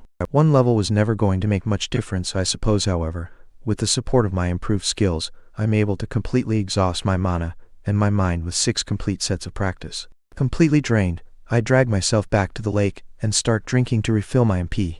It takes a while to do this since I find the experience of absorbing mana from the water to be quite intense. The only thing I'm really disappointed in right now is that even though I covered so much ground when following the Titan Croca about, I wasn't able to find the pheromone trail laid down by the scouts from Colony at all. Not even a sniff. I ponder this as I continue to drink from the lake. Wait. If monsters from all over this area of the cavern have come here to drink, then there exists a possibility that members of my colony have also come to this location. I highly doubt a scout would pass such a rich mana source as this and not mark it down for the rest of the colony to come and get a taste. This could be it. Once my MP has been refilled, I immediately start to scurry around the lake, tippity-tapping the ground with my antennae. As I do so, the severed one has continued to regrow and is about halfway back now, thankfully, seeking the welcoming scent of my tribe. Other monsters eyes me suspiciously as I make my way past, but I don't pay them much mind, even accidentally walking over a wolf dragon's tail without realizing. Thankfully, the monster was too shocked to react quickly and too reluctant to break the water truce to do anything as I continued on my way. When I get halfway around the lake, my antennae start to tingle with a response to the now familiar scent. It's here. Chapter 30. Juniors are for light duties. The expedition had been proceeding smoothly so far, something Mayor and was exceedingly grateful for. The Royal Guards and the Legion had cooperated in the clearing of the upper levels, and hundreds of lower-leveled monsters had been destroyed in preparation for the wave. It normally wouldn't take long for such high-level warriors to move through this area of dungeon. To the higher-level legionaries, this place was simply no threat at all. They could probably walk through with 6 monsters hanging off them and hardly take any damage. To be completely thorough and clear out every side tunnel, every passage, and all of the branches systematically took a lot of time and effort. With 2 forces as sharp as the Guard, who only accepted the best, and the Deep Legion, who lived for this kind of fighting, the task was done as quickly as it realistically could be done. "Don't they look relaxed over there?" grumbled Donnellan, indicating the senior legionaries standing by the tunnel wall chatting and laughing together. "I wouldn't stare too much if I were you, and keep your voice down, Mir," and whispered back, keeping her hands on her crossbow and her eyes on the tunnel.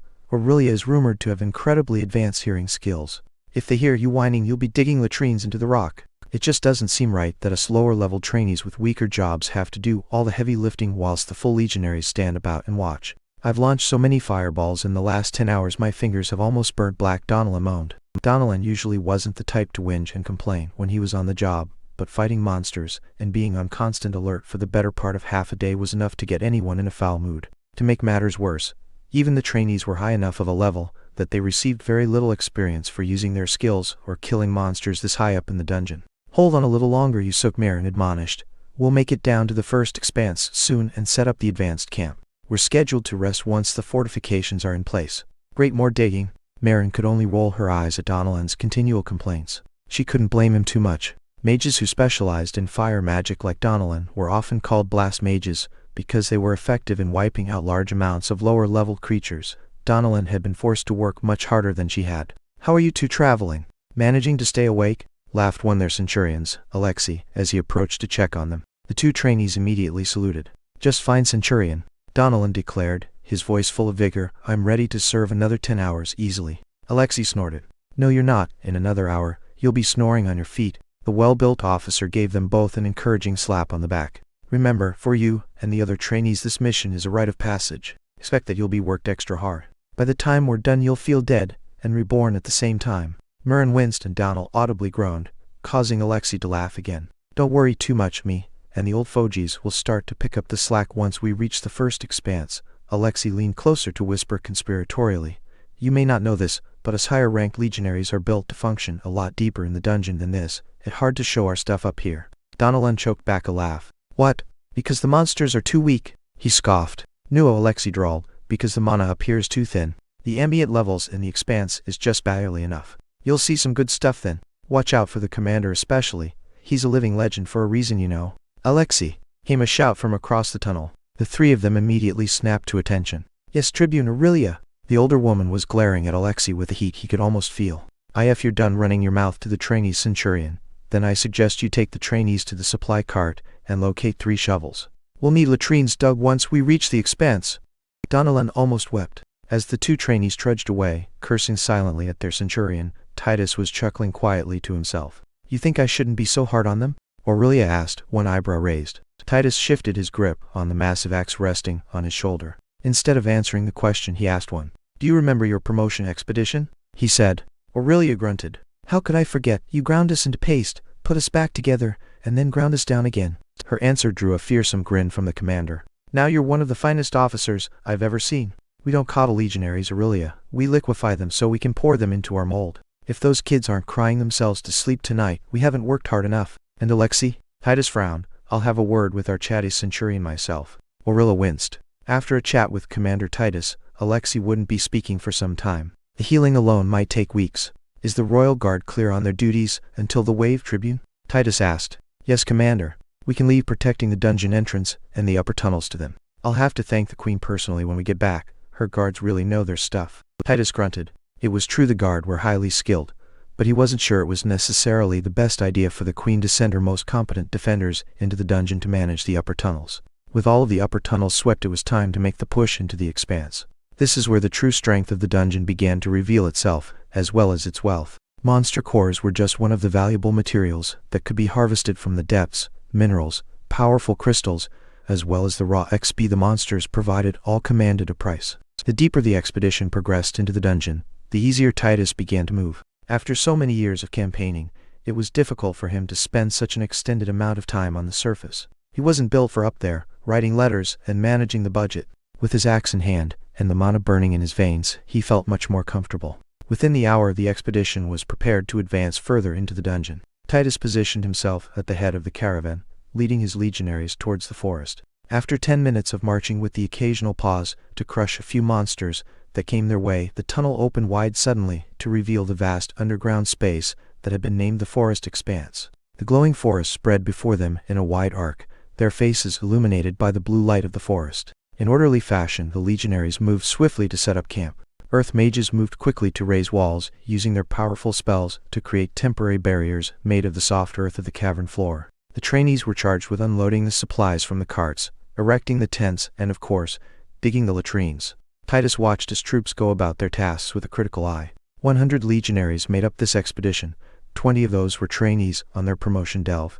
The remaining were full legionaries. 25 auxiliaries were also part of the force, responsible for medical aid, logistics, and of course the cook. The Deep Legion would construct a forward fort here, barricading the tunnel leading towards the city of Lyria and defending it during the wave. From here they would also launch their scouting missions to locate the ant colony. Suddenly Titus heard a monstrous roar from the edge of the forest. Bursting through the trees was a mature lightning fist ape, its huge gorilla-like fists thumping into the stone as it charged, full of rage towards the legionary force. The commander could only sigh. This high in the dungeon, it was common to see monsters with stunningly low cunning. He was hardly surprised to see a lightning ape engaged in such a suicidal charge. Of the evolutions possible to the spark chimp, the lightning fist ape was the only one that actually lost cunning in the process. In exchange they gained tremendous might and a strong affinity to electric mana shaping, which they usually discharged through their fists. As the monster hurled closer, the rest of the legion showed no reaction as the commander stepped slowly forward. When the beast was directly in front of him, its fetid breath washing over his face, Titus finally moved. With one hand he hauled his famed axe, the enormous blade more a block of steel than a refined weapon, before he brought it down just in front of the charging monster. When the axe impacted the rock, there was a thud, then a pause, before a massive roar erupted, as if a meteor had struck the earth. When the dust settled, a 30-meter-long groove had been cut into the cavern floor. The severed corpse of the ape, cut directly in half straight between the eyes, lay either side of the cut. Chapter 31. Unwelcome guests. The trail has been detected. It looks the members of my colony have been to this lake after all. This is incredible news. I could possibly just wait here next to the lake for them to show up and follow them back to the nest. Staying close to the lake, I tip-tap my antennae on the ground and follow the trail away from the water. It absolutely seems like a solid trail has been laid down here. The more often ants use a particular path, the more they will reinforce the trail with pheromones, making the trail more and more solid. I don't think this path has been in particularly heavy use, but members of the colony have certainly been here a few times. I retreat back to the safety of the lake and can't resist a small dance of happiness. Nearby monsters are looking at me funny out of the corner of their eyes. It probably isn't very often they are treated to some amateur ant freestyle tap. My new family is with Reach. After being on my own in this dungeon for days on end, it'll feel so nice just to see another entity that doesn't want to eat me. I'll get to see my mother in another world, the Queen. I wonder how big she is. I really didn't get to see my mother much back on Earth. Most of the time I'd been on my own. Hopefully this time I'll be able to help out a bit more, and we can work together. I'm too excited. Need to chill, need to calm down. It's important I don't forget where I am. This environment is incredibly dangerous. If I run about whilst this distracted, I'll just get myself killed. I scout around for a few minutes, until I find a nice nest site, and dig myself my now patented all chamber, and close over the top. Ensconced in total darkness, I once again begin the exhausting process of training my mana manipulation. Puff the chamber is briefly illuminated every time the small cloud of mana is released from my mouth. Puff. Eventually, I exhaust my mana, once again failing at my last attempt, unsuccessfully directing the energy, due to my exhausted mental state. The road ahead is still long. Once this is done, I decide to rest, entering the state of torpor, the sleep equivalent of the insect. I'm getting more and more accustomed to this rest, without closing my eyes, just going still and sort of zoning out for an extended period of time. Eventually I wake up feeling much more rested and calm. Too many exciting developments have happened here. I need to continue to take it slow for a little while and take stock of things. My original plan of staying here to level up mana manipulation isn't a bad one. The added benefit now is that if I keep track of the lake, there is a chance I'll be able to join up with a group of my colony mates and follow them back home to the nest. The other option available is to try and follow the trail back to the nest on my own, but I'm reluctant to take that risk when it may not even be necessary. I'll stay here and continue to train up a few skills. The other skill I want to increase is dig. It may not be the flashiest skill, the best use in combat, or indeed particularly useful for anything really, but I like it. If you had to ask me what the fundamental skill of the ant is, it would be their incredible capacity to construct their nests, and at the center of this is the ability to dig like a boss. Besides, it is super easy to level up. All I have to do is dig about. With this in mind, I start to make extensions to my small chamber, digging small, narrow tunnels in a few directions just a meter under the surface, diverting around, under or stopping a tunnel completely when I run into rock. For some reason the work is soothing. I'm almost humming to myself as I ship loads of dirt back and forth in my mandibles. The ground here is particularly wet as well. I have to extend away from the lake, and it isn't long before I encounter tree roots, the buried stems of the giant mushrooms in my tunnels. Every now and again, I dig up to the surface to create a little ventilation, and also just to scope out what is happening around the place. This mini exits also provide a nice place to ditch my soil as I go. I get so engrossed in digging that I didn't even notice when the notification for the skill reaching level came through. When I stop working and try to think about how much time has passed, I realize I must have been digging for almost 6 hours. Level 5 dig! If only I had a skill point, I'd be super curious to see what this skill will upgrade into. Come to think of it, I am getting a little hungry. It may be time to think about trying to hunt for some food. I should also check to see if my colony has shown up for a drink. Excited, I rush back to the lake hoping to see my own kind there getting some refreshments, but unfortunately it isn't to be. There is still a wide variety of creatures drinking here, but I can't see any ants amongst them. Oh well, hopefully next time. I guess the only things left for me to do is to either try and go hunting or wait and continue to train my mana. Wait a sec. What the hell is that? In the distance I can make out some shapes making their way over the crest of a small hill overlooking the lake. At that distance, I can't see perfectly, but I can see enough to think that I know what are. And they aren't monsters.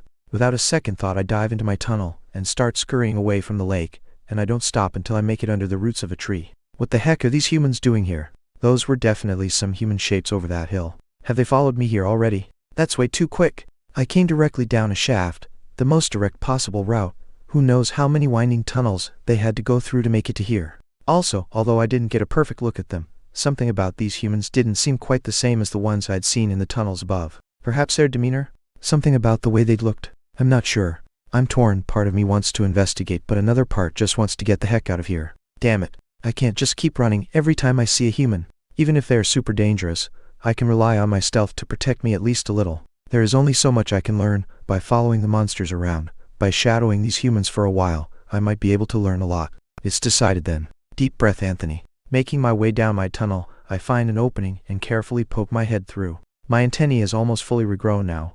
I'll probably need to get more food into me before it will begin to regenerate the final part. At least my senses aren't affected too badly. Okay, the coast is clear. Slowly I emerge above ground and enter full stealth mode, keeping my body to the ground and sticking to as much cover as possible. Moving in a wide arc, I aim to circle around the back of the hill where I saw those figures, keeping myself out of their line of sight as much as possible. There they are. I snoop a little closer until I can make out some more details, hiding myself in some thick vegetation with my antennae poking out. There are 5 humans, all with their back to me as they gaze down onto the lake, or more specifically, the monsters grouped around it. With their attention focused away from I take the chance to advance a little closer. Advanced stealth has reached level 3. I love you, Gandalf. I can almost make out the words they're saying, although it doesn't seem to be in any language I can understand. They are talking to each other and gesturing down towards the lake. Oh wait, they seem to have agreed on something. I freeze as the 5 figures separate and ready their weapons before one of them raises their staff and begins to focus. Blazing runes form around the head of the staff, start to rotate at an ever-increasing speed until finally a massive fireball appears, burning brilliantly at the top of the staff. I can hear the cry and roar of monsters on the other side of the hill as they notice this disturbance. It's almost as if the monsters are shocked that there would be any sign of attack here at lake. Before they can react, the staff is swept down and the fireball rockets out of my sight. Chapter 32. Seeking, but not finding. Fireball streaks out of my sight like a meteor, but I don't have to wonder what happened. Immediately, a tremendous shake rocks the ground, accompanied by a massive explosion, lighting up the area with a brilliant flash of light. The roars and screams of monsters below immediately fills the air. That blast must have wounded quite a number and aggravated a heck of a lot more. I can see the other 4 humans are chuckling to each other as they brandish their weapons and begin to advance down the hill towards the lake, out of my sight. The spellcaster remains on the hill. I think it's female. I'm finding it hard to tell. Perhaps my eyes are still too poor to discern those details. She begins to prepare more spells, not quite of the same size as before, conjuring flaming lances out of thin air and sending them streaking into the monsters below. It feels strange to see the peace of the lake broken in this way. I mean, I shouldn't be surprised, right? Imaging that humans had come across a valuable resource, would they share it? If they had the strength to take and monopolize it, would they leave it be and allow others to use it? I don't think they would. They would lie in ambush and kill those who came. They would build fences and walls to keep others out. They would keep everything they could to themselves and grow their strength, so that they could take and keep even more. The monsters here in this place are very stupid. If we look at the stats in the system, I can imagine most monsters I've seen have a cunning less than 10. They can be tricked, baited, and trapped easily. For some reason, they don't even think of taking and controlling the resource that is the Mana Lake. They don't even fight there, ensuring that they themselves and others can benefit. From a human standpoint, it's stupid. Not to mention, what are monsters to humans anyway? Just resources, just experience. If I'd been born a human, I'd be doing just what they're doing right. I'd be attacking monsters and gaining XP, taking their cores to sell and celebrating. But I wasn't born a human in this world. I was born something else. A monster. For some reason, seeing these humans here, breaking the peace of the lake, it just really pisses me off. I don't think too much, I just turn, take aim, and fire. How? Sizzling acid streaks through the air directly towards the female mage. I've aimed directly toward the back of her head. Splash! The acid impacts a barrier of some kind, spreading over the surface to reveal a spherical, invisible barrier covering the mage and protecting her from harm. Startled, the mage turns around, trying to locate the source of this surprise attack, but I've buried myself back into the vegetation, completely hidden from view. I'm nervous that she'll be able to detect me using a spell of crystal like the guards in the upper cavern, but after staring hard at the terrain, she returns her focus to the battle happening below. Pow! Once again acid arcs through the air, splattering over the barrier. I can hear the acid sizzling as it tries to chew through that layer of protection. The mage turns fiercely and launches a jet of fire from her hand, scorching the area behind her, sweeping the flame around like a flame, thrower to burn away any cover close to her. I'm not that close. Still, the searing flames twinge my still healing antennae. Good Lord Gandalf, but that is hot. I'm not even sure what it is I want to achieve with this intervention. I just wanted her to stop bombarding the monsters below. Well, mission successful, I guess. Anthony, what the heck are you going to do now? The mage is observing the flaming wreckage of the forest immediately behind her, trying to identify the pesky source of these acid attacks. However, I am not about to show my adorable face. The mage is visibly irritated, and not finding what she is looking for, but her attention is dragged back to battle below. Her allies are probably relying on her support as they fight the monsters, and she cannot afford to have her attention diverted. Now that her back is to me once more, I take a little time to reposition myself, darting out of my cover to move slightly further away. I dive in amongst the roots of a nearby tree and turn to observe my target again. She has returned to conjuring the brilliant lances of flame and sending them flying into her targets below. The lances begin as a hovering ball of dense fire before they streak forward, accelerating until they resemble a long spear of pure heat. Just as she is about to cast once again, I take aim and fire. Advanced acid shot has reached level 2. Nice. From this extended range my aim is less perfect, but the majority of the acid still impacts against that invisible barrier, eating away at the mage's defenses. What I didn't expect is what happens next. With an audible shattering sound the barrier vanishes, and the acid which had been covering the surface immediately drops through, a small portion of it falling directly onto the mage. She cries in rage as the acid begins eating into her robes and stops casting her spells instantly, trying to brush away the offending acid and protect herself from further damage. I actually didn't expect I'd be able to harm this mage at all. Seeing my acid doing its deadly work against a human is somewhat more shocking to me than I expected it to be. Without the support of the magic bombardment from above, imaging the other 4 fighters below will be having a harder time of it. My main objective has been accomplished in that the mage has stopped working, so I decide to try and sneak out to see what is happening down by the lake. Moving carefully I emerge from my hiding place and sneak about as a wide arc, making sure I'm a good distance away from the mage and the path her allies would take. I skirt around the hill and make my way back towards the side of the lake. What I see is a scene of devastation. Dozens of monsters have already been slain on the edge of the water. Some had clearly tried to charge up the hill, only to be killed by the mage's 4 allies without achieving anything. The monsters on this side of the lake have already been routed. Those prepared to charge and fight are dead, whilst the more discreet creatures made good their escape as soon as they could. The humans are picking through the bodies now. I can see them using long knives they had strapped to their legs to open up the creatures and search for their cores, cursing when their search fails or chuckling merrily as they pocket the shining, gem-like material. The mage has made her way down the hill to her allies, and they laugh as she angrily speaks and gestures towards the hill, probably explaining the sneak attacks I had performed, causing her to be burned by the acid. One of the others, a particularly large warrior-looking type, pulls what appears to be some kind of bottle or flask from a carry bag on his hip and passes it to his wounded ally, who gratefully accepts and drinks it immediately. Healing potion? Once they have completed their harvest of cores, the 5 of them group up together and make their way over the hill, their silhouettes blurring into obscurity as they move further away, and then disappearing as they leave altogether. The edge of the lake and the distance up the hill are strewn with the dead, and I feel numb. As a former human and a current monster, what exactly is the morality of this world? Regardless, there is a wealth of biomass here, and no monster would approve letting it go to waste. I'll eat first, then think later. Chapter 33. A Mutation Sensation. Before the remains faded and were claimed by the dungeon, I was able to gain 7 biomass, an unprecedented harvest. This is due in part to the 3 new creature types I was able to get a bite of, gaining 3 bonus biomass, and then filling my stomachs with a further 4 points. Basic profile of the Scintillum simi, unlocked basic profile of the Serpens canis, unlocked basic profile of the Lacertitarum combined with the 2 biomass I had already saved. I have a total of 9 to spend. Wanting to mutate in peace and still nervous those hunters may return, I moved to my previously prepared nest, although I have to widen it a little to fit my now bulging backside through. Once inside, I take the extra time to cover over the opening before spending my biomass. My intention had been to upgrade my eyes to +5, firstly to maintain my superiority in vision over the monsters in this area, but also to see what the system would do once I mutated to level 5. Skills advance at level 5, and my hunch is that my body parts might also. Do you wish to improve eyes to +5? This will cost 5 biomass. I'm nervous for this. Yes. At this level you may choose a mutation advancement. Select from the menu, instead of the painful itch I was expecting the gruff, but soothing tones of Gandalf ring in my mind once more. Aha! So level 5 is a significant milestone after all. As it should be. I've spent 15 biomass on my eyesight now. Reward me more. Once Gandalf has finished speaking, a long list of possible eyesight upgrades appears within my mind. Seriously, there is so much to choose from. Heat-sensitive vision, motion-sensitive vision, monovision, see-through vision. Holy crap, some of these sound awesome. It takes me quite a while to sort through the list, consulting Gandalf, who is able to elaborate on what each of the options does before I'm able to finalize my selection. Despite how tempting some of the options are, being able to see through stuff sounds pretty damn useful. I eventually take a slightly more mundane option that will nonetheless cover a weakness and enhance a strength. Focus compound vision.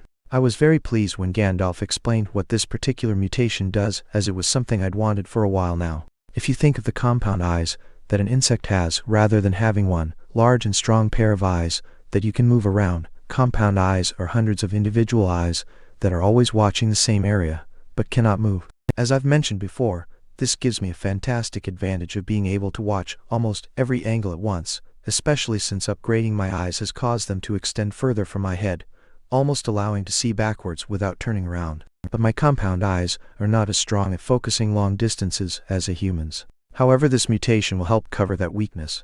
Essentially, for each of my eyes, a small section of compound eyes will gain the ability to focus further away, giving me a small field of vision that can see a long distance. I still can't move my eyes, so to shift this field of vision, I'll have to actually move my entire head, but with this upgrade, I'll be able to take the best of both worlds, long distance focus, combined with surroundings awareness. The ultimate eye. Joyfully I confirm my selection with Gandalf. Oh God, I forgot the itch. Starting deep inside my head, and then boiling forward, is the sharpest and most painful itch I could possibly imagine. Worse than anything before by 100-fold. I'm being stabbed. Needled. My damn eyes. F garp. I'm reduced to flopping about on the ground, madly scrabbling with my legs, but nothing helps. It goes on, and on, and on, before finally it stops. Would you like to advance your acid to +4? This will cost 4 biomass. No, oh yes. Got it. Not nearly as bad, but still horrible is the acid mutation. Since upgrading to +5 gives such incredible benefits, I want to advance everything to this level as quickly as possible. Since acid is already at +3 and doubles as my primary weapon at this stage, I'll prioritize it first. Be aware at your current stage of evolution you can longer advance your ISM. So until I actually manage to evolve myself, I won't be able to any of my mutations past +5A. Fair enough, with only 2 more levels, I'll be able to evolve. I'd like to think it won't take that long. Having spent all of my biomass, I decide to stay in hiding and train my mana manipulation once again, expending all of my mana in small puffs out of my mouth, and completely draining my mental energy once again. However, I am rewarded for my efforts. Mana manipulation has reached level 3. I immediately open my status to admire my progress. Name, Anthony. Level, 3 core might, 15 toughness, 12 cunning, 25 will, 18 HP, 30 MP, 12 skills, digging level 5, improved acid shot level 2, grip level 4, crushing bite level 1, advanced stealth level 3, chomp level 1, tunnel sense level 4, mana manipulation level 3. Mutations, focus size +5, antennae +2, acid +4, legs +1, mandibles +2, carapace +1 species. Hatchling outworker Formica skill points. 0 biomass, 0 with my mana expended, and my mutations complete. I'll rest here for the time being before making any further moves. With the addition of these human monster hunters, this area is even more dangerous than I thought it would be. I have make sure I maintain my best condition. When I eventually awake, my mana has restored 4 points, and I've digested a good amount of the food I'd eaten. Poking my head out of my chamber, I don't spy any humans or combat, so I emerge fully and take a look around with my newly upgraded eyes. While this may take some getting used to, the center of my vision contains a small space that almost feels like a zoomed-in view compared to the areas of vision around it. And it isn't like the more long-sighted areas blur into the lesser ones. There is a clear marked distinction between them, which makes sense since the upgrade has essentially improved a small set of my compound eyes, and the compound eyes don't really overlap in what they are looking at. As I turn my head, the zoomed-in area sweeps across, always remaining in the center of my vision. Gosh, it's a little hard to keep track of, having 2 different tiers of eyesight. Having said that, I'm still extremely pleased with my choice. I'll just have to adapt quickly. With this enhanced section of vision, I can easily scan the opposite side of the lake and inspect the creatures on the other side. I can even see the Titan croc is still lazing about over there, probably sleeping. I also quickly look about to see if any ants from my colony have made their way to the lake, only to be disappointed. Still no sign of them. Sigh. Whilst I'm here, I'll drink from the lake to restore my MP faster, and then decide what to do next. I'm not as inclined to stay here now, since I know that there are human hunters about who can rain fire down on me at any moment.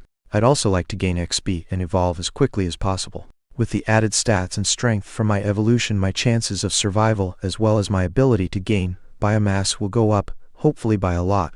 With that done, I'll feel a lot more confident following the pheromone trail into the forest to track down my colony. Gaining information is probably the most important thing right now, as well as hunting for prey. It might seem like an odd decision, but I think I'll go and find the humans' camp before I do anything else.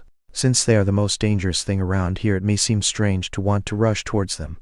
But in reality, since they are so dangerous, I want to know where they are and what they are doing. With my new upgrades, I can spot them from a much greater distance than I could before. Otherwise, I wouldn't take this course of action. Not sure what I'll do once I find them, to be honest, but at the very least, I'll be aware of the location of the threat. Okay, it's decided. Onward to the human camp. Chapter 34, Camping New. Moving with extreme caution, I move away from the lake. I'm fair game out here, and there are many monsters who would love a slice of this delectable pie. In the war for survival, stealth is still my most powerful weapon. I've been able to gather quite a bit of biomass, probably more than usual for a creature of my level, by operating as a scavenger, picking up the rewards when others have done the dirty work. But unfortunately, this doesn't work very well for XP. With the exception of the completely bizarre battle between the dragon wolf pack and the centipedes, I've had to carefully pick and choose my prey in order to get XP, and that remains the case. It would be nice if, on this trip, I can successfully carry out a hunt on my own and defeat my opponent one-on-one. I need the confidence as much as the XP.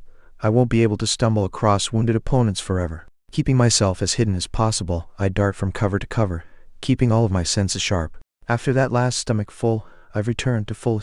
And my antennae is showing no signs of the extensive damage it endured during my last fight. Thankfully, my leg had healed long ago. This forest really is strange. It feels like every time I turn a corner, I see something weird I hadn't seen before, like this bright orange fern-looking thing. The tip of every branch has a thin tendril of an almost web-like material hanging down to the ground. Won't be touching those. Out of curiosity, I flip a stone using my mandibles towards that plant, but nothing happens. My wariness doesn't totally dissipate though. It's possible the plant will only react when something organic touches it. Instead of standing about eyeing off a fern, I keep moving. I come across a few different creatures.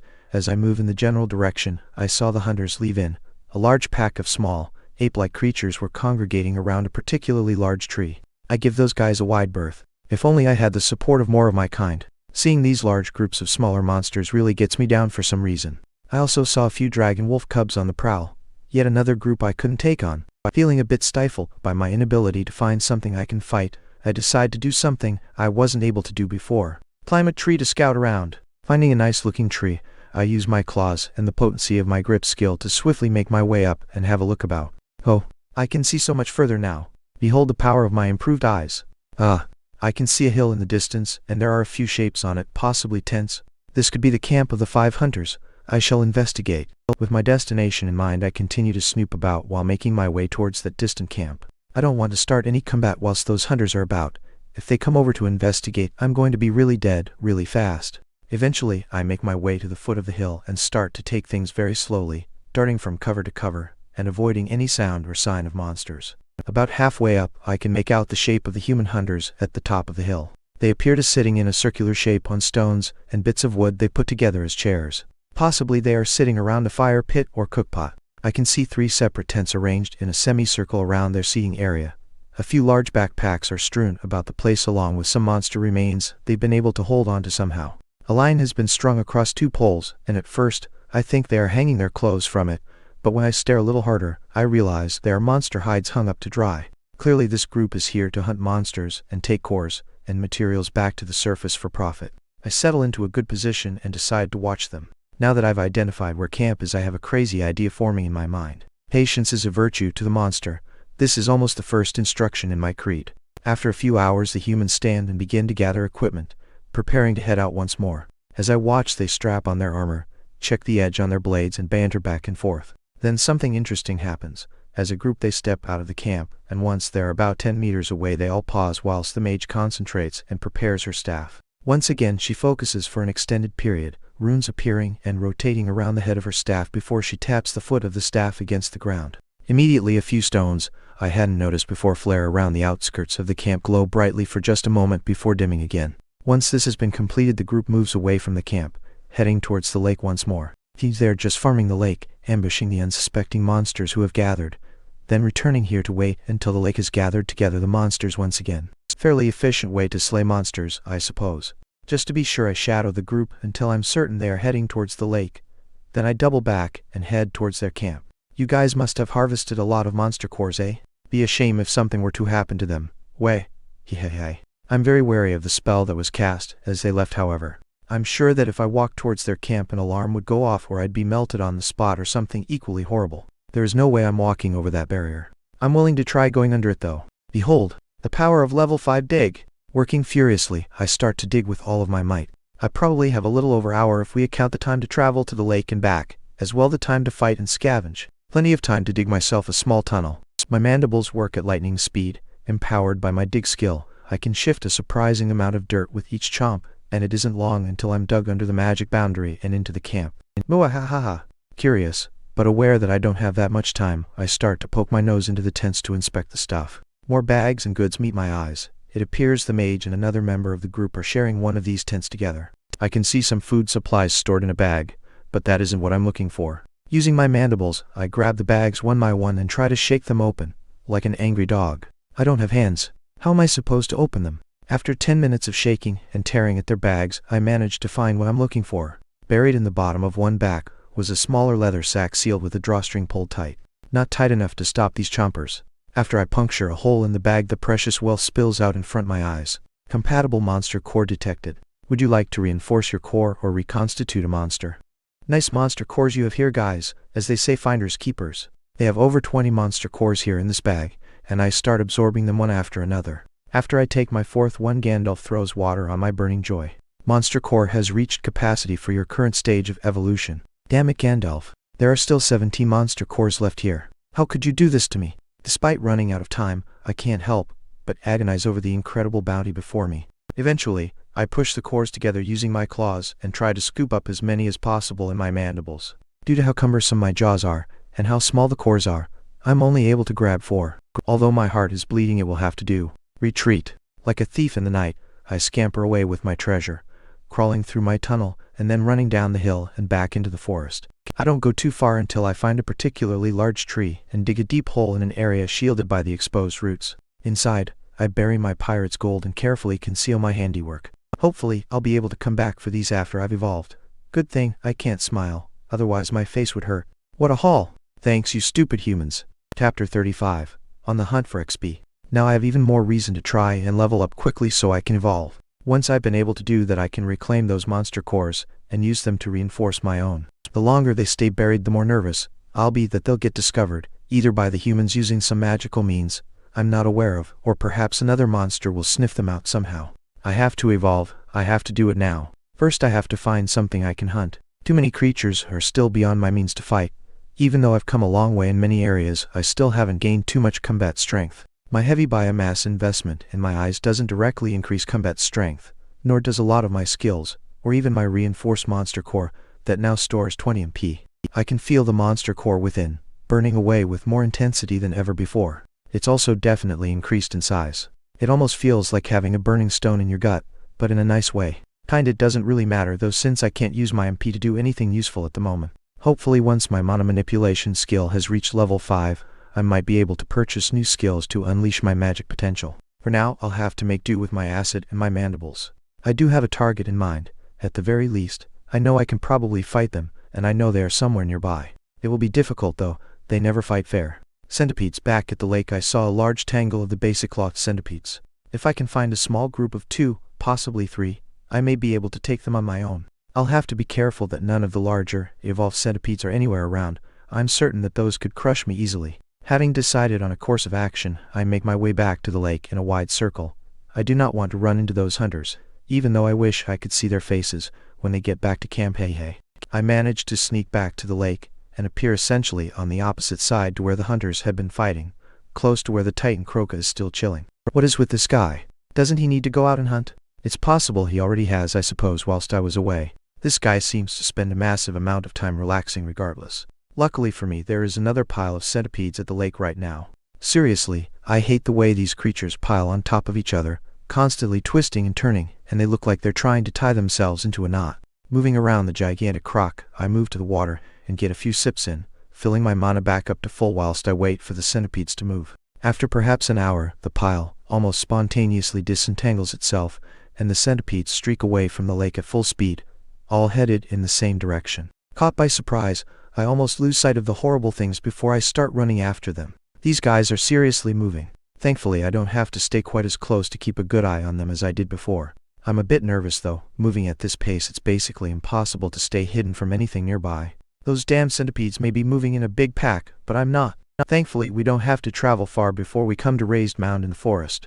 The mound is about 2 meters high, and there are several holes around the outside. Almost without slowing down the bustling caravan of centipedes, I've been following dive into the mound and disappear almost instantly, leaving behind an eerie silence.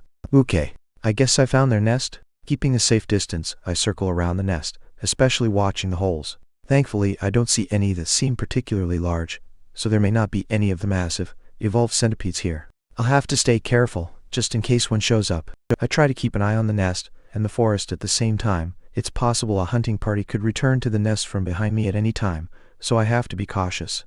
After doing a full circle, I think the mound is probably 5 meters in diameter, but I suspect that the nest itself extends underground. At least 8 centipedes are in there already, and I'm guessing there are actually much more than that. Just imagining the vile tangle of legs and claws inside that nest gives me the heaves. I hate these things, which is exactly why I'm going to hunt them. The next step is to wait. I don't plan to dive into the nest and trash the joint, getting myself immediately eaten. I'll bide my time until a smaller group leaves, either to visit the lake or to hunt. The odds will be against me, but I'm hoping that in a 2-on-1 or a 3-on-1 situation, I'll still be able to take them out, thanks to my human intellect and superior mutations. I find a vantage point up a tree where I can remain perfectly still, maximizing my stealth bonus, and keep an eye on the nest. When my target number of centipedes leave, I'll be ready. Yep, any minute now. Do something, you stupid bugs. After a few hours of waiting, there has been absolutely no action from this mound. What the heck are they doing in there? Actually, don't answer that. 10 minutes later, I get excited when I hear a noise, but then, I realize that a group of 6 centipedes is returning to the nest from the forest. Damn it. After that, a group of 5 head out towards the lake. Then a group of 7 head out to hunt. Then nothing. Then those 2 groups come back. Then nothing.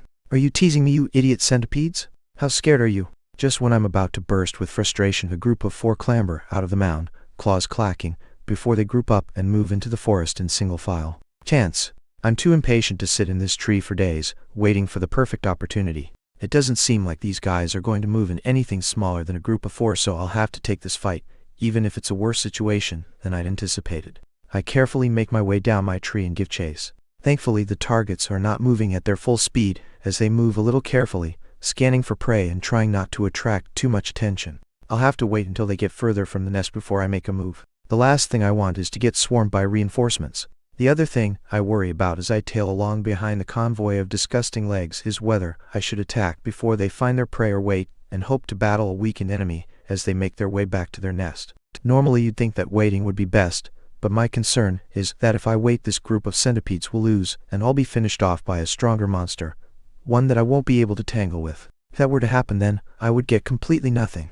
No, I have to take the more difficult path and fight the 4 of them before they encounter any other monster. Having made my decision, I don't hesitate and start to execute my strategy. Accelerating quickly I move to a flanking position. 4 centipedes are moving together in a line on my left. Remaining hidden from them I hurry forward, trying to get a little in front of them. Okay, in position. Take careful aim, pow.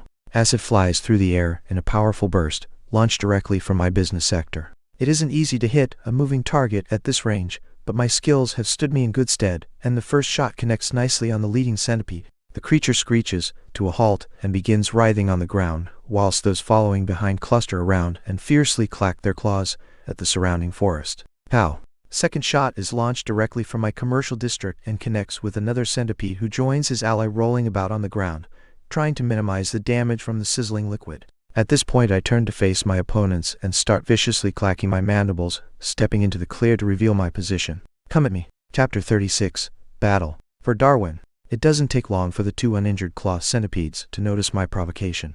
Seeing a lone hatchling ant, they are unafraid and charge towards me with all of the speed their many legs can muster. Just as I'd hoped. As soon as they approach I turn and run away, but not too far. I speed directly to a tree I'd spotted earlier and upon reaching, grasp tightly with my claws and scale directly up. The 2 enraged centipedes begin their ascent just behind me, clacking and snapping at my heels. In the distance, their 2 injured allies are recovering and beginning to make their way towards us. I turn my head slightly to eyeball the frenzied monster climbing the tree directly behind me. Getting a good look, are you, centipede? Maybe you shouldn't be quite so close to what some of my enemies have come to know as the business zone. Pow! Point blank, acid jets directly into the centipede's face. The monster instantly shrieks and drops off the tree, rolling in the dirt at the base. That leaves only healthy centipede on the tree with me. 1-on-1. Ant to gross bug thing. The tree gives me a slight advantage in that the most deadly weapon of the centipede, the poison stinger, will be much more difficult to use here. I'm not sure they can support their bodies on this vertical surface if they were to let go with enough legs to bring the spike overhead, which means this will be a claws vs mandibles showdown. The remaining foe continues to charge upwards, claws pinching and clacking as it advances towards me. The claws on this one seem a little larger than usual, must have mutated them, dang it. Nonetheless I brace myself to meet the beast head on. For a few seconds we nip back and forth, one advancing, the other retreating. I dart forward suddenly, but I lose my footing. A slight stumble at the critical moment. There is triumph in the eyes of my foe, triumph and a burning rage. The centipede lunges forward with fangs and claws, ready to deal the knockout blow. When it strikes, it hits nothing but empty air. Aha! The perfect feint. My acting skill is over 9,000. Dumb centipede. As the centipede attacks I wait till the last moment, and then withdraw, my grip skill and strong legs giving me the perfect control on this battlefield. Once the centipede is overcommitted, I lunge forward with my mandibles wide open. Receive the bite of my rage. Once again my mandibles glow and close with extreme crushing force. Empowered by the chomp skill, the bite easily splinters the carapace, crushing the centipede's head completely. Lifelessly it falls from the tree. You have defeated level 3 claw centipede. You have gained XP 1 down, 3 to go. Thankfully the remaining injured prey are not dissuaded by my display of insect dominance and continue to attack. In their simple minds this is still a 3-on-1, and the enemy is only a single ant. They charge up the tree together, each on a separate side. This isn't good. Scrabbling for grip, I shift myself out onto a branch, moving away from the trunk. At all costs I mustn't get surrounded. This branch isn't thick enough to allow for a stable grip. It's almost all I can do to hang on properly. Thankfully only one enemy is able to join me on this branch. His injured allies remain circling the main trunk, hissing at me. Slowly my new dance partner creeps out on the branch, claws held at the ready. It's only then that I start to worry about our weight. Crack! Just ready, perfect Gandalf. As the branch lurches, the centipede and I are both rocked on our feet. But I recover first. Have it, you centipede. Once more my mandibles stretch wide and crunch shut on a centipede's head. However, this time I'm unable to deal fatal damage. Snap! The branch breaks clean off the tree, sending me free falling with a monstrous centipede trapped in my mandibles. Twisting my body, I use my momentum to swing the creature down into the ground before I land with a sickening thud. Gah! I think I broke something. I landed heavily on my side, but thankfully I was able to protect my legs. Quickly back on your feet, Anthony. No time to daze out. Shaking off the impact, I scramble my legs beneath me and zero in on the centipede who fell with me. Unable to protect itself when it fell, it seems to have ruined several legs upon landing. Seizing the initiative, I dash forward and finish it off with another bite. You have slain level 2 claw Centipede, you have gained XP. 2 centipedes left. The remaining foes are feeling less certain of themselves now, but they've little choice but to fight, since they have to come down the tree to escape anyway. From the way they move I can tell they want to come at me together, and I'm not sure there is much I do about it. Fingers and mandibles crossed. This is where it gets tough. Moving cautiously, the remaining foes descend the tree, claws raised to attack at the first sign of movement. For my part, I watch every movement carefully, waiting for the correct moment. Both centipedes reach the ground at the same time. I turn and run. Flee. The sight of my rapid escape seems to bewilder my enemies for a moment before they are seized with the desire to hunt and begin running after me with all of their strength. Fools. How? One more acid blast is unleashed when they close in on me, scalding and eating away at the closest pursuer. Haha! Didn't expect me to recharge a shot in that time, did you? Thankfully you guys are dumb enough to fall for the same trick twice. Whilst the unlucky centipede tries to cope with his second dose of +4 acid, the other shapes up to do battle. I've been able to create another one-on-one situation, and I need to finish it before the other enemy recovers and joins the fray. I decide to make a risky play. I don't want to drag out this fight and give my opponents the chance to bring their dreaded stingers into play. It's the only thing that could finish me in one strike. My foe draws near carefully, feinting and posturing with jaws and claws. I charge directly at it with full speed. Bring it, Hoon! The startled centipede reacts swiftly, snapping forward with its claws and grabbing hold of a leg with one and gouging a scrape in my face with the other. But my momentum isn't to be denied. With my larger and more powerful mandibles, I dive forward, and as I crash into my enemy, I attack once more with my fearsome crushing bite. Tom has reached level 2. The centipede frantically tears at me with its claws, inflicting damage, but it isn't enough. Crushing bite. You have defeated level 3 claw centipede. You have gained XP. The final centipede has suffered greatly from my 2 acid attacks and isn't able to put up much of a fight. I finish it quickly with a few more bites, and the sweet tones of Gandalf ring in my ears once more. You have defeated level 2 claw centipede. You have gained XP. You have reached level 4. 1 skill point awarded. I did it. Victory.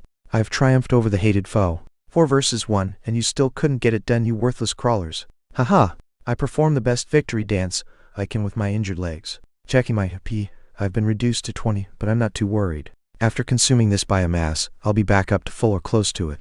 Speaking of which, these disgusting grubs aren't going to eat themselves. After consuming a lot of them, I had to take a break in the middle. I managed to gain 4 biomass and something else unexpected. You have unlocked the intermediate profile. Claw centipede. I've finally consumed enough of these things to open up the intermediate profile A. Well, that is secondary. My primary concern is that I've successfully reached level 4. Only one more level and I'll be able to evolve finally. It's so close I can almost taste it. I have to make plans. Chapter 37. I hunt, therefore I ant. I climb back up into a tree and hide amongst the foliage whilst I formulate my next moves. Making things more difficult was my fat abdomen, but after some sustained effort I got up there. Okay then, the first thing to worry about is what to do with my skill point. I could upgrade digging immediately, or I could wait, hold on to the skill point in case I buy something interesting once mana manipulation reaches level 5. After considering for a while, I decide to ahead and upgrade digging. After all, what sort of ant doesn't prioritize being able to dig? Digging excavating costs 1 SP, increases the ability to shift large amounts of material in a shorter span of time. Purchase. If I need to save a skill point, I can always keep the next one. I don't think I'll be able to max out mana manipulation before I level up again. After all, I'm going to keep on hunting centipedes until I get it. Once I've evolved, I'll feel a lot more confident following the trail back to the colony. Not to mention I can go and absorb those hidden monster cores. Now, the biomass, 4, is such an awkward number. Just one more and I'd be able to take my acid to +5. But using it all now, and I could upgrade my mandibles to +4. Arg. In the end I decide to upgrade my mandibles right away. That last fight wasn't so one-sided that I feel completely confident going into the next one without any real improvement to my fighting ability. Do you wish to improve mandibles to +4? This will cost 4 biomass. Go ahead, Gandalf. My face is immediately on fire. Just, why? When the mutation is finally done, my mandibles have become slightly larger and more menacing looking. These chompers are getting more and more potent all the time. What sort of upgrade will I be able to get at +5? I can hardly wait. With my biomass spent and my skill points used, I'm almost ready for action.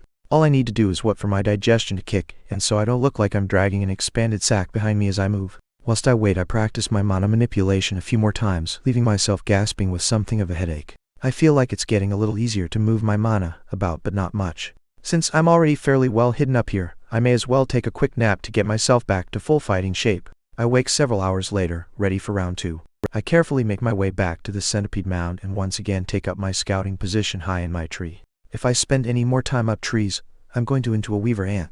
Those ants bend leaves and stick them together to create a nest. I'll stick to digging. For now though I play the waiting game. There doesn't seem to be much action.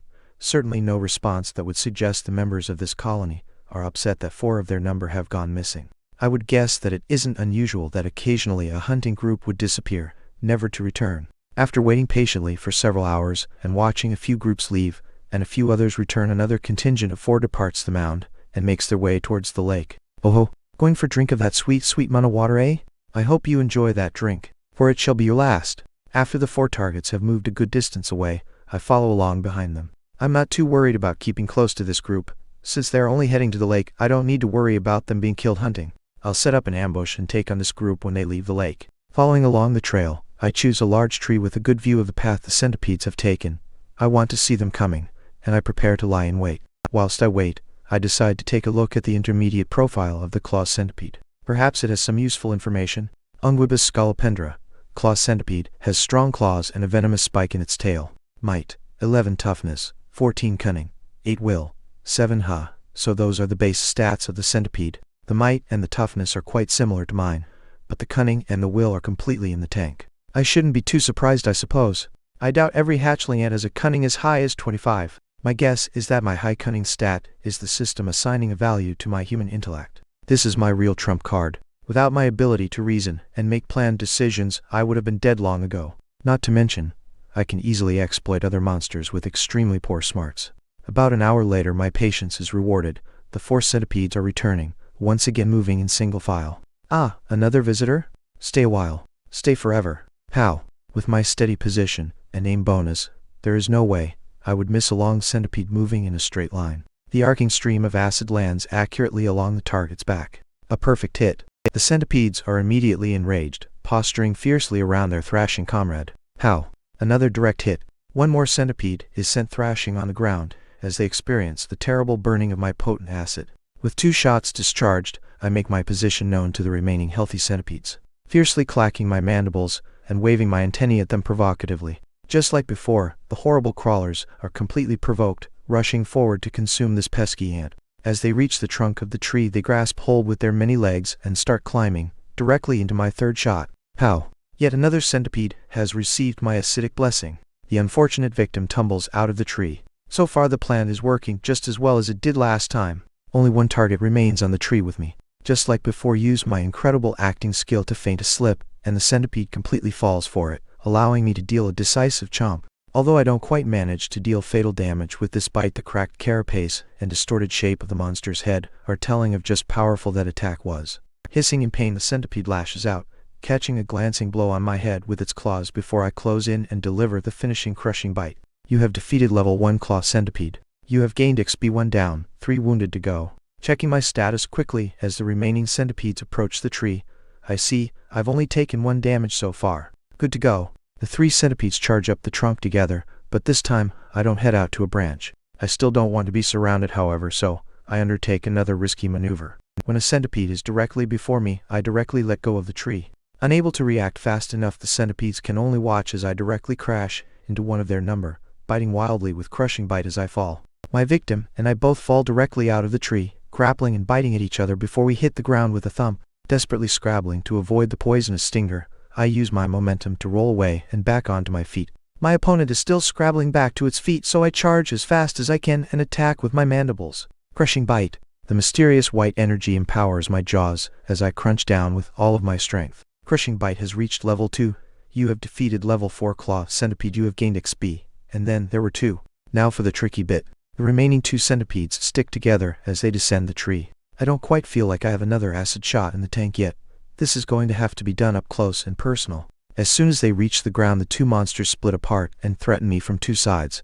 Thankfully, it isn't hard to watch both of them at the same time. The advantages of compound eyes are showing now. Not willing to give away the initiative, I turn and charge towards the creature on my left. The centipede rears back, threatening me with claws and jaws as I approach. Then I stop. Then I turn and charge in the other direction. The monster who had been behind me froze in surprise. As I charged at its ally, it had immediately raised up its rear section, revealing the deadly poison spike at the tip of its tail. The sneaky git had thought to creep up behind me as I was distracted. Not so easy, chump. After hesitating a beat, the centipede strikes forward with its tail, the stinger plunging toward me at lightning speed. I'd been waiting for this. Predicting the move, I dig my claws into the ground and leap to the side, letting the deadly tail pass by my left side. Before the monster can recover and draw its tail back for another strike, I turn and bite with all of my strength. Carapace cracks and crunches under my force, and the centipede hissing with rage. That tail is now useless. Seeing the other opponent approaching behind me, I waste no time and leap directly at the injured foe, taking injuries from its furiously grasping claws. Shrugging off the pain, I deliver the final blow with another bite. You have defeated level 3 Claw Centipede. You have gained XP and now it's one-on-one. Unwilling to give the final monster time to raise its poison sting, I grit my mandibles against my wounds and charge directly at it. A quick status check shows that I still have half of my HP left. Easily enough to finish this. No tricks. The centipede and I charge and rip into each other, mandibles crashing, claws scraping and grasping on carapace. But my opponent is no match for my superior mutations and skills. You have defeated level 2 Claw Centipede. You have gained XP finally. Not enough to get level 5, but at least another 4 biomass has been secured. That one was hard. I've been reduced to 10 XP. Dents, scratches and cracks cover my poor carapace. Can't waste a second, have to eat. You have gained 1 biomass. Om nom nom. You have gained 1 biomass. Wait, what is that sound? Chapter 38. Rudely interrupted. Perhaps it wasn't the best idea to fight and eat here, directly on the path the entire centipede nest takes to get the lake. Before my despairing eyes, another 5 centipedes are approaching, wriggling along in single file through the forest on their way to the lake. When they see me, mouth full of dead centipede, they don't even break stride and immediately charge. Hey, let's take it easy, fellas. Any chance we can discuss this? A peaceful resolution is always the best way forward. Yes, we can agree that I have eaten those of your kind, those are the facts. But can't we also agree that we are part of the circle of life? That all things are both predator and prey? Didn't think so. Run! I turn and fire off a quick acid shot, spraying across the leading centipede's hideous maw before I bolt into the forest. How the heck am I going to deal with 5 centipedes? I've only recovered about half my HP. This isn't good, not good at all. Any help, Gandalf? Damn you and your incredible pipe-smoking skills, Gandalf. I could potentially make a break for the lake. It's possible they wouldn't fight me there, but being as injured as I am, there isn't any guarantee that I'd be able to outpace them. I'll have to fight this one out, and there is no way I can fight fair. As I run through the forest, I look around frantically for something I can use. Eventually I see a large tree with a wide trunk. Before my opponents can gain on me, I run around the back of the trunk, breaking their line of sight, and haul myself up the tree as fast as I can. Go, Anthony, pump those little ant legs. Not far behind me, the 5 centipedes arrive at the tree, the one I'd hit with acid lagging a little behind. They immediately start to climb after me.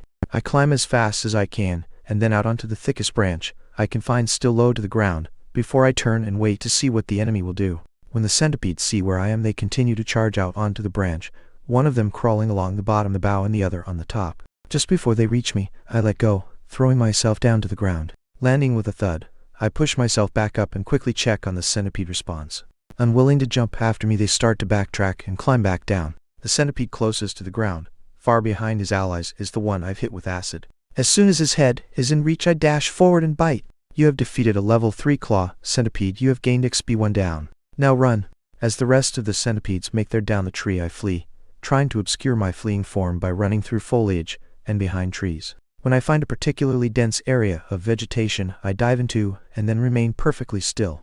My best chance now is to let my advanced stealth do some work. The rest of the centipedes aren't far behind me, but they haven't been able to see where I went. The 4 of them move past me in a group, their own antennae patting about on the ground and their claws snapping angrily as they move. A centipede is drawn within 5 meters of me, but I don't dare to move. I barely breathe. If they spot me, I'll get ripped to shreds. These centipedes, stay stupid.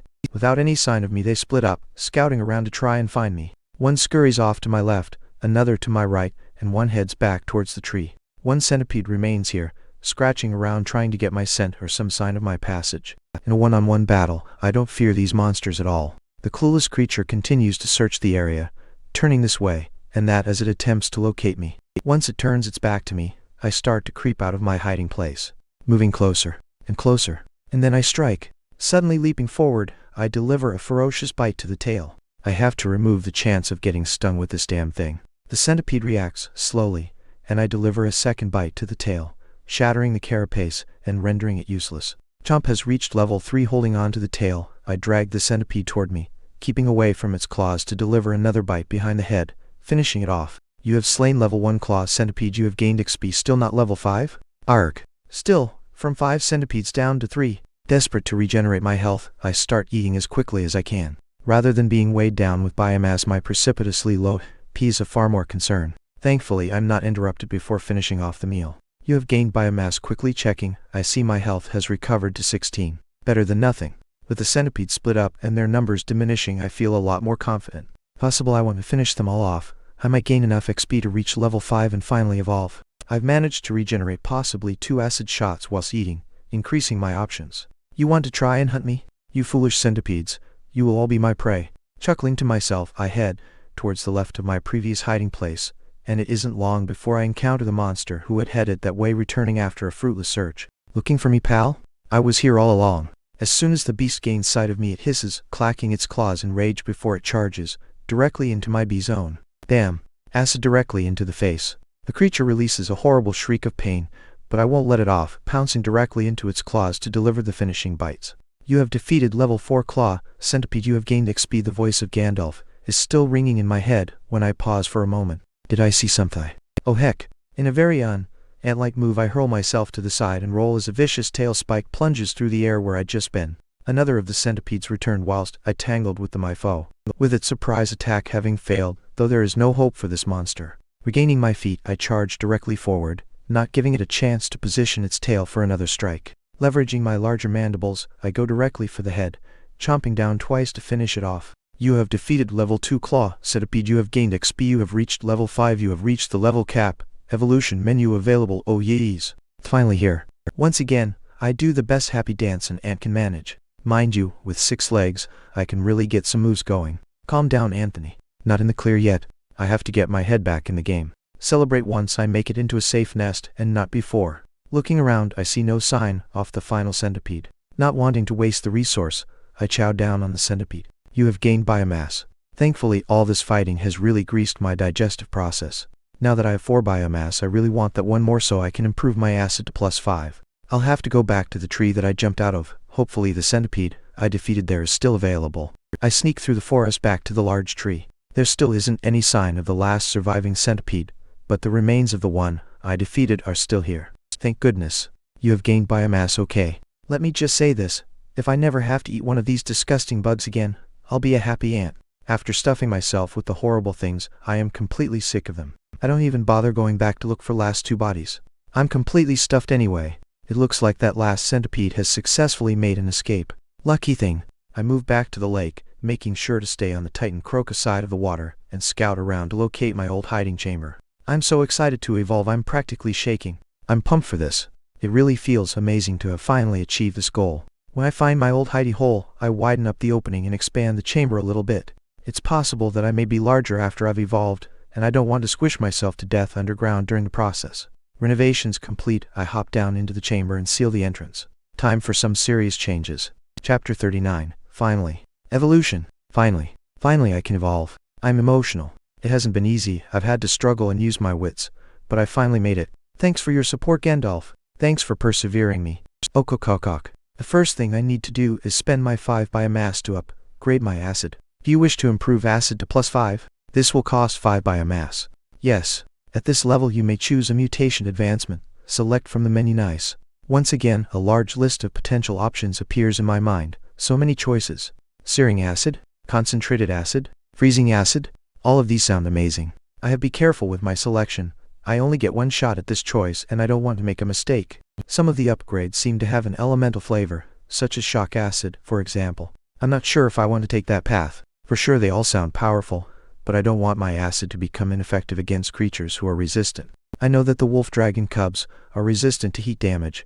If I were to choose searing acid, then my effective combat options would be greatly reduced. There is potentially monsters out there who are straight up resistant to acid damage, which means I have one potential weakness already. I don't like the idea of doubling that to 2. Reluctantly, I put aside the awesome sounding elemental acid options and look at the remaining choices. There's an option to increase the aerodynamics of the spray, greatly increasing my range. I don't really feel like I need that. I'm happy with my current range. Another option keeps the acid burning for a longer time, basically increasing the duration that the acid will continue to do damage. More damage sounds nice, but having to wait a long time for it to work won't help in a pinch situation. Oh ho, this option seems interesting. Restrictive acid. This upgrade will cause acid to become sticky and solidify after being fired. This effect will make the acid adhere to the target and restrict their movement. I like this one. Not only will the acid stick to the target, which will have the effect of increasing my overall damage, it will also gum up the enemy and make it harder for them to move. If I spray one larger enemy 3 times, then I might have a chance to slow them down and make it harder to move. If I spray a smaller enemy once, they'll be much easier to avoid, increasing my crowd control options. Confirm restrictive acid. Oh god. The +5 mutation is on another level. Truly it propels the word itch into a higher plane. I shall endure. I hope. Finally the horrible feeling deep within my abdomen begins to fade away. Phew, okay. Now for the big one. Evolution. Would you like to use the evolution menu? Heck yeah. Congratulations on reaching the maximum level for your current species. Evolution will allow you change your form and increase your stats as a monster. Warning. Evolving will make securing XP and biomass more difficult, as fewer rewards are given for preying on creatures less evolved than yourself. Your evolution options are as follows. Mature Worker Ant Formica. Or Monster Worker Ant. Okay. A new option has appeared. What does this mean? Has maxing out my core unlocked a new choice for me? So my 2 choices are to become a fully grown version of what I am now, keeping my species as Formica, or become a non-species specific monstrous ant. I'm not sure exactly what the benefits of losing my species during evolution, but I don't want to consider this option. If I were to lose my species, then I'm not sure I would be able to be accepted back into my colony, meaning I'd have to continue making it on my own in this dungeon, and even my old kind would hunt me down as my enemy. Too cold. That kind of life would be so damn cold, Gandalf. I'm already sick of being wary and fighting every creature I see. It would be so nice if I could find something that didn't want to eat me all of the time. I will remain as my current species and rejoin my people. Choose Mature Worker Ant Formica. Your monster core has been formed and enhanced. It will provide bonus energy to your evolution. Aha! So forming my core and upgrading it will allow me to boost my stats further when I evolve. I made the correct choice condensing my core after all. Due to high cunning stat, manual evolution has been unlocked. Would you like to enable manual evolution? A yes? Suddenly my mind is flooded with information, and large window with evolutionary steps and stat allocation screens unfolds. Why the heck are there so many options? I was almost looking forward to not having to choose anything, Gandalf, you crazy wizard. Alright then. Being able to personally allocate everything gives me more control over the evolution. That seems like a good thing all up. Let's have a look then. It seems I have a set amount of evolution energy, which has been boosted by my core, and I need to spend this energy to change myself during the evolution process. So, if I had chosen not to use manual evolution, Gandalf would make all of the choices for me, I guess. Okay, so as part of my evolution I'll gain a new organ, the pheromone gland. Nice. Then I'll be able to lay my own trails. This will come in handy when I make it back to the colony. I'll be able to create new paths to let my fellow workers know where the food is and so on. I get to choose one additional new organ, okay. It feels kind of weird to be choosing new body parts for myself. Let's have a look at the options then. You must be kidding. A massive list including everything from extra legs, a second set of mandibles, wings to additional eyes, camouflage skin, stink glands. Even the coral slug mucus skin is in here. Or I could add a tail. What would an ant even do with a tail? If you were to mix and match in here, you could turn yourself into a truly messed up looking monster. There are also lots of internal organs and glands to choose from. Some of them I have no idea what they even do. The adrenal hyperstimulator apparently induces a kind of frenzied, berserk state. Sounds risky. It takes about 10 minutes to scroll through all the options before I settle on one I really like. Regenerative healing gland. Can release a burst of healing fluid that will result in rapid regeneration for a small span of time. With this baby I can trade hits with other monsters and still come out on top. It also provides incredible insurance for emergency situations. If I'd had this gland when I was found by the 5 centipedes whilst I still wounded, I'd be able to regenerate a couple of points of HP and not be in quite such a dangerous position. If I upgrade this gland to +5, I might be able to regenerate a lot of HP quickly and get some other cool options. I lock in that selection and then turn to my stats. So currently my stats are might, 15 toughness, 12 cunning, 25 will, 18. Looking at my might first, I have 2 options when I add stats. I can either increase my overall muscle mass, which will increase my size, or increase the muscle density, which costs more but doesn't increase my size by nearly as much. Next is toughness.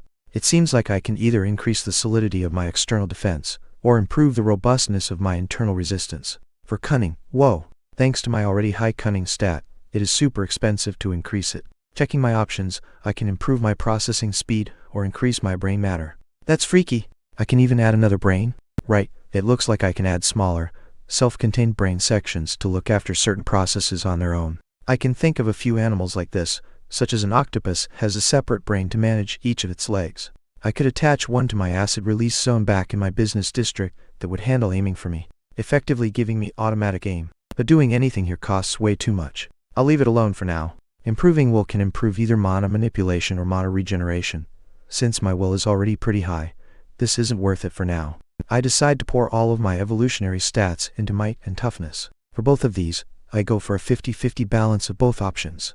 If I put all of my might into just size increase, I'll end up with a higher might score, but I'll be far larger, which will make sneaking around and scouting much more difficult. By taking the balanced approach, I lose out on raw stats, but regain in flexibility. I hope, when I'm done allocating this, the manual process is finished. I think I'm good to go. Would like to confirm your choices and evolve? Yes. The world fades to black. Chapter 40. Check out my new ride. Do monsters dream when they evolve? I can't even close my eyes, let alone properly sleep. When I evolved, I had no concept of time or sensation. I can remember confirming my choices and then, nothing. All of my thoughts vanished, almost as my brain had been completely switched off, and then back on again. Oh, what the heck? I feel different. This is weird. I feel like my core is gradually cooling, as if it had been on fire, just moments ago. What is that about? It's really strange. It isn't like as a human you could go to sleep, and then wake up in a different body. Like I can already tell I'm significantly larger than I was before. Forget this. Check the status. Name, Anthony level. 1 core might, 31 toughness, 22 cunning, 25 will, 18 HP, 50/50 MP, 0/20 skills. Excavation level 1. Improved acid shot level 3. Grip level 4. Crushing bite level 2. Advanced stealth level 3. Chomp level 3. Tunnel sense level 4. Mana manipulation level 3. Mutations. Focused eyes +5, antennae +2, restrictive acid +5, legs +1, mandibles +4, carapace +1, regeneration gland, pheromone species, mature outworker for mica skill points. 1 biomass, 0 hum. Hoo-ha. Ha ha ha ha ha ha ha. Behold, witness my power. My strength has grown by leaps and bounds. I managed to more than double my might stat and also increase my toughness significantly.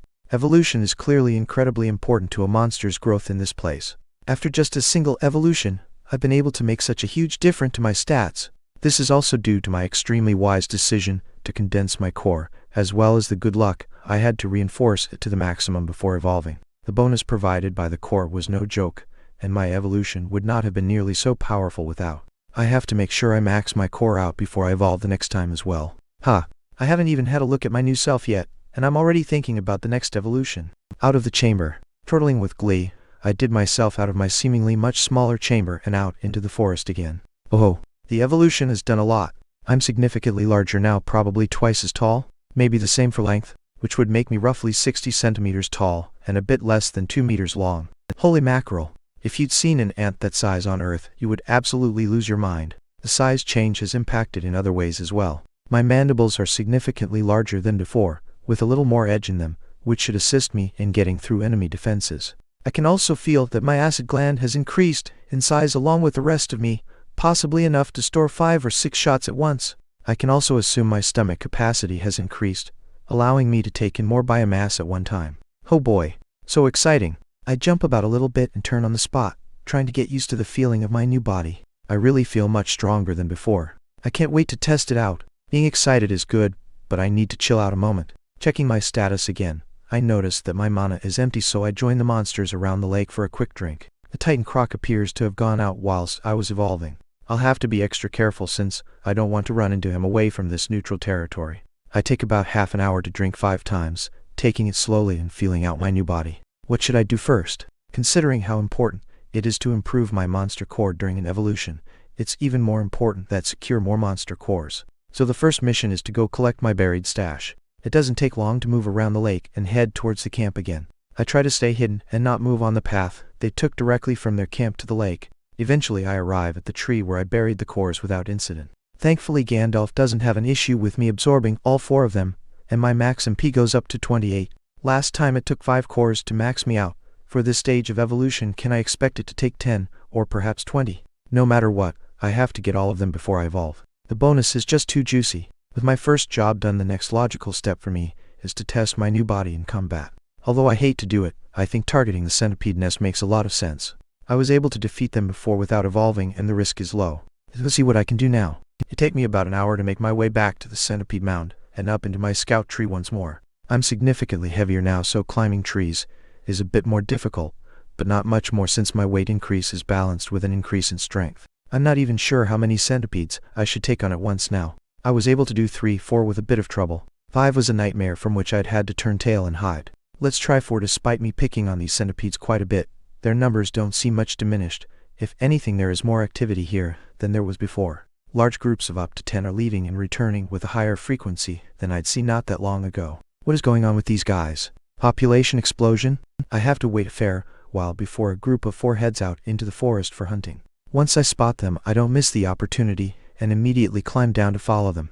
I can move quite a bit faster now. With my longer legs and more powerful frame, I'm able to overtake the convoy easily. For some reason, I just don't feel the same sort of tension I did before. I'm so much larger than these centipedes now. Where once they almost looked me in the eye, I'm now able to look down on them comfortably.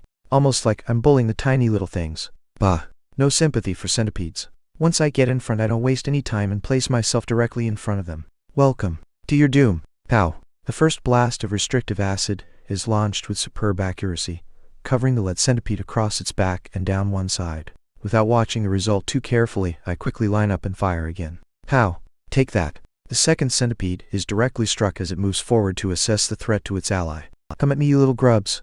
However, the uninjured centipedes don't charge forward as they did before. Seeing the large, evolved ant, they hesitate and remain with their wounded allies, clacking their claws threateningly. I probably have 3 more shots of acid left in the tank, to be honest, but instead of continuing the ranged assault, I decide to get up close and personal. I won't learn anything if I just shoot them down from range. The 2 centipedes I've already struck are struggling to recover their feet. The hardening, sticky acid is locking some of their legs and gumming up their body sections. Even as it continues to burn them, they won't be able to fight for some time yet. Fine then. If you guys won't come to me, I'll go to you.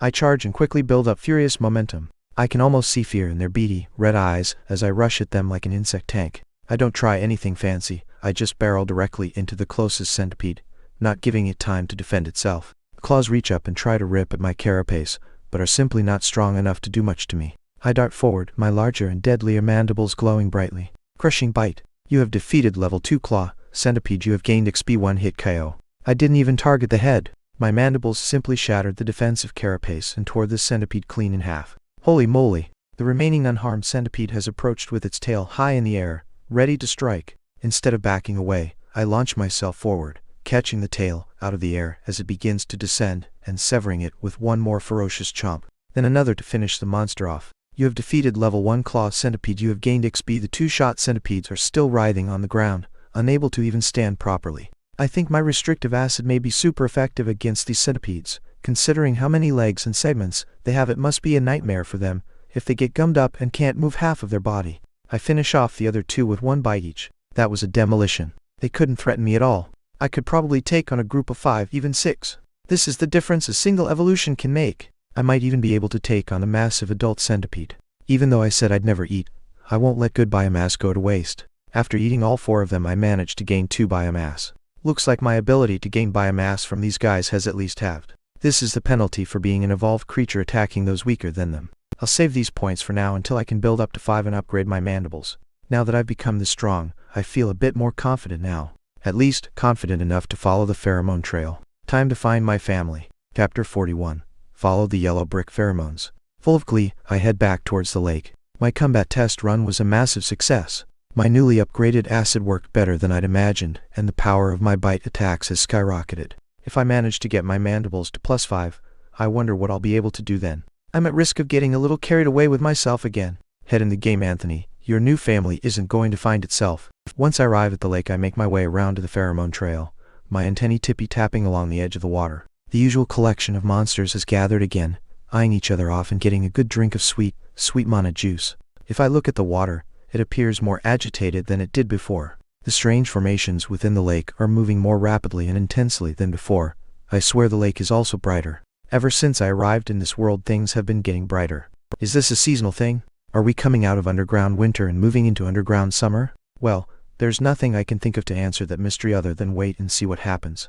Excitedly, I pick up the trail, and start following it away from the lake. It seems like the trail has become a little weaker over the last day or so, which means no ants have come through here and reinforced it for the last while. In some ways I'm glad, because it means that none of them have shown up here when I wasn't watching, which would have been depressing. Even if the chemical signal is a bit weaker than before, it's still strong enough to be fairly simple to follow into the forest. This feels a bit exciting now, moving into new, unexplored territory. The weird plant life in the forest continues to perplex me. I'm finding shorter trees in this area, probably only a few meters high but shaped like an inverted Christmas tree, wide at the top and narrow at the bottom. As I watch, the different levels of foliage appear to be swaying in the breeze, but each level sways in a different direction. Weird.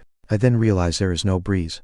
Out of curiosity, I flip a rock at the tree, and I swear the branches twitch to knock it away. Okay then, staying away from that tree in future. I have enough trouble with them more regular monsters. I don't feel any need to start tangling with the plants. By relying on my stealth, I'm able to avoid a few groups of monsters and stay on the trail as it winds through the forest. The trail doesn't follow a straight line, but bends and curves, laid down in whatever path the first scout to come through here took as they wandered about. Suddenly, a powerful roar explodes in the forest, not far away from where I am. The heavy impact of monster combat rings in the air immediately afterwards. Yikes! Some monsters are getting serious over there. I decide to investigate whilst keeping my distance.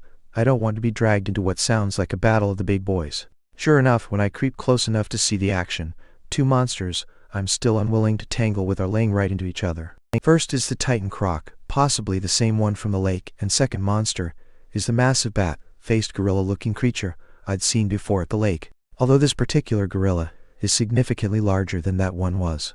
He's absolutely huge. The Bat Gorilla King? The Titan croc has stood up on its hind legs, the smaller and thicker mid-section arms looking slightly silly, waggling in the air, not able to do much. The croc is still huge when standing, easily 4 to 5 meters tall, matching the Bat Gorilla in height easily. This is a battle of the freaking giants, this is.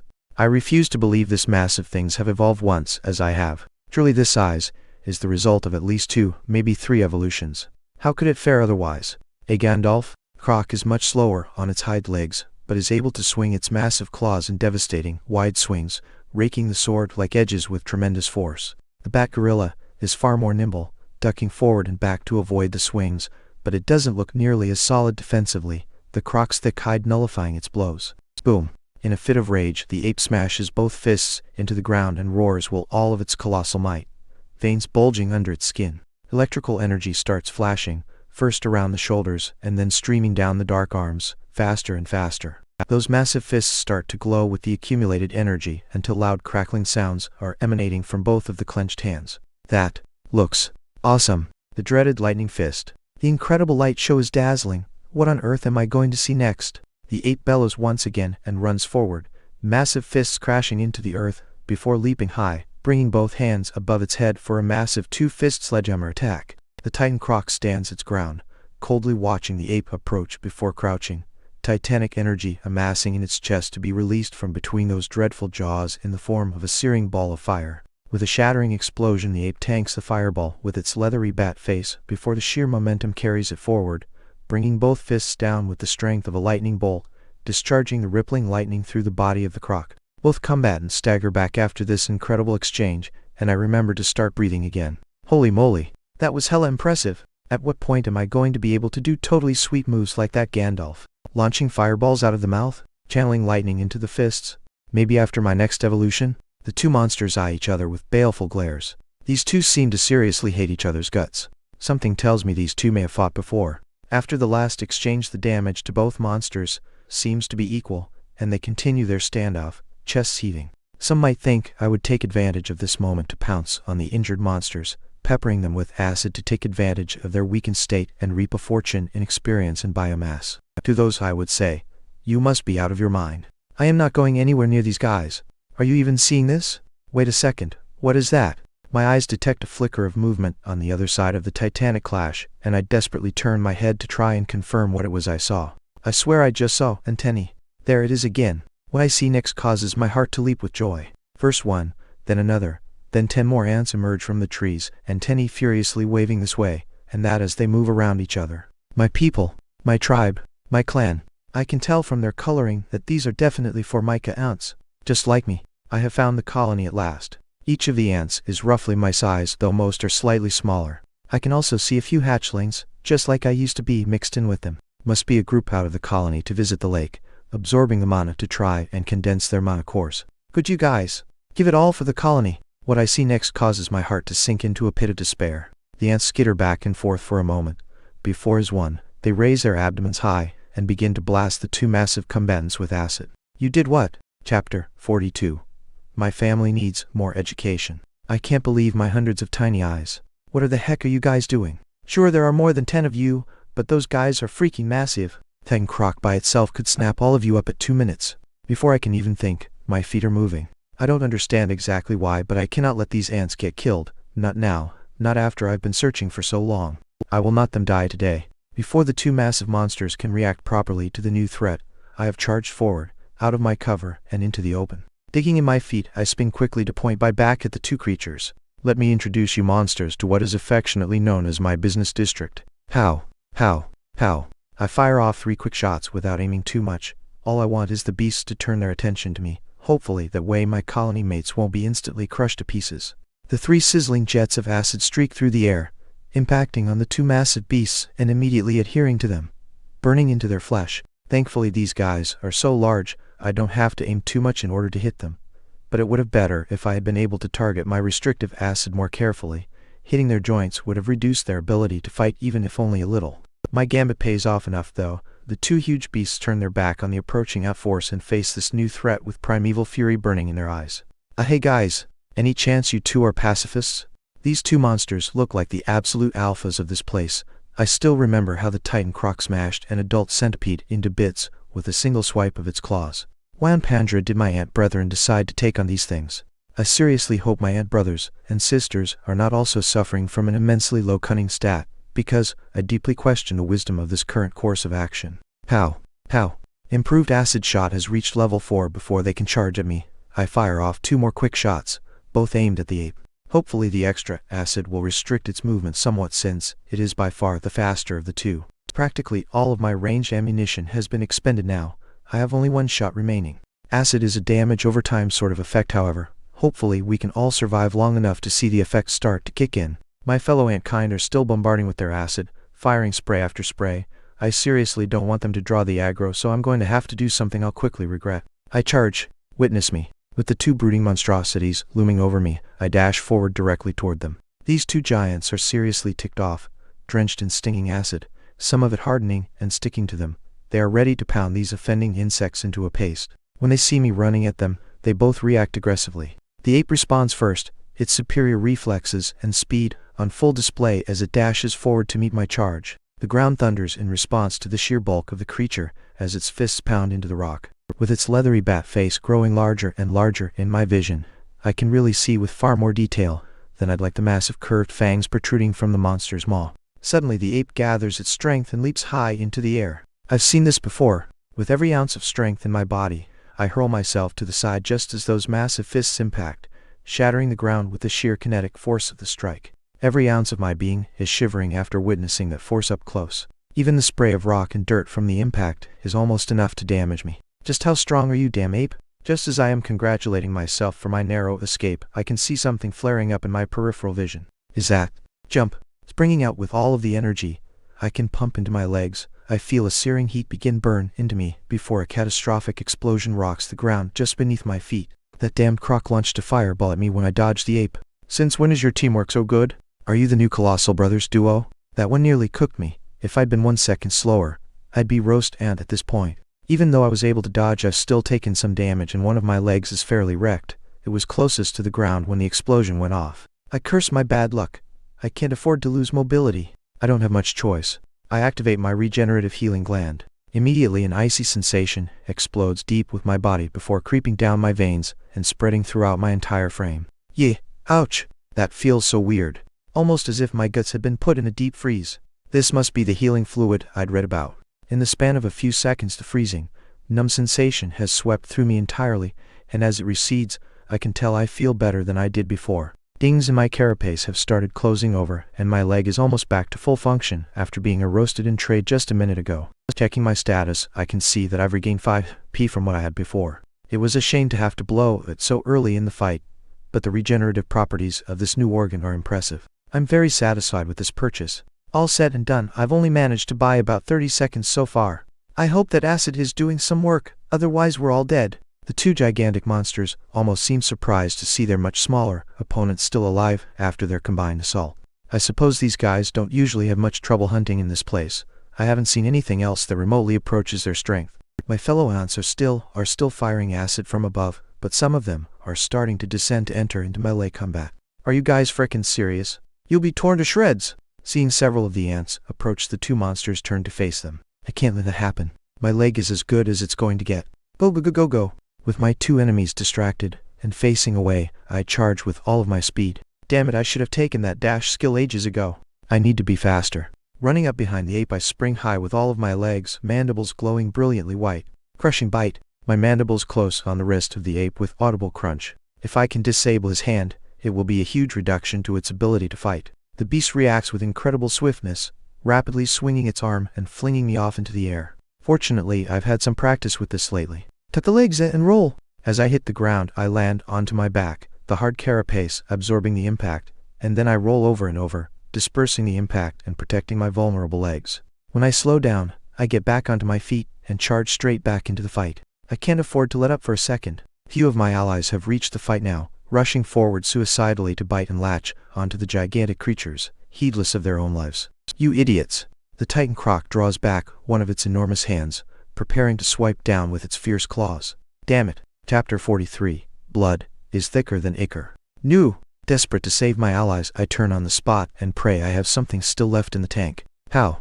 Once again, the sizzling acid streaks through the air. By some miracle, my hastily aimed shot is right on the money, splashing into the Titan croc's face, and then immediately begins to show its restrictive properties, turning sticky as it solidifies in an instant. The croc bellows in rage as it swings out with its prepared claw, but thanks to its vision being impeded, the swing goes slightly wide. One ant is still caught directly in its midsection, and is instantly killed, torn to pieces by those terrible claws.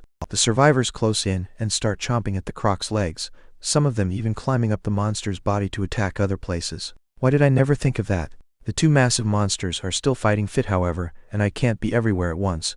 I've done everything I can for the ants taking on the croc. I have to hope that they can survive on their own for a while. All I can hope to do is take this ape out of the fight. My bite seems to have had some effect on the monster. Its hideous bat features are twisted in rage and pain. Its dark fur, now almost completely matted with burning acid, is slowly being stripped away, and the creature is carrying its right wrist, not willing to place its full weight on the limb. This is my chance. I run at the ape, posturing and snapping my mandibles, the monster equivalent of shouting 1v1 me bro. The creature screams, different from before. This high-pitched shriek seems to wobble my insides and penetrate my mind, dizzying me and everyone else in range. This feels like some crazy echolation attack. The sound waves are so strong I can feel my whole body vibrating.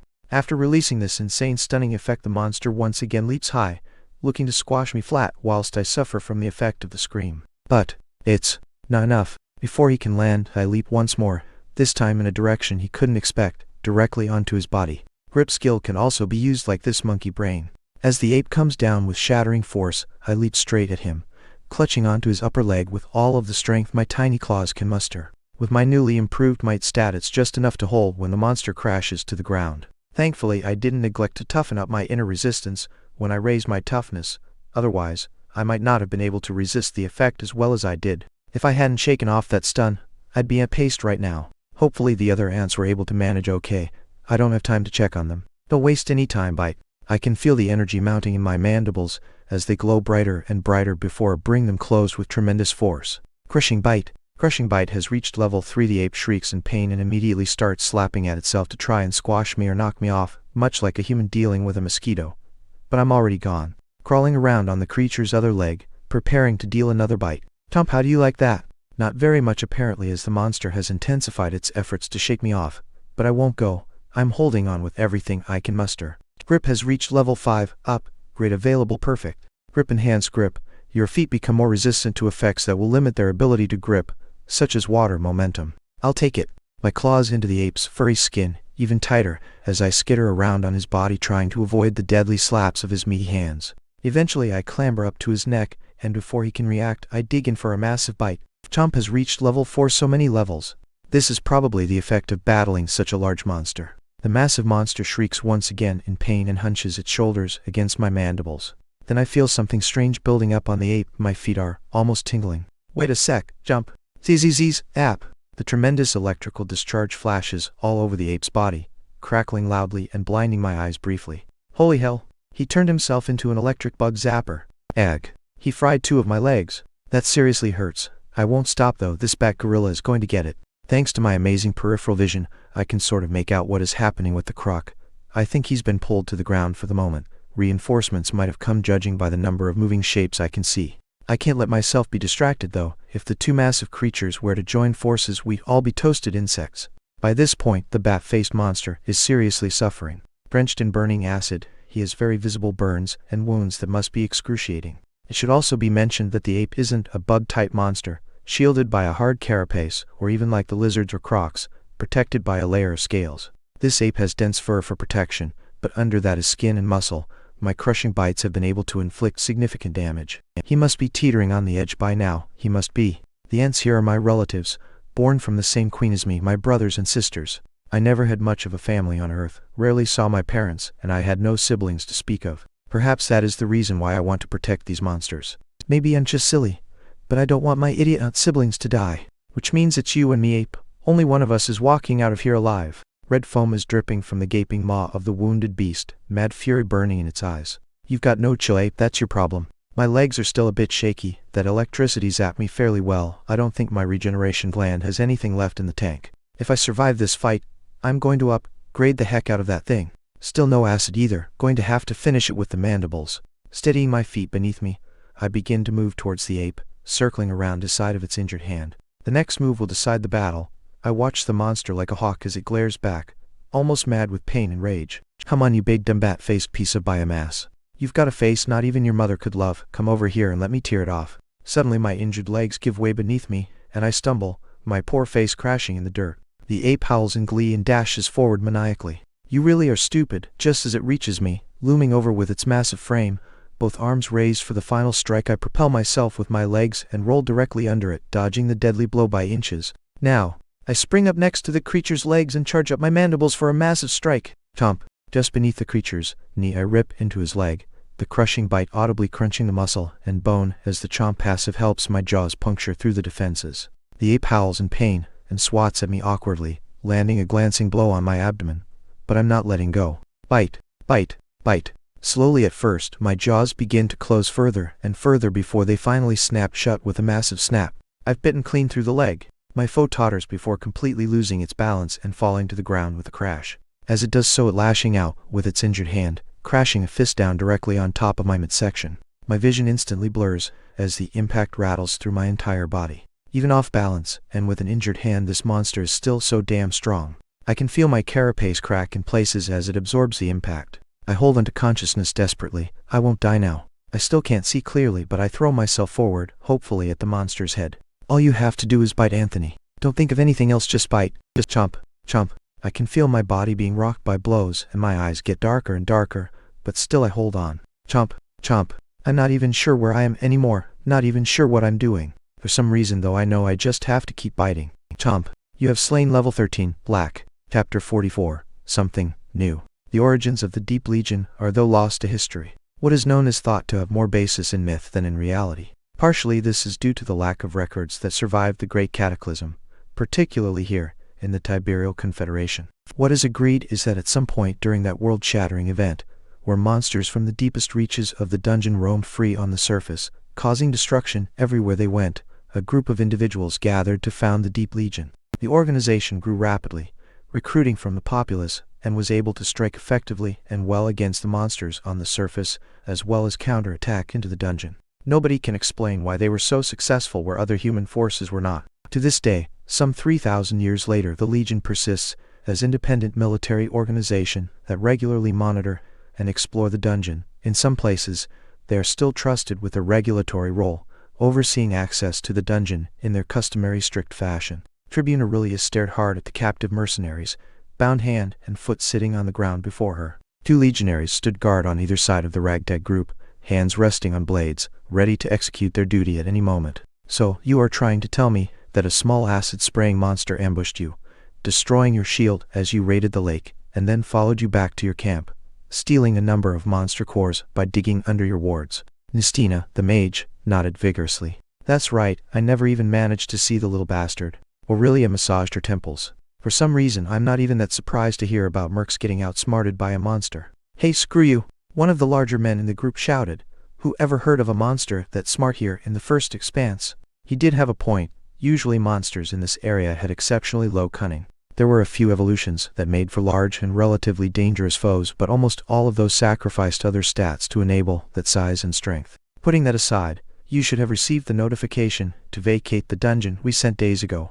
Why is your party still operating in the forest expanse against Legion instructions? The group immediately started shifting their posture and avoiding looking the domineering tribune in the eye. Aurelia cursed at them internally. What you guys children? I think our communication crystal malfunctioned, the mage finally offered. We didn't receive any message. And when you noticed that every other hunting party had vacated the area, you didn't find that strange? Or were you too distracted by the profits you could make having the entire expanse to yourselves? Aurelia said sarcastically. She turned to one of the legionaries standing guard and nodded curtly. The soldier immediately stepped forward, crouched and punched the mage viciously across the face before turning to the largest of the fighters and kicking him directly in the chest. The man fell backwards, gasping for air as he lay in the dirt. You can't treat us this way, another of the fighters protested. We're registered members of the mercenary union. New Aurelia drawled. You're idiot merc scum who got greedy and are going to pay the price. She turned to a centurion awaiting instructions behind her. Seize any materials from the dungeon in their possession and confiscate their licenses. Children who can't play the rules don't get to play at all. Having passed her judgment, she stared at each of the mercenaries in turn. If they complain too much, feel free to give them a little more Legion hospitality. Shaking her head, the tribune walked away. The mercenaries had been found a few hours earlier, retreating to their camp after farming cores at the lake. It wasn't unusual for the local mercs to try and push the Legion's authority to the limit. In recent years, the Legion had been making a special point of pushing back. Of course, as soon as they did, the mercenary union started crying foul to the Queen about the Legion abusing its authority. Just another thing for the commander to have to worry about. She found Titus yelling at the trainees and directing them to the makeshift training yard they had established as part of their camp. The exhausted trainees began pairing up and sparring whilst the commander watched them sternly, barking out instructions when he noticed a mistake. Aurelia joined him and explained the strange testimony she had received from the mercenaries. Doesn't this sound weird to you? Why would there be such an intelligent member of the species so high up in the dungeon? Do you think this might be the same one the trainees saw close to the surface?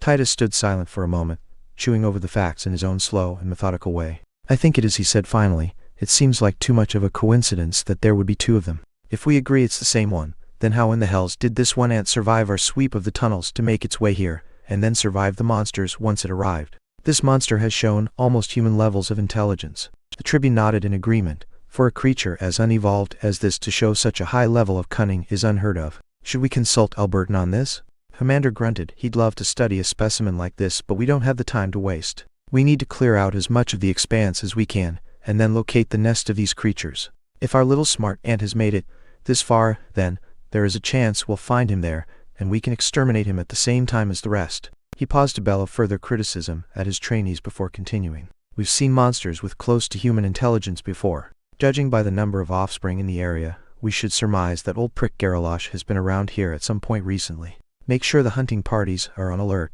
He shouldn't be able to show his fat face this high up in the dungeon, but some his higher level offspring might. Garalosh and the commander had run into each other a few times deep under the ground. The titanic and ancient creature was known to be the oldest and most powerful monster under Lyria. Monsters that old and strong were unable to come this high up in the dungeon due to the mana up here being too thin to support their incredibly dense and powerful cores. Creatures like that were so old and had evolved so many times they had effectively received a name from the system itself. There were a number of scars on the beast's thick hide from the very axe resting on Titus' shoulder at that moment. The old croc was clever though, and extremely cautious, slipping out of the traps they prepared for him without taking fatal damage. Something feels wrong, Titus disrupted his tribune's wandering thoughts. Wrong, Commander? He turned and nodded towards the forest below them. I don't think I've ever seen the forest look this bright. Spawn points are spitting out monsters almost as fast as we kill them, and the wave still hasn't broken. It doesn't feel like it usually does. Aurelia reluctantly agreed. It does seem to be building in intensity faster than usual. What do you think it means? Titus shook his head. I'm not sure. I just know I don't like it. This wave is going to be a big one. We'd best be prepared for the worst. Chapter 45. My mother is a giant monster. I can feel something under my head. It's solid like a rock. My legs are so heavy as well. How long have I been asleep? I try to stretch my arms out and can't for some reason. Where the heck are my arms?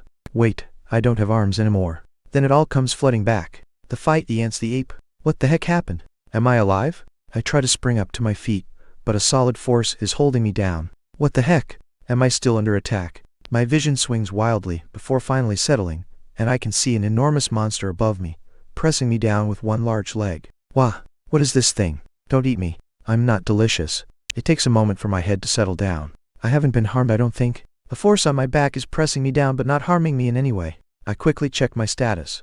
I'm at about half HP. I remember being next to dead air. Where did these levels come from? I've gained 3 whole levels? Is this from the back gorilla? I don't really remember how that fight ended. And as I look closer is this massive monster above me. Isn't it an ant? Like, a massive ant? Hang on a second. The queen?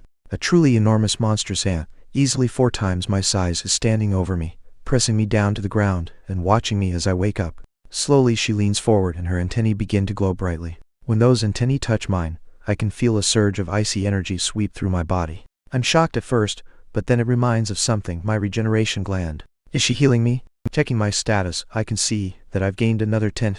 This is a bit of a surprise. The queen knows healing magic. Suddenly the pressure from my back is gone and I can stand up. The queen turns away from me to pick something up in her mandibles, and turns back, dropping a huge chunk of monster in front of me. I think this is the ape's arm. After dropping off some food for me, the massive queen chirps in a friendly manner before turning and wandering off around a corner, leaving me in a small dirt chamber on my own. Okay, Anthony, let's cool down and think about this growl. My stomach is seriously rumbling. Why the heck am I so hungry? Let's think as we eat then. You have consumed a new source of biomass, Pugnus fulgur simii. You are awarded 1 biomass. Basic profile of the Pugnus fulgur simii. Unlocked Pugnus fulgur simii. Lightning fist ape, brutally powerful, but severely lacking in cunning. This monster has a strong affinity to lightning, and can channel mana into electricity. Not wrong about those electrical attacks, yet, ouch, quite the formidable monster, but I do have to agree, it was very stupid. I would hate to run into a monster that powerful with some semblance of smarts. Unable to trick it, I'd be quickly defeated. You have gained 1 biomass. You have gained 1 biomass, 2 whole biomass just from eating 1 arm. That is unheard of. Is it because it's an advanced creature of some kind? Possibly I was right, and it was double mutated, so it provides more biomass. It certainly gave me a heap of XP, enough to level 3 times even after I evolved. Although the pain of hunting them is real, the benefits cannot be denied. If I was able to get a whole one to myself, whoa, snap out of it, Anthony. You almost died fighting this one. No need to go planning to throw your life away already. So, how did I end up here anyway? And where exactly is here? Since the queen is here, then that can mean only one thing. I'm in the nest. Since I passed out when battling, my allies must have dragged me back here to be healed when they brought the food back also, which means the Titan Croc should have also bit the dust. Go team! I'm not sure how I feel. I've been through a lot and risked my life multiple times to try and get back to the nest of my colony. Almost everything I've seen since I awoke in this place has been trying to kill me. I just wanted to be somewhere I wouldn't have to be so cautious, so afraid. Now I'm here. I'm pumped up to check it out. Just as I'm about to rush out of the small dirt chamber, I notice something else glowing softly on the ground. What is this? A monster core? As far as cores go, this one is massive. Easily the biggest I've seen. I move closer. Compatible monster core detected. Would you like to reinforce your core or reconstitute a monster? Is this the core of the ape? Did the colony leave it here for me? That seems a little odd for a group of monstrous ants to do. Was it the queen? She does seem a little smarter than the others. Did she leave this here for me as a reward? You know, I've wondered what the reconstitute a monster option does. Reinforcing my core is hugely important since it will allow to increase my ability further when I evolve, but I really would like to know what the heck this option does. Maybe I can just check it out without consuming the core.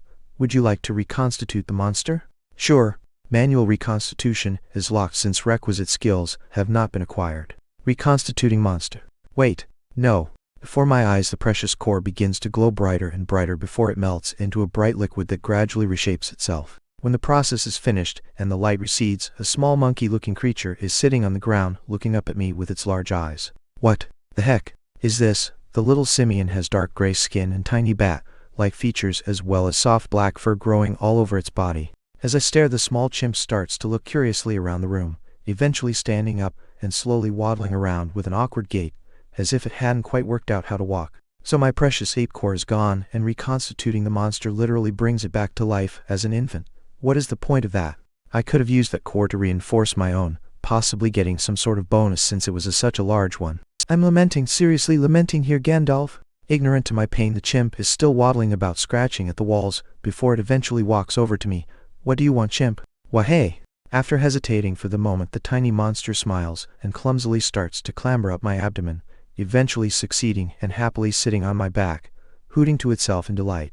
It looks so cheerful up there, I decide to leave it alone. It isn't like he can do much harm. Perhaps he has some sort of loyalty to me since I reconstituted him. Gandalf didn't have much to say on the matter, though I can apparently learn skills to make the process manual. What does that entail? The more I learn about this crazy system, the stranger it seems to me. With my new passenger on board, I decide to go and explore the nest of my colony. Hopefully the other ants won't eat him. Walking out of the small dirt chamber, I enter a narrow tunnel that winds around some rock protrusions before joining up to another slightly larger tunnel. A few ants are making their way back and forth, moving up and down the tunnel, looking super busy. At first I react with shock. Seeing a monster up close usually means a fight is about to happen, but these ants completely ignore me, hurrying about their business. It looks like they are able to recognize that I'm the same species and from the same colony as them. It's kind of strange to think that is my first chance to see what I myself look like. These ants really are just very large wood ants. Normally wood ants would create a large mound rather than digging into the dirt, but I suppose their options are limited down here in these tunnels. Maybe they could make a mound in the huge cavern I was in before? About half of the ants I see are still hatchlings, significantly smaller than I am, looking almost adorable as they rush past, their 6 legs almost a blur. It seems safe, thankfully. Time to keep exploring. I decide to head down and I see 2 more chambers, connected to this main tunnel by narrow paths. For whatever reason these chambers are mostly empty, just a few workers resting in them. Further down, however, the action is really happening. Chapter 46, The Colony. Further down, my 8th passenger, who is managing to hold onto my back very well, and I come across many more ants, and it quickly becomes apparent why. Dozens of small grubs and several larger cocoons occupy the space, carefully tended to and fed by more than 20 workers. The workers are constantly checking and tending to the white grubs, cleaning them and feeding them from their social stomach, similar to the way a bird will regurgitate food for its young. This is the brood chamber. The next generation of ant monsters are being raised here. This is super cool to see. One of my favorite parts of my ant-keeping hobby was watching the workers raise up the future workers of the colony, taking care of them until they were fully grown.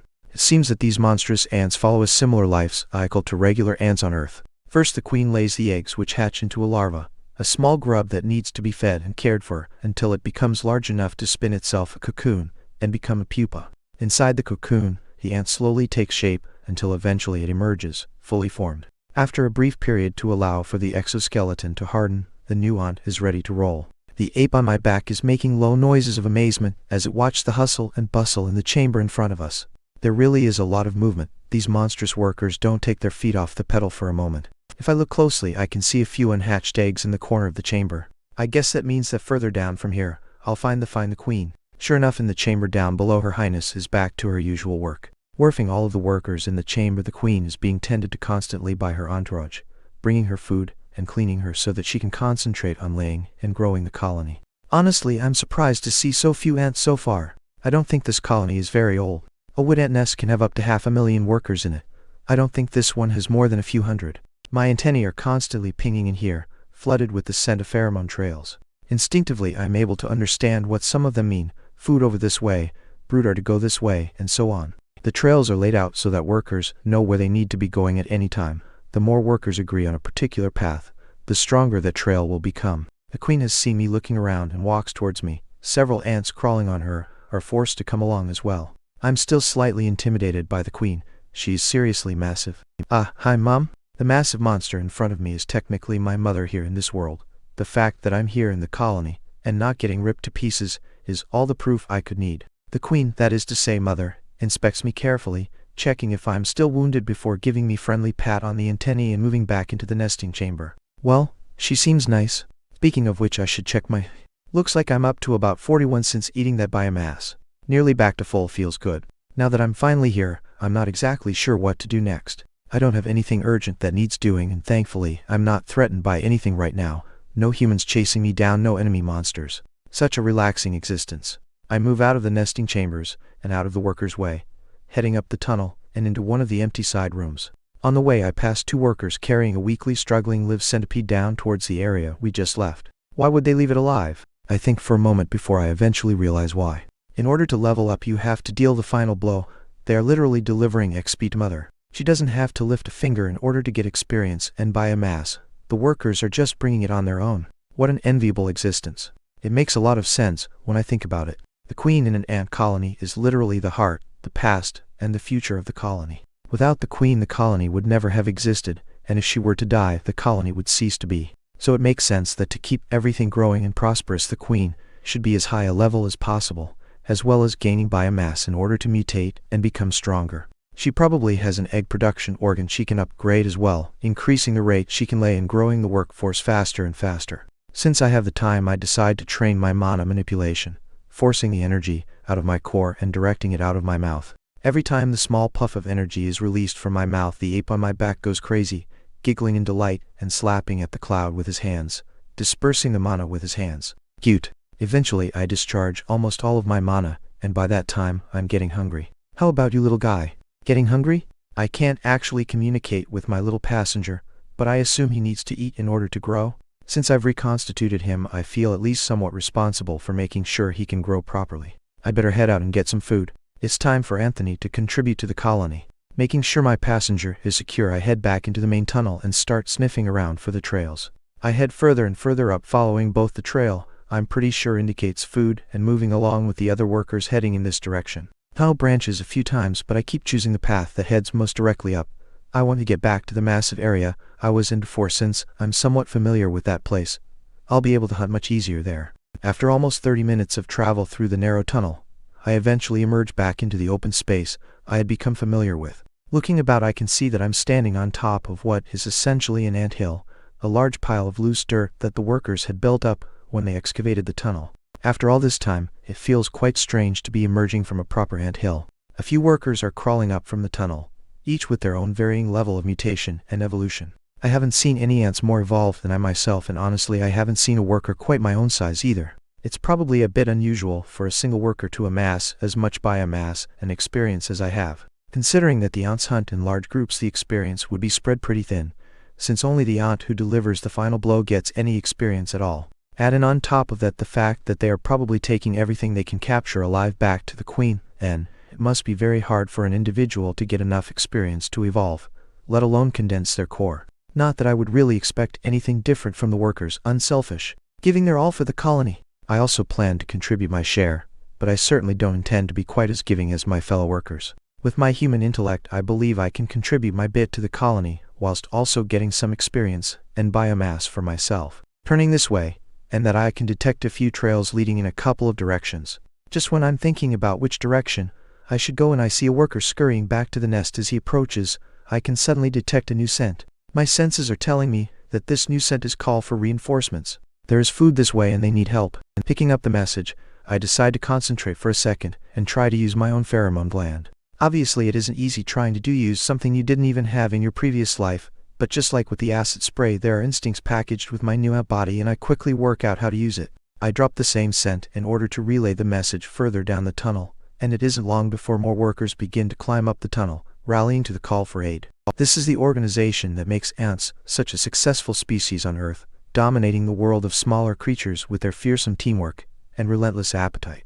With my message relayed, I will go forth and render my assistance. Chapter 47. On the Hunt with My Brethren. As I run along the trail, I decide to quickly spend the biomass that I have in order to improve my abilities slightly. If I'm running into another massive battle against gigantic monsters, then I want to be at my best. I'll leave the skill points until later. I'm really hoping that once I master mana manipulation, I'll be able to purchase more magic-based skills, but at the very least I want to quickly upgrade a few things. With 3 points to spend, I upgrade my regeneration to +1 as I'd promised myself I would do, and then my carapace to +2. Getting a little tougher and more survivable seems like a good move. Although I do want to save up and get my mandibles to +5 so I can choose an upgrade.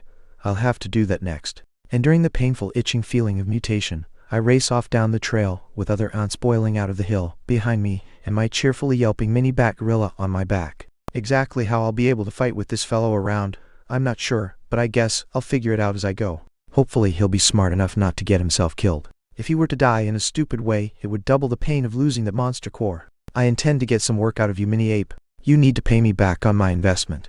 After we run along the trail, I find that we've approached the wall on the outer edge of the space. Wow.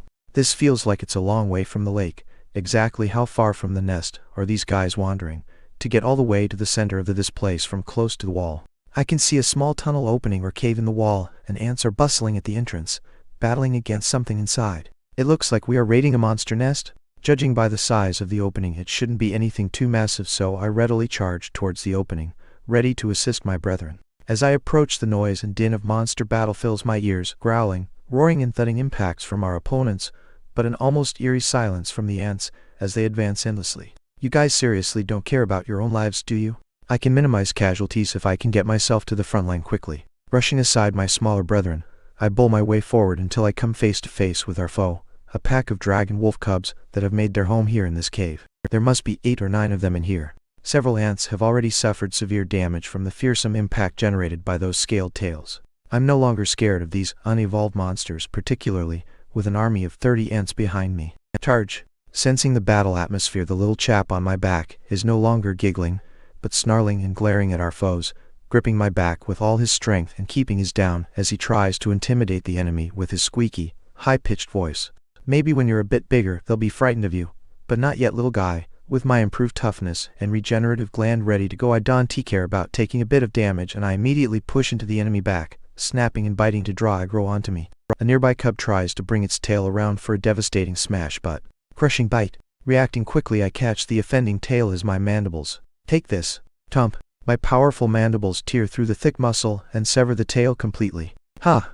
I'm not like I was before. Some of the hounds turn to bite and scratch at me, inflicting minor damage, but I shrug it off and continue to cause chaos in the enemy formation. Bite. I can't another wolf by the leg, crushing the limb and reducing the enemy's mobility drastically. Shrugging off a few more blows, I push past the line of enemies and activate my regeneration gland. The freezing sensation immediately explodes within my body, spreading throughout my form within seconds, closing over my scratches and regaining my...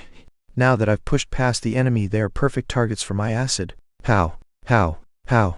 Pow! At point-blank range, blast acid into the cubs' ranks, sending them into a frenzy as the burning acid begins its deadly work. As soon as it impacts, the liquid hardens, restricting their movement and slowing them significantly. My reckless charge has forced the wolves to turn their focus onto me, exposing their backs to the rest of the invasion force, who capitalize by pressing forward, literally climbing over each other to latch onto their enemies and bring them down. The dragon wolves have been scattered and isolated, allowing the more numerous ants to maximize the advantage of their numbers. I hover around the fights, lunging forward to deal the occasional bite, but letting the rest of the workers do the bulk of the fighting. At least this way they get to level their skills.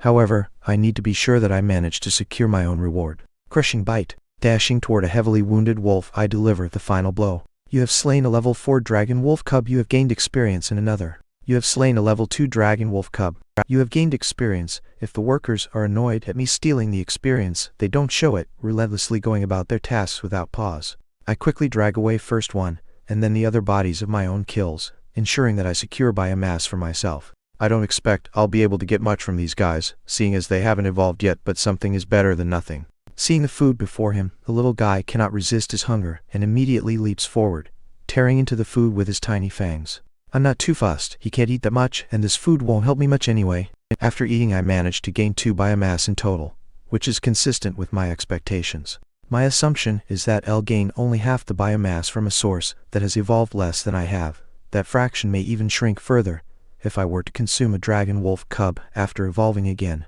perhaps down the 1/4. Which means as I evolve, I'll need to hunt tougher and tougher prey if I want to accrue biomass at a decent pace. Which means I need to ensure each of evolutions is fully reinforced by a maximized course so I don't fall behind in strength. The little guy has finished up as well and scrabbled onto my back once again. I'm going to have to come up with a name for this fella if this is going to continue.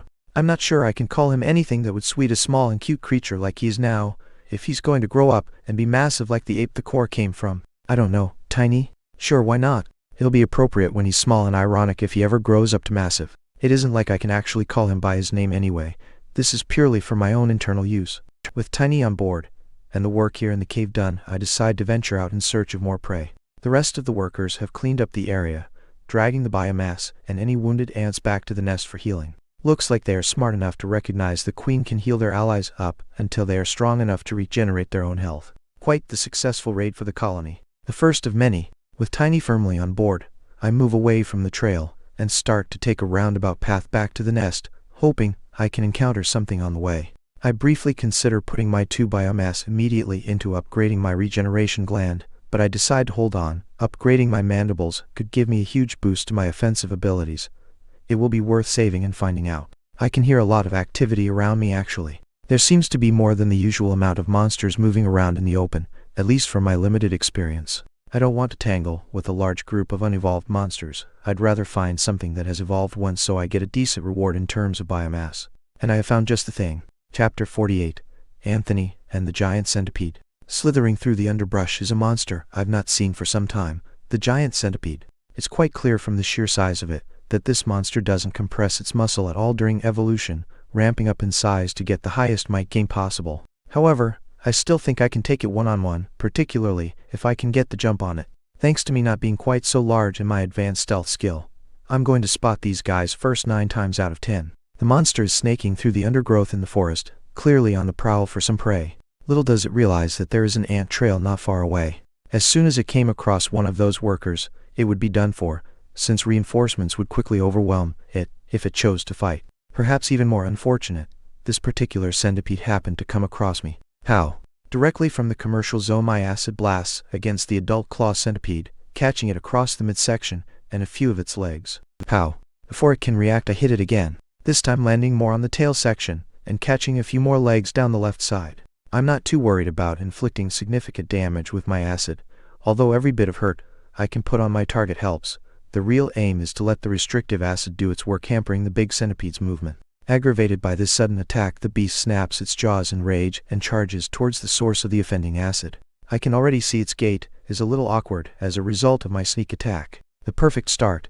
I move perpendicular to the creature's assault, forcing it to constantly turn as it runs. The claws on this particular specimen look especially mean. Perhaps they've been mutated a few times. I'll make a note not to tangle with them too directly. As the beast approaches, I suddenly change direction, charging directly towards it, forcing Tiny to grip onto my back tightly, lest he fall due to the sudden shift in momentum. The little guy is completely fearless though, growling at our enemy will of his minimal volume. The centipede is quick to respond, flipping its back half into the air with shocking speed and stabbing downward with the vicious barb on its tail. I'm prepared for it, leaping directly forward with all 6 legs. Whoosh! The sting impacts heavily into the ground after rushing just over my head, as my jump carries me over the centipede's head, between his claws and directly onto his body. Haha! Climbing on the opponent is my new special move. Take this. Crushing bite. I dart forward and deliver a powerful chomp directly to the midsection of the monster as it attempts to withdraw its tail. The body on this monster is damn thick. I can't fit my jaws around it, but the carapace crunches and cracks under my assault. Chomp has reached level 5, up, rate available, oh ho. I'll take that right now. Chomp Piercing Chomp cost 1 SP. The upgraded Chomp skill, an active skill that greatly enhances the ability of a bite attack to penetrate solid resistance. Okay, so this skill is for piercing through solid defenses, whereas Crushing Bite is better for blunt force damage. Let's try it out. Piercing Bite. Once again my mandibles are charged with energy, signaling the beginning of an active skill. This time instead being spread evenly across the flatter surfaces of my jaws, the energy gathers on the sharper tips, glowing brighter and brighter until those points shine like solid diamond. I lunge again, bringing my mandibles shut with incredible force.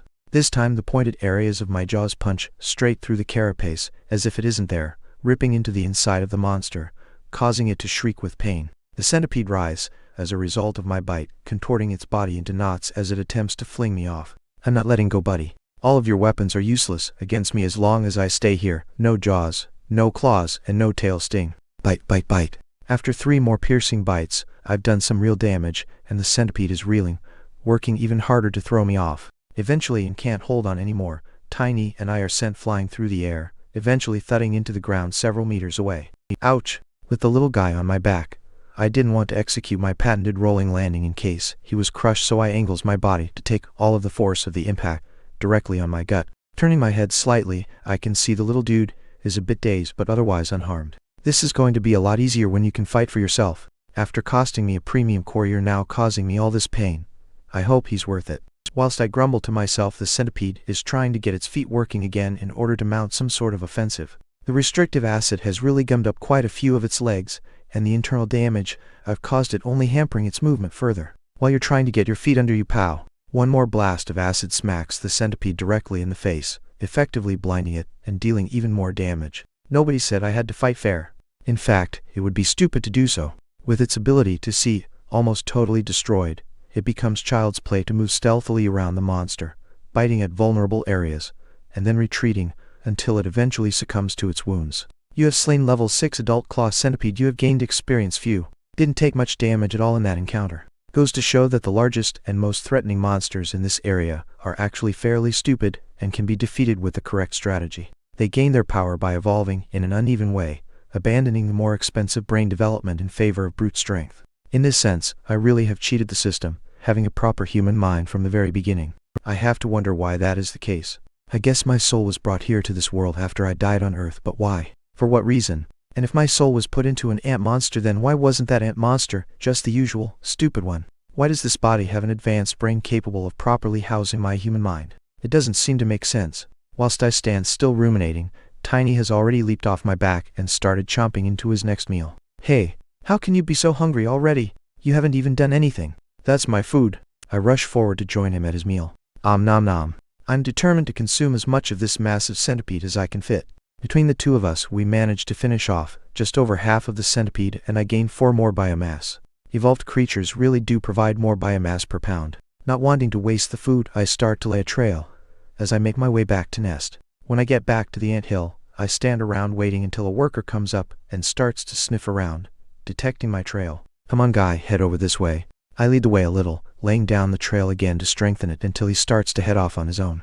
Eventually he'll find the rest of that centipede and come back for reinforcements until they can bring the whole thing back to the colony. Job done. Good day for me, good day for the colony. Time to spend this biomass and keep practicing my mana manipulation. Crawling into the nest, I make my way down, checking in on the little larvae crawling about and their attendant workers before retreating to one of the more empty chambers. Once there, I spent all of my regenerated mana, and I'm finally rewarded for my efforts.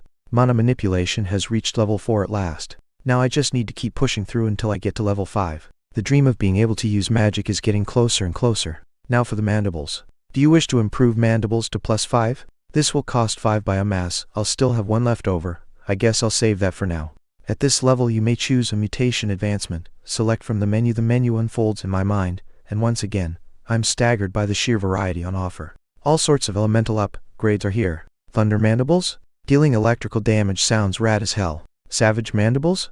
Berserk mandibles, each consecutive bite deals more damage. Vampiric mandibles, draining health from enemies with each chomp. So many cool options. My eyes are boggling out of my head. I feel like I'm in a candy store. Damn it, Gandalf, are you sure I can only choose one? I need to settle down and consider my options carefully. With my acid, I chose a utility option rather than a direct damage increase when I upgraded. For my mandibles, I want something that makes my bites a more lethal weapon. Once again, I'm hesitant to take an elemental option, even though they sound extremely cool. There are a few options that do what I want, but there is one that grabs my eye. Infused mandibles allows mana to be channeled through, increasing the damage of every bite. Chapter 49. Nest Assault. I have high hopes for this upgrade. At the moment, I can't use my mana for anything other than practice. It serves no offensive purpose, and I can't help but wonder if I'll eventually be able to manipulate my mana into different elemental types eventually. If I'm right, then this could be a massive advantage, even if it is a long way off. For now, this upgrade will give me what I want most, which is a rounded offensive boost. Choose infused mandibles. Ooh god. My face. My precious face. Once the mutation begins, my entire face erupts with painful itching. It almost feels as if wires are tunneled through my head, connecting my mandibles and my inner body. This is the worst. It takes a long time for the mutation to end. When it finally stops, I feel like crying in relief, and once again, I'm forced to remember that ants have no tears. But my heart is weeping. Getting stronger is an amazing feeling, but the process completely sucks. Having spent my mana and my biomass, it is time to rest up. I still have skill points to spend, but I'll keep holding them for skill upgrades and potential magic skills. Time for a nap. Without further ado, I flop onto my side and begin to drift into the dreamless state of torpor. Tiny scratches around for a while before leaning himself against my back. Before my senses finally fade away, I can hear him snoring softly behind me. At her, and up. With a jolt I shake myself awake, ready to take on another day of challenges. Since there isn't really any hurry, I make sure to spend the mana I accumulated whilst resting on more manipulation practice. I try something different this time, inspired the queen, That is to say, mother, passing on her healing spell through her antennae. Using my mind to control the flow of energy in my core, I direct it out, into my body and up through my antennae. Eventually the mana is released as a brightly glowing wisp of smoke, drifting from the tip of each antennae. After completing my training, I wake up Tiny, who is still snoring happily. Is it just me, or is he a bit bigger today? And wait for him to jump on my back before heading down to the nesting chamber. There isn't really any rush to get started quickly today, so I felt like taking some time to play around with the brood. The little white grubs don't have much going for them at this stage in their development, no eyes or ears of any kind. They are totally dependent on the workers to care for them until they are large enough to spin a cocoon. The little things are cute though. I try tickling them with my antennae, and they start wriggling around happily, rolling away to escape. This starts a new game where Tiny and I take turns to roll the little guys back and forth as they wibble and wobble in delight. Hey, well, enough playing around. Time to go and secure food for the next generation. Wait, I smell something. I rush out of the chamber and into the tunnel to see the workers rushing about, extremely agitated. It doesn't take long for me to work out why. The scent I detect in the air is the pheromone for emergency. All the workers are rushing down in response to this distress call. What in the heck is going on down there? Being larger and stronger than the other ants, I push my way forward, Tiny in his customary saddle on my back, rushing down to the queen's chamber. Once there I can see the queen pacing around agitatedly, as many as 30 workers clustered around her defensively. There is one other tunnel leading further down in this chamber and workers are streaming down it at the moment. That is the source of the emergency. Curious and alarmed I charge forward, bursting into the tunnel and following my fellow ants. What the heck is going on, guys? Tunnel collapse? Food located? Are we under attack? After a few minutes of running down the tunnel, I get my answer. The sounds of brutal impact and flesh being torn are ringing in my ears. We are under attack. Defend the colony. Roaring in my mind, I double my speed. I'll reach the front line and smash our enemies to bits. How dare they raid our colony? When I eventually make it, I'm horrified by what I see. Broken and sliced bodies of my fellow workers litter the ground already, but as soon as more arrive, they throw themselves into the fray. However, their sacrifice doesn't seem to do much to deter the invaders. Distorted, bizarre-looking creatures loom before me, walking on 4 legs that end in strange clawed feet. Their hunched upper bodies are grotesquely bulked with muscle, with almost no head or face to speak of. From the center of their chest protrudes a hideous beak. Instead of arms, 4 glistening blades, made from bone or steel, I can't say, extend from their torso attached to short limbs that allow them to hack with brutal force. What the heck are these things? Have they climbed up here from further down below? They look like they mean serious business. I don't have the luxury of waiting. Workers are being slaughtered as I wait around. I have to throw myself into the fray. Bullying my way to the front by shoving and dragging workers out of my way, I put myself at the forefront of the reinforcements. It's difficult to see how many of these insane creatures there are since the narrow tunnel only allows 2 of them to fight at a time, but the tunnel is packed with the monsters behind the leading figures. This is going to be a tough fight. I don't want to take Tiny into the middle of this. I quickly shake my body left and right, like a wet dog, until I dislodge the little guy. He cries out in protest, but there is no way he will be able to make it through this battle on my back. I can't do any more for him than this. Come on then, you freaks, let's dance. Before the rest of my colony start climbing over me to reach their immediate death, I charge, drawing the attention of our enemies directly to myself. Slash! I duck under the first strike, but already there are more coming. Slash! Slash! Slash! With 2 of the monsters in front of me, there are 8 blades creating a wall of steel I can't get through, each forcing me to duck or retreat. Well, Anthony, if you can't close in without getting hurt, you'll just have to get hurt. Dodging left and right, I dive forward, trying to slip past the deadly defense of these malformed creatures. The second I move, the 2 monsters in front of me react, sweeping their weapons down and around to cut off any chance of escape. Come on! Thunk! Agony blooms from my back as one of the edges cuts deep into my carapace, piercing and cutting into the muscle below. I grit my teeth and continue to press forward. You'll have to do more than that to stop me. My desperate lunge has brought me next to the monster's legs. Their bulk and the narrow tunnel makes it difficult to turn and bring their weapons to bear on me now, and I certainly am not going to wait around to give them a chance. Crushing bite. Mustering my strength, I crush my jaws down onto the closest leg, the dense muscle in my head powering them to close tighter and tighter. Snap! My mandibles meet each other, shearing directly through the limb, causing the creature to roar in anger as it loses its balance. Since these monsters are soft-limbed, I decide to attack with the crushing bite. The additional penetration of the piercing bite would be wasted on these fleshy targets. I turn to the other monster and latch my mandibles directly onto its midsection, ripping a deep wound into body. Not satisfied, I bite again. Then again. Crushing bite has reached level 4. My jaws are dripping with ichor, and the monster is writhing in pain. The leading 2 monsters are sufficiently distracted to allow the rest of the workers to close in and get to work. Some of them are still injured by the furiously flashing blade arms, but with their numbers the ants begin to grip onto the limbs, pinning the creatures down. I've already lost 12 HP from that one slash. Right behind the monsters I just attacked there are 2 more, and more behind them. I hope there aren't too many. Chapter 50. Storm of Blades. I have a little breathing room, whilst the workers deal with the monsters next to me, and I decide to use it for maximum effect. Turning on the spot, I present my famed commercial, Plaza down the tunnel. The enemy are only meters away, so aiming isn't really necessary. Once in position I unleash my acid. Pow! Pow! 2 blasts sizzle their way through the air before impacting directly into the massive torsos of these horrendous threshing machines. The acid immediately begins to hiss as it burns into their flesh, hardening and sticking as soon as contact is made. Hopefully I've managed to slow their blades down a little. Enraged, the 2 monsters start to bull their way forward, slashing wildly with their limbs, even cutting into the rear of their 2 still struggling allies. When the blade slices through the air and impacts into the monster to my right, I seize on this chance and rush forward. If one of the weapons is stuck in that poor guy, then it won't be able to be swung at me. This should create an opening. I burst forward, and then cut immediately to my right, running directly under the lodged blade and up onto the wall of the narrow tunnel, and then directly onto the roof. The ceiling isn't high enough to be out of reach of those sharp limbs, but of the 4 blades only the upper 2 will be able to reach, cutting the number of worries in half. I also have to consider I won't be quite as nimble upside down, but I feel like it's my best chance. Crash! The monster in front of me rips its blade out of the grievous wound it has caused its own ally, and shift its entire body to throw weight behind the strike it directs at me, slamming the gleaming, hard edge directly into the rock in front of me. Go! Instinctively I leap, avoid the blade, and landing on the powerful arm from which the cutting blade emerges.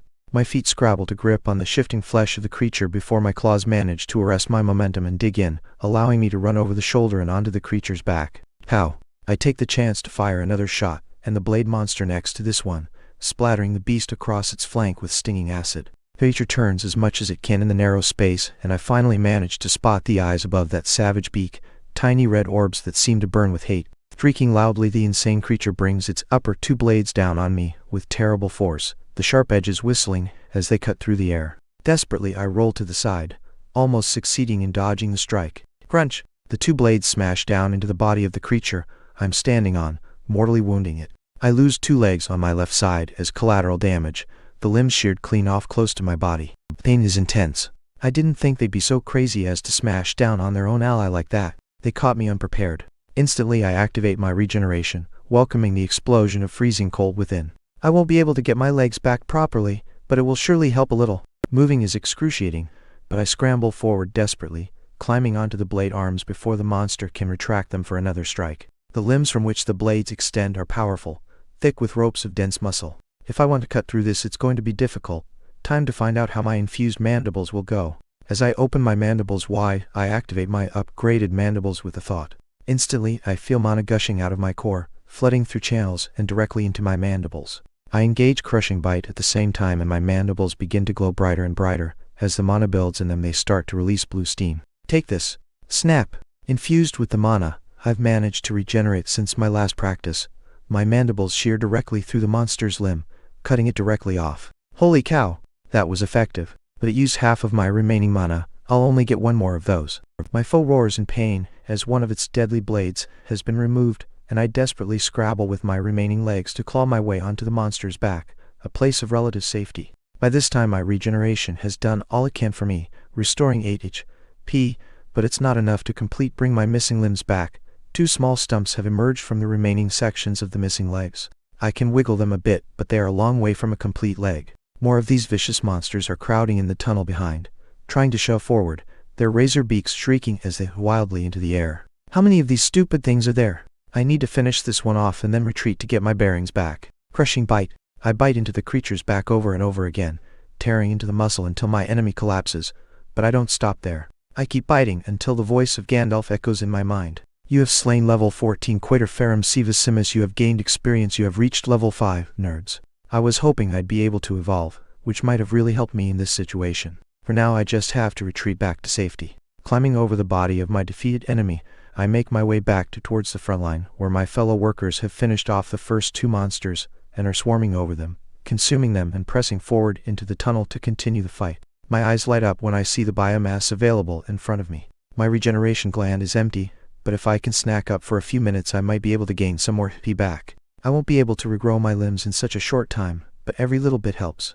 Staggering forward, I push aside a few workers and start wolfing down food. You have consumed a new source of biomass, Quaterferrum sevissimus. You are awarded 1 biomass. Basic profile of the Quaterferrum sevissimus unlocked. Quaterferrum sevissimus, 4-blade berserker. This monster has 4 bone, metal compound blades on its upper body and enters a furious rage when in combat, increasing its strength, but causing it to struggle to tell friend from foe. The profile makes a lot of sense. These monsters are certainly berserkers, hacking into each other without a second thought. Workers continue to arrive at the fight, some of them climbing straight over me as I eat, rushing forward to fight.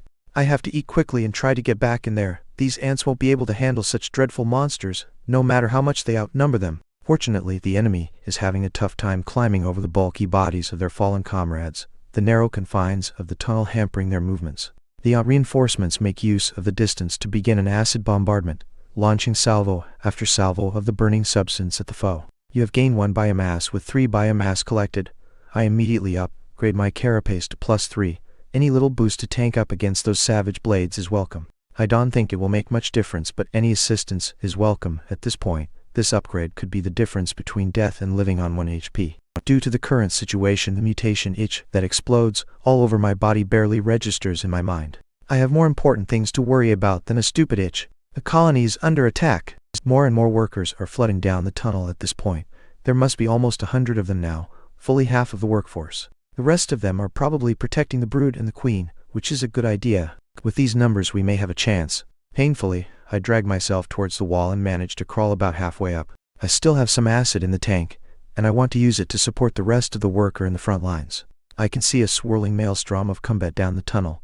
The first 4 berserkers have been dealt with, but more are crowding behind, their mad shrieks filled with bloodlust and the urge to kill. Workers are clambering over the dead, fearlessly charging forward to engage in greater and greater numbers.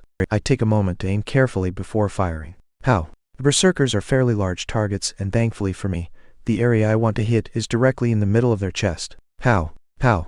3 blasts of acid arc through the air, hitting 3 separate monsters, splattering over their faces and beaks. I may not have been able to get their eyes since they're so recessed, set deeply into the chest, but the hardening, sticky acid burning into their face drives the creatures completely insane, and they start to swing wildly with their 4 limbs, cutting into their own allies. Take that! Just as I rejoice, I can hear a commotion behind me, and I turn to see what is going on. Is that the queen?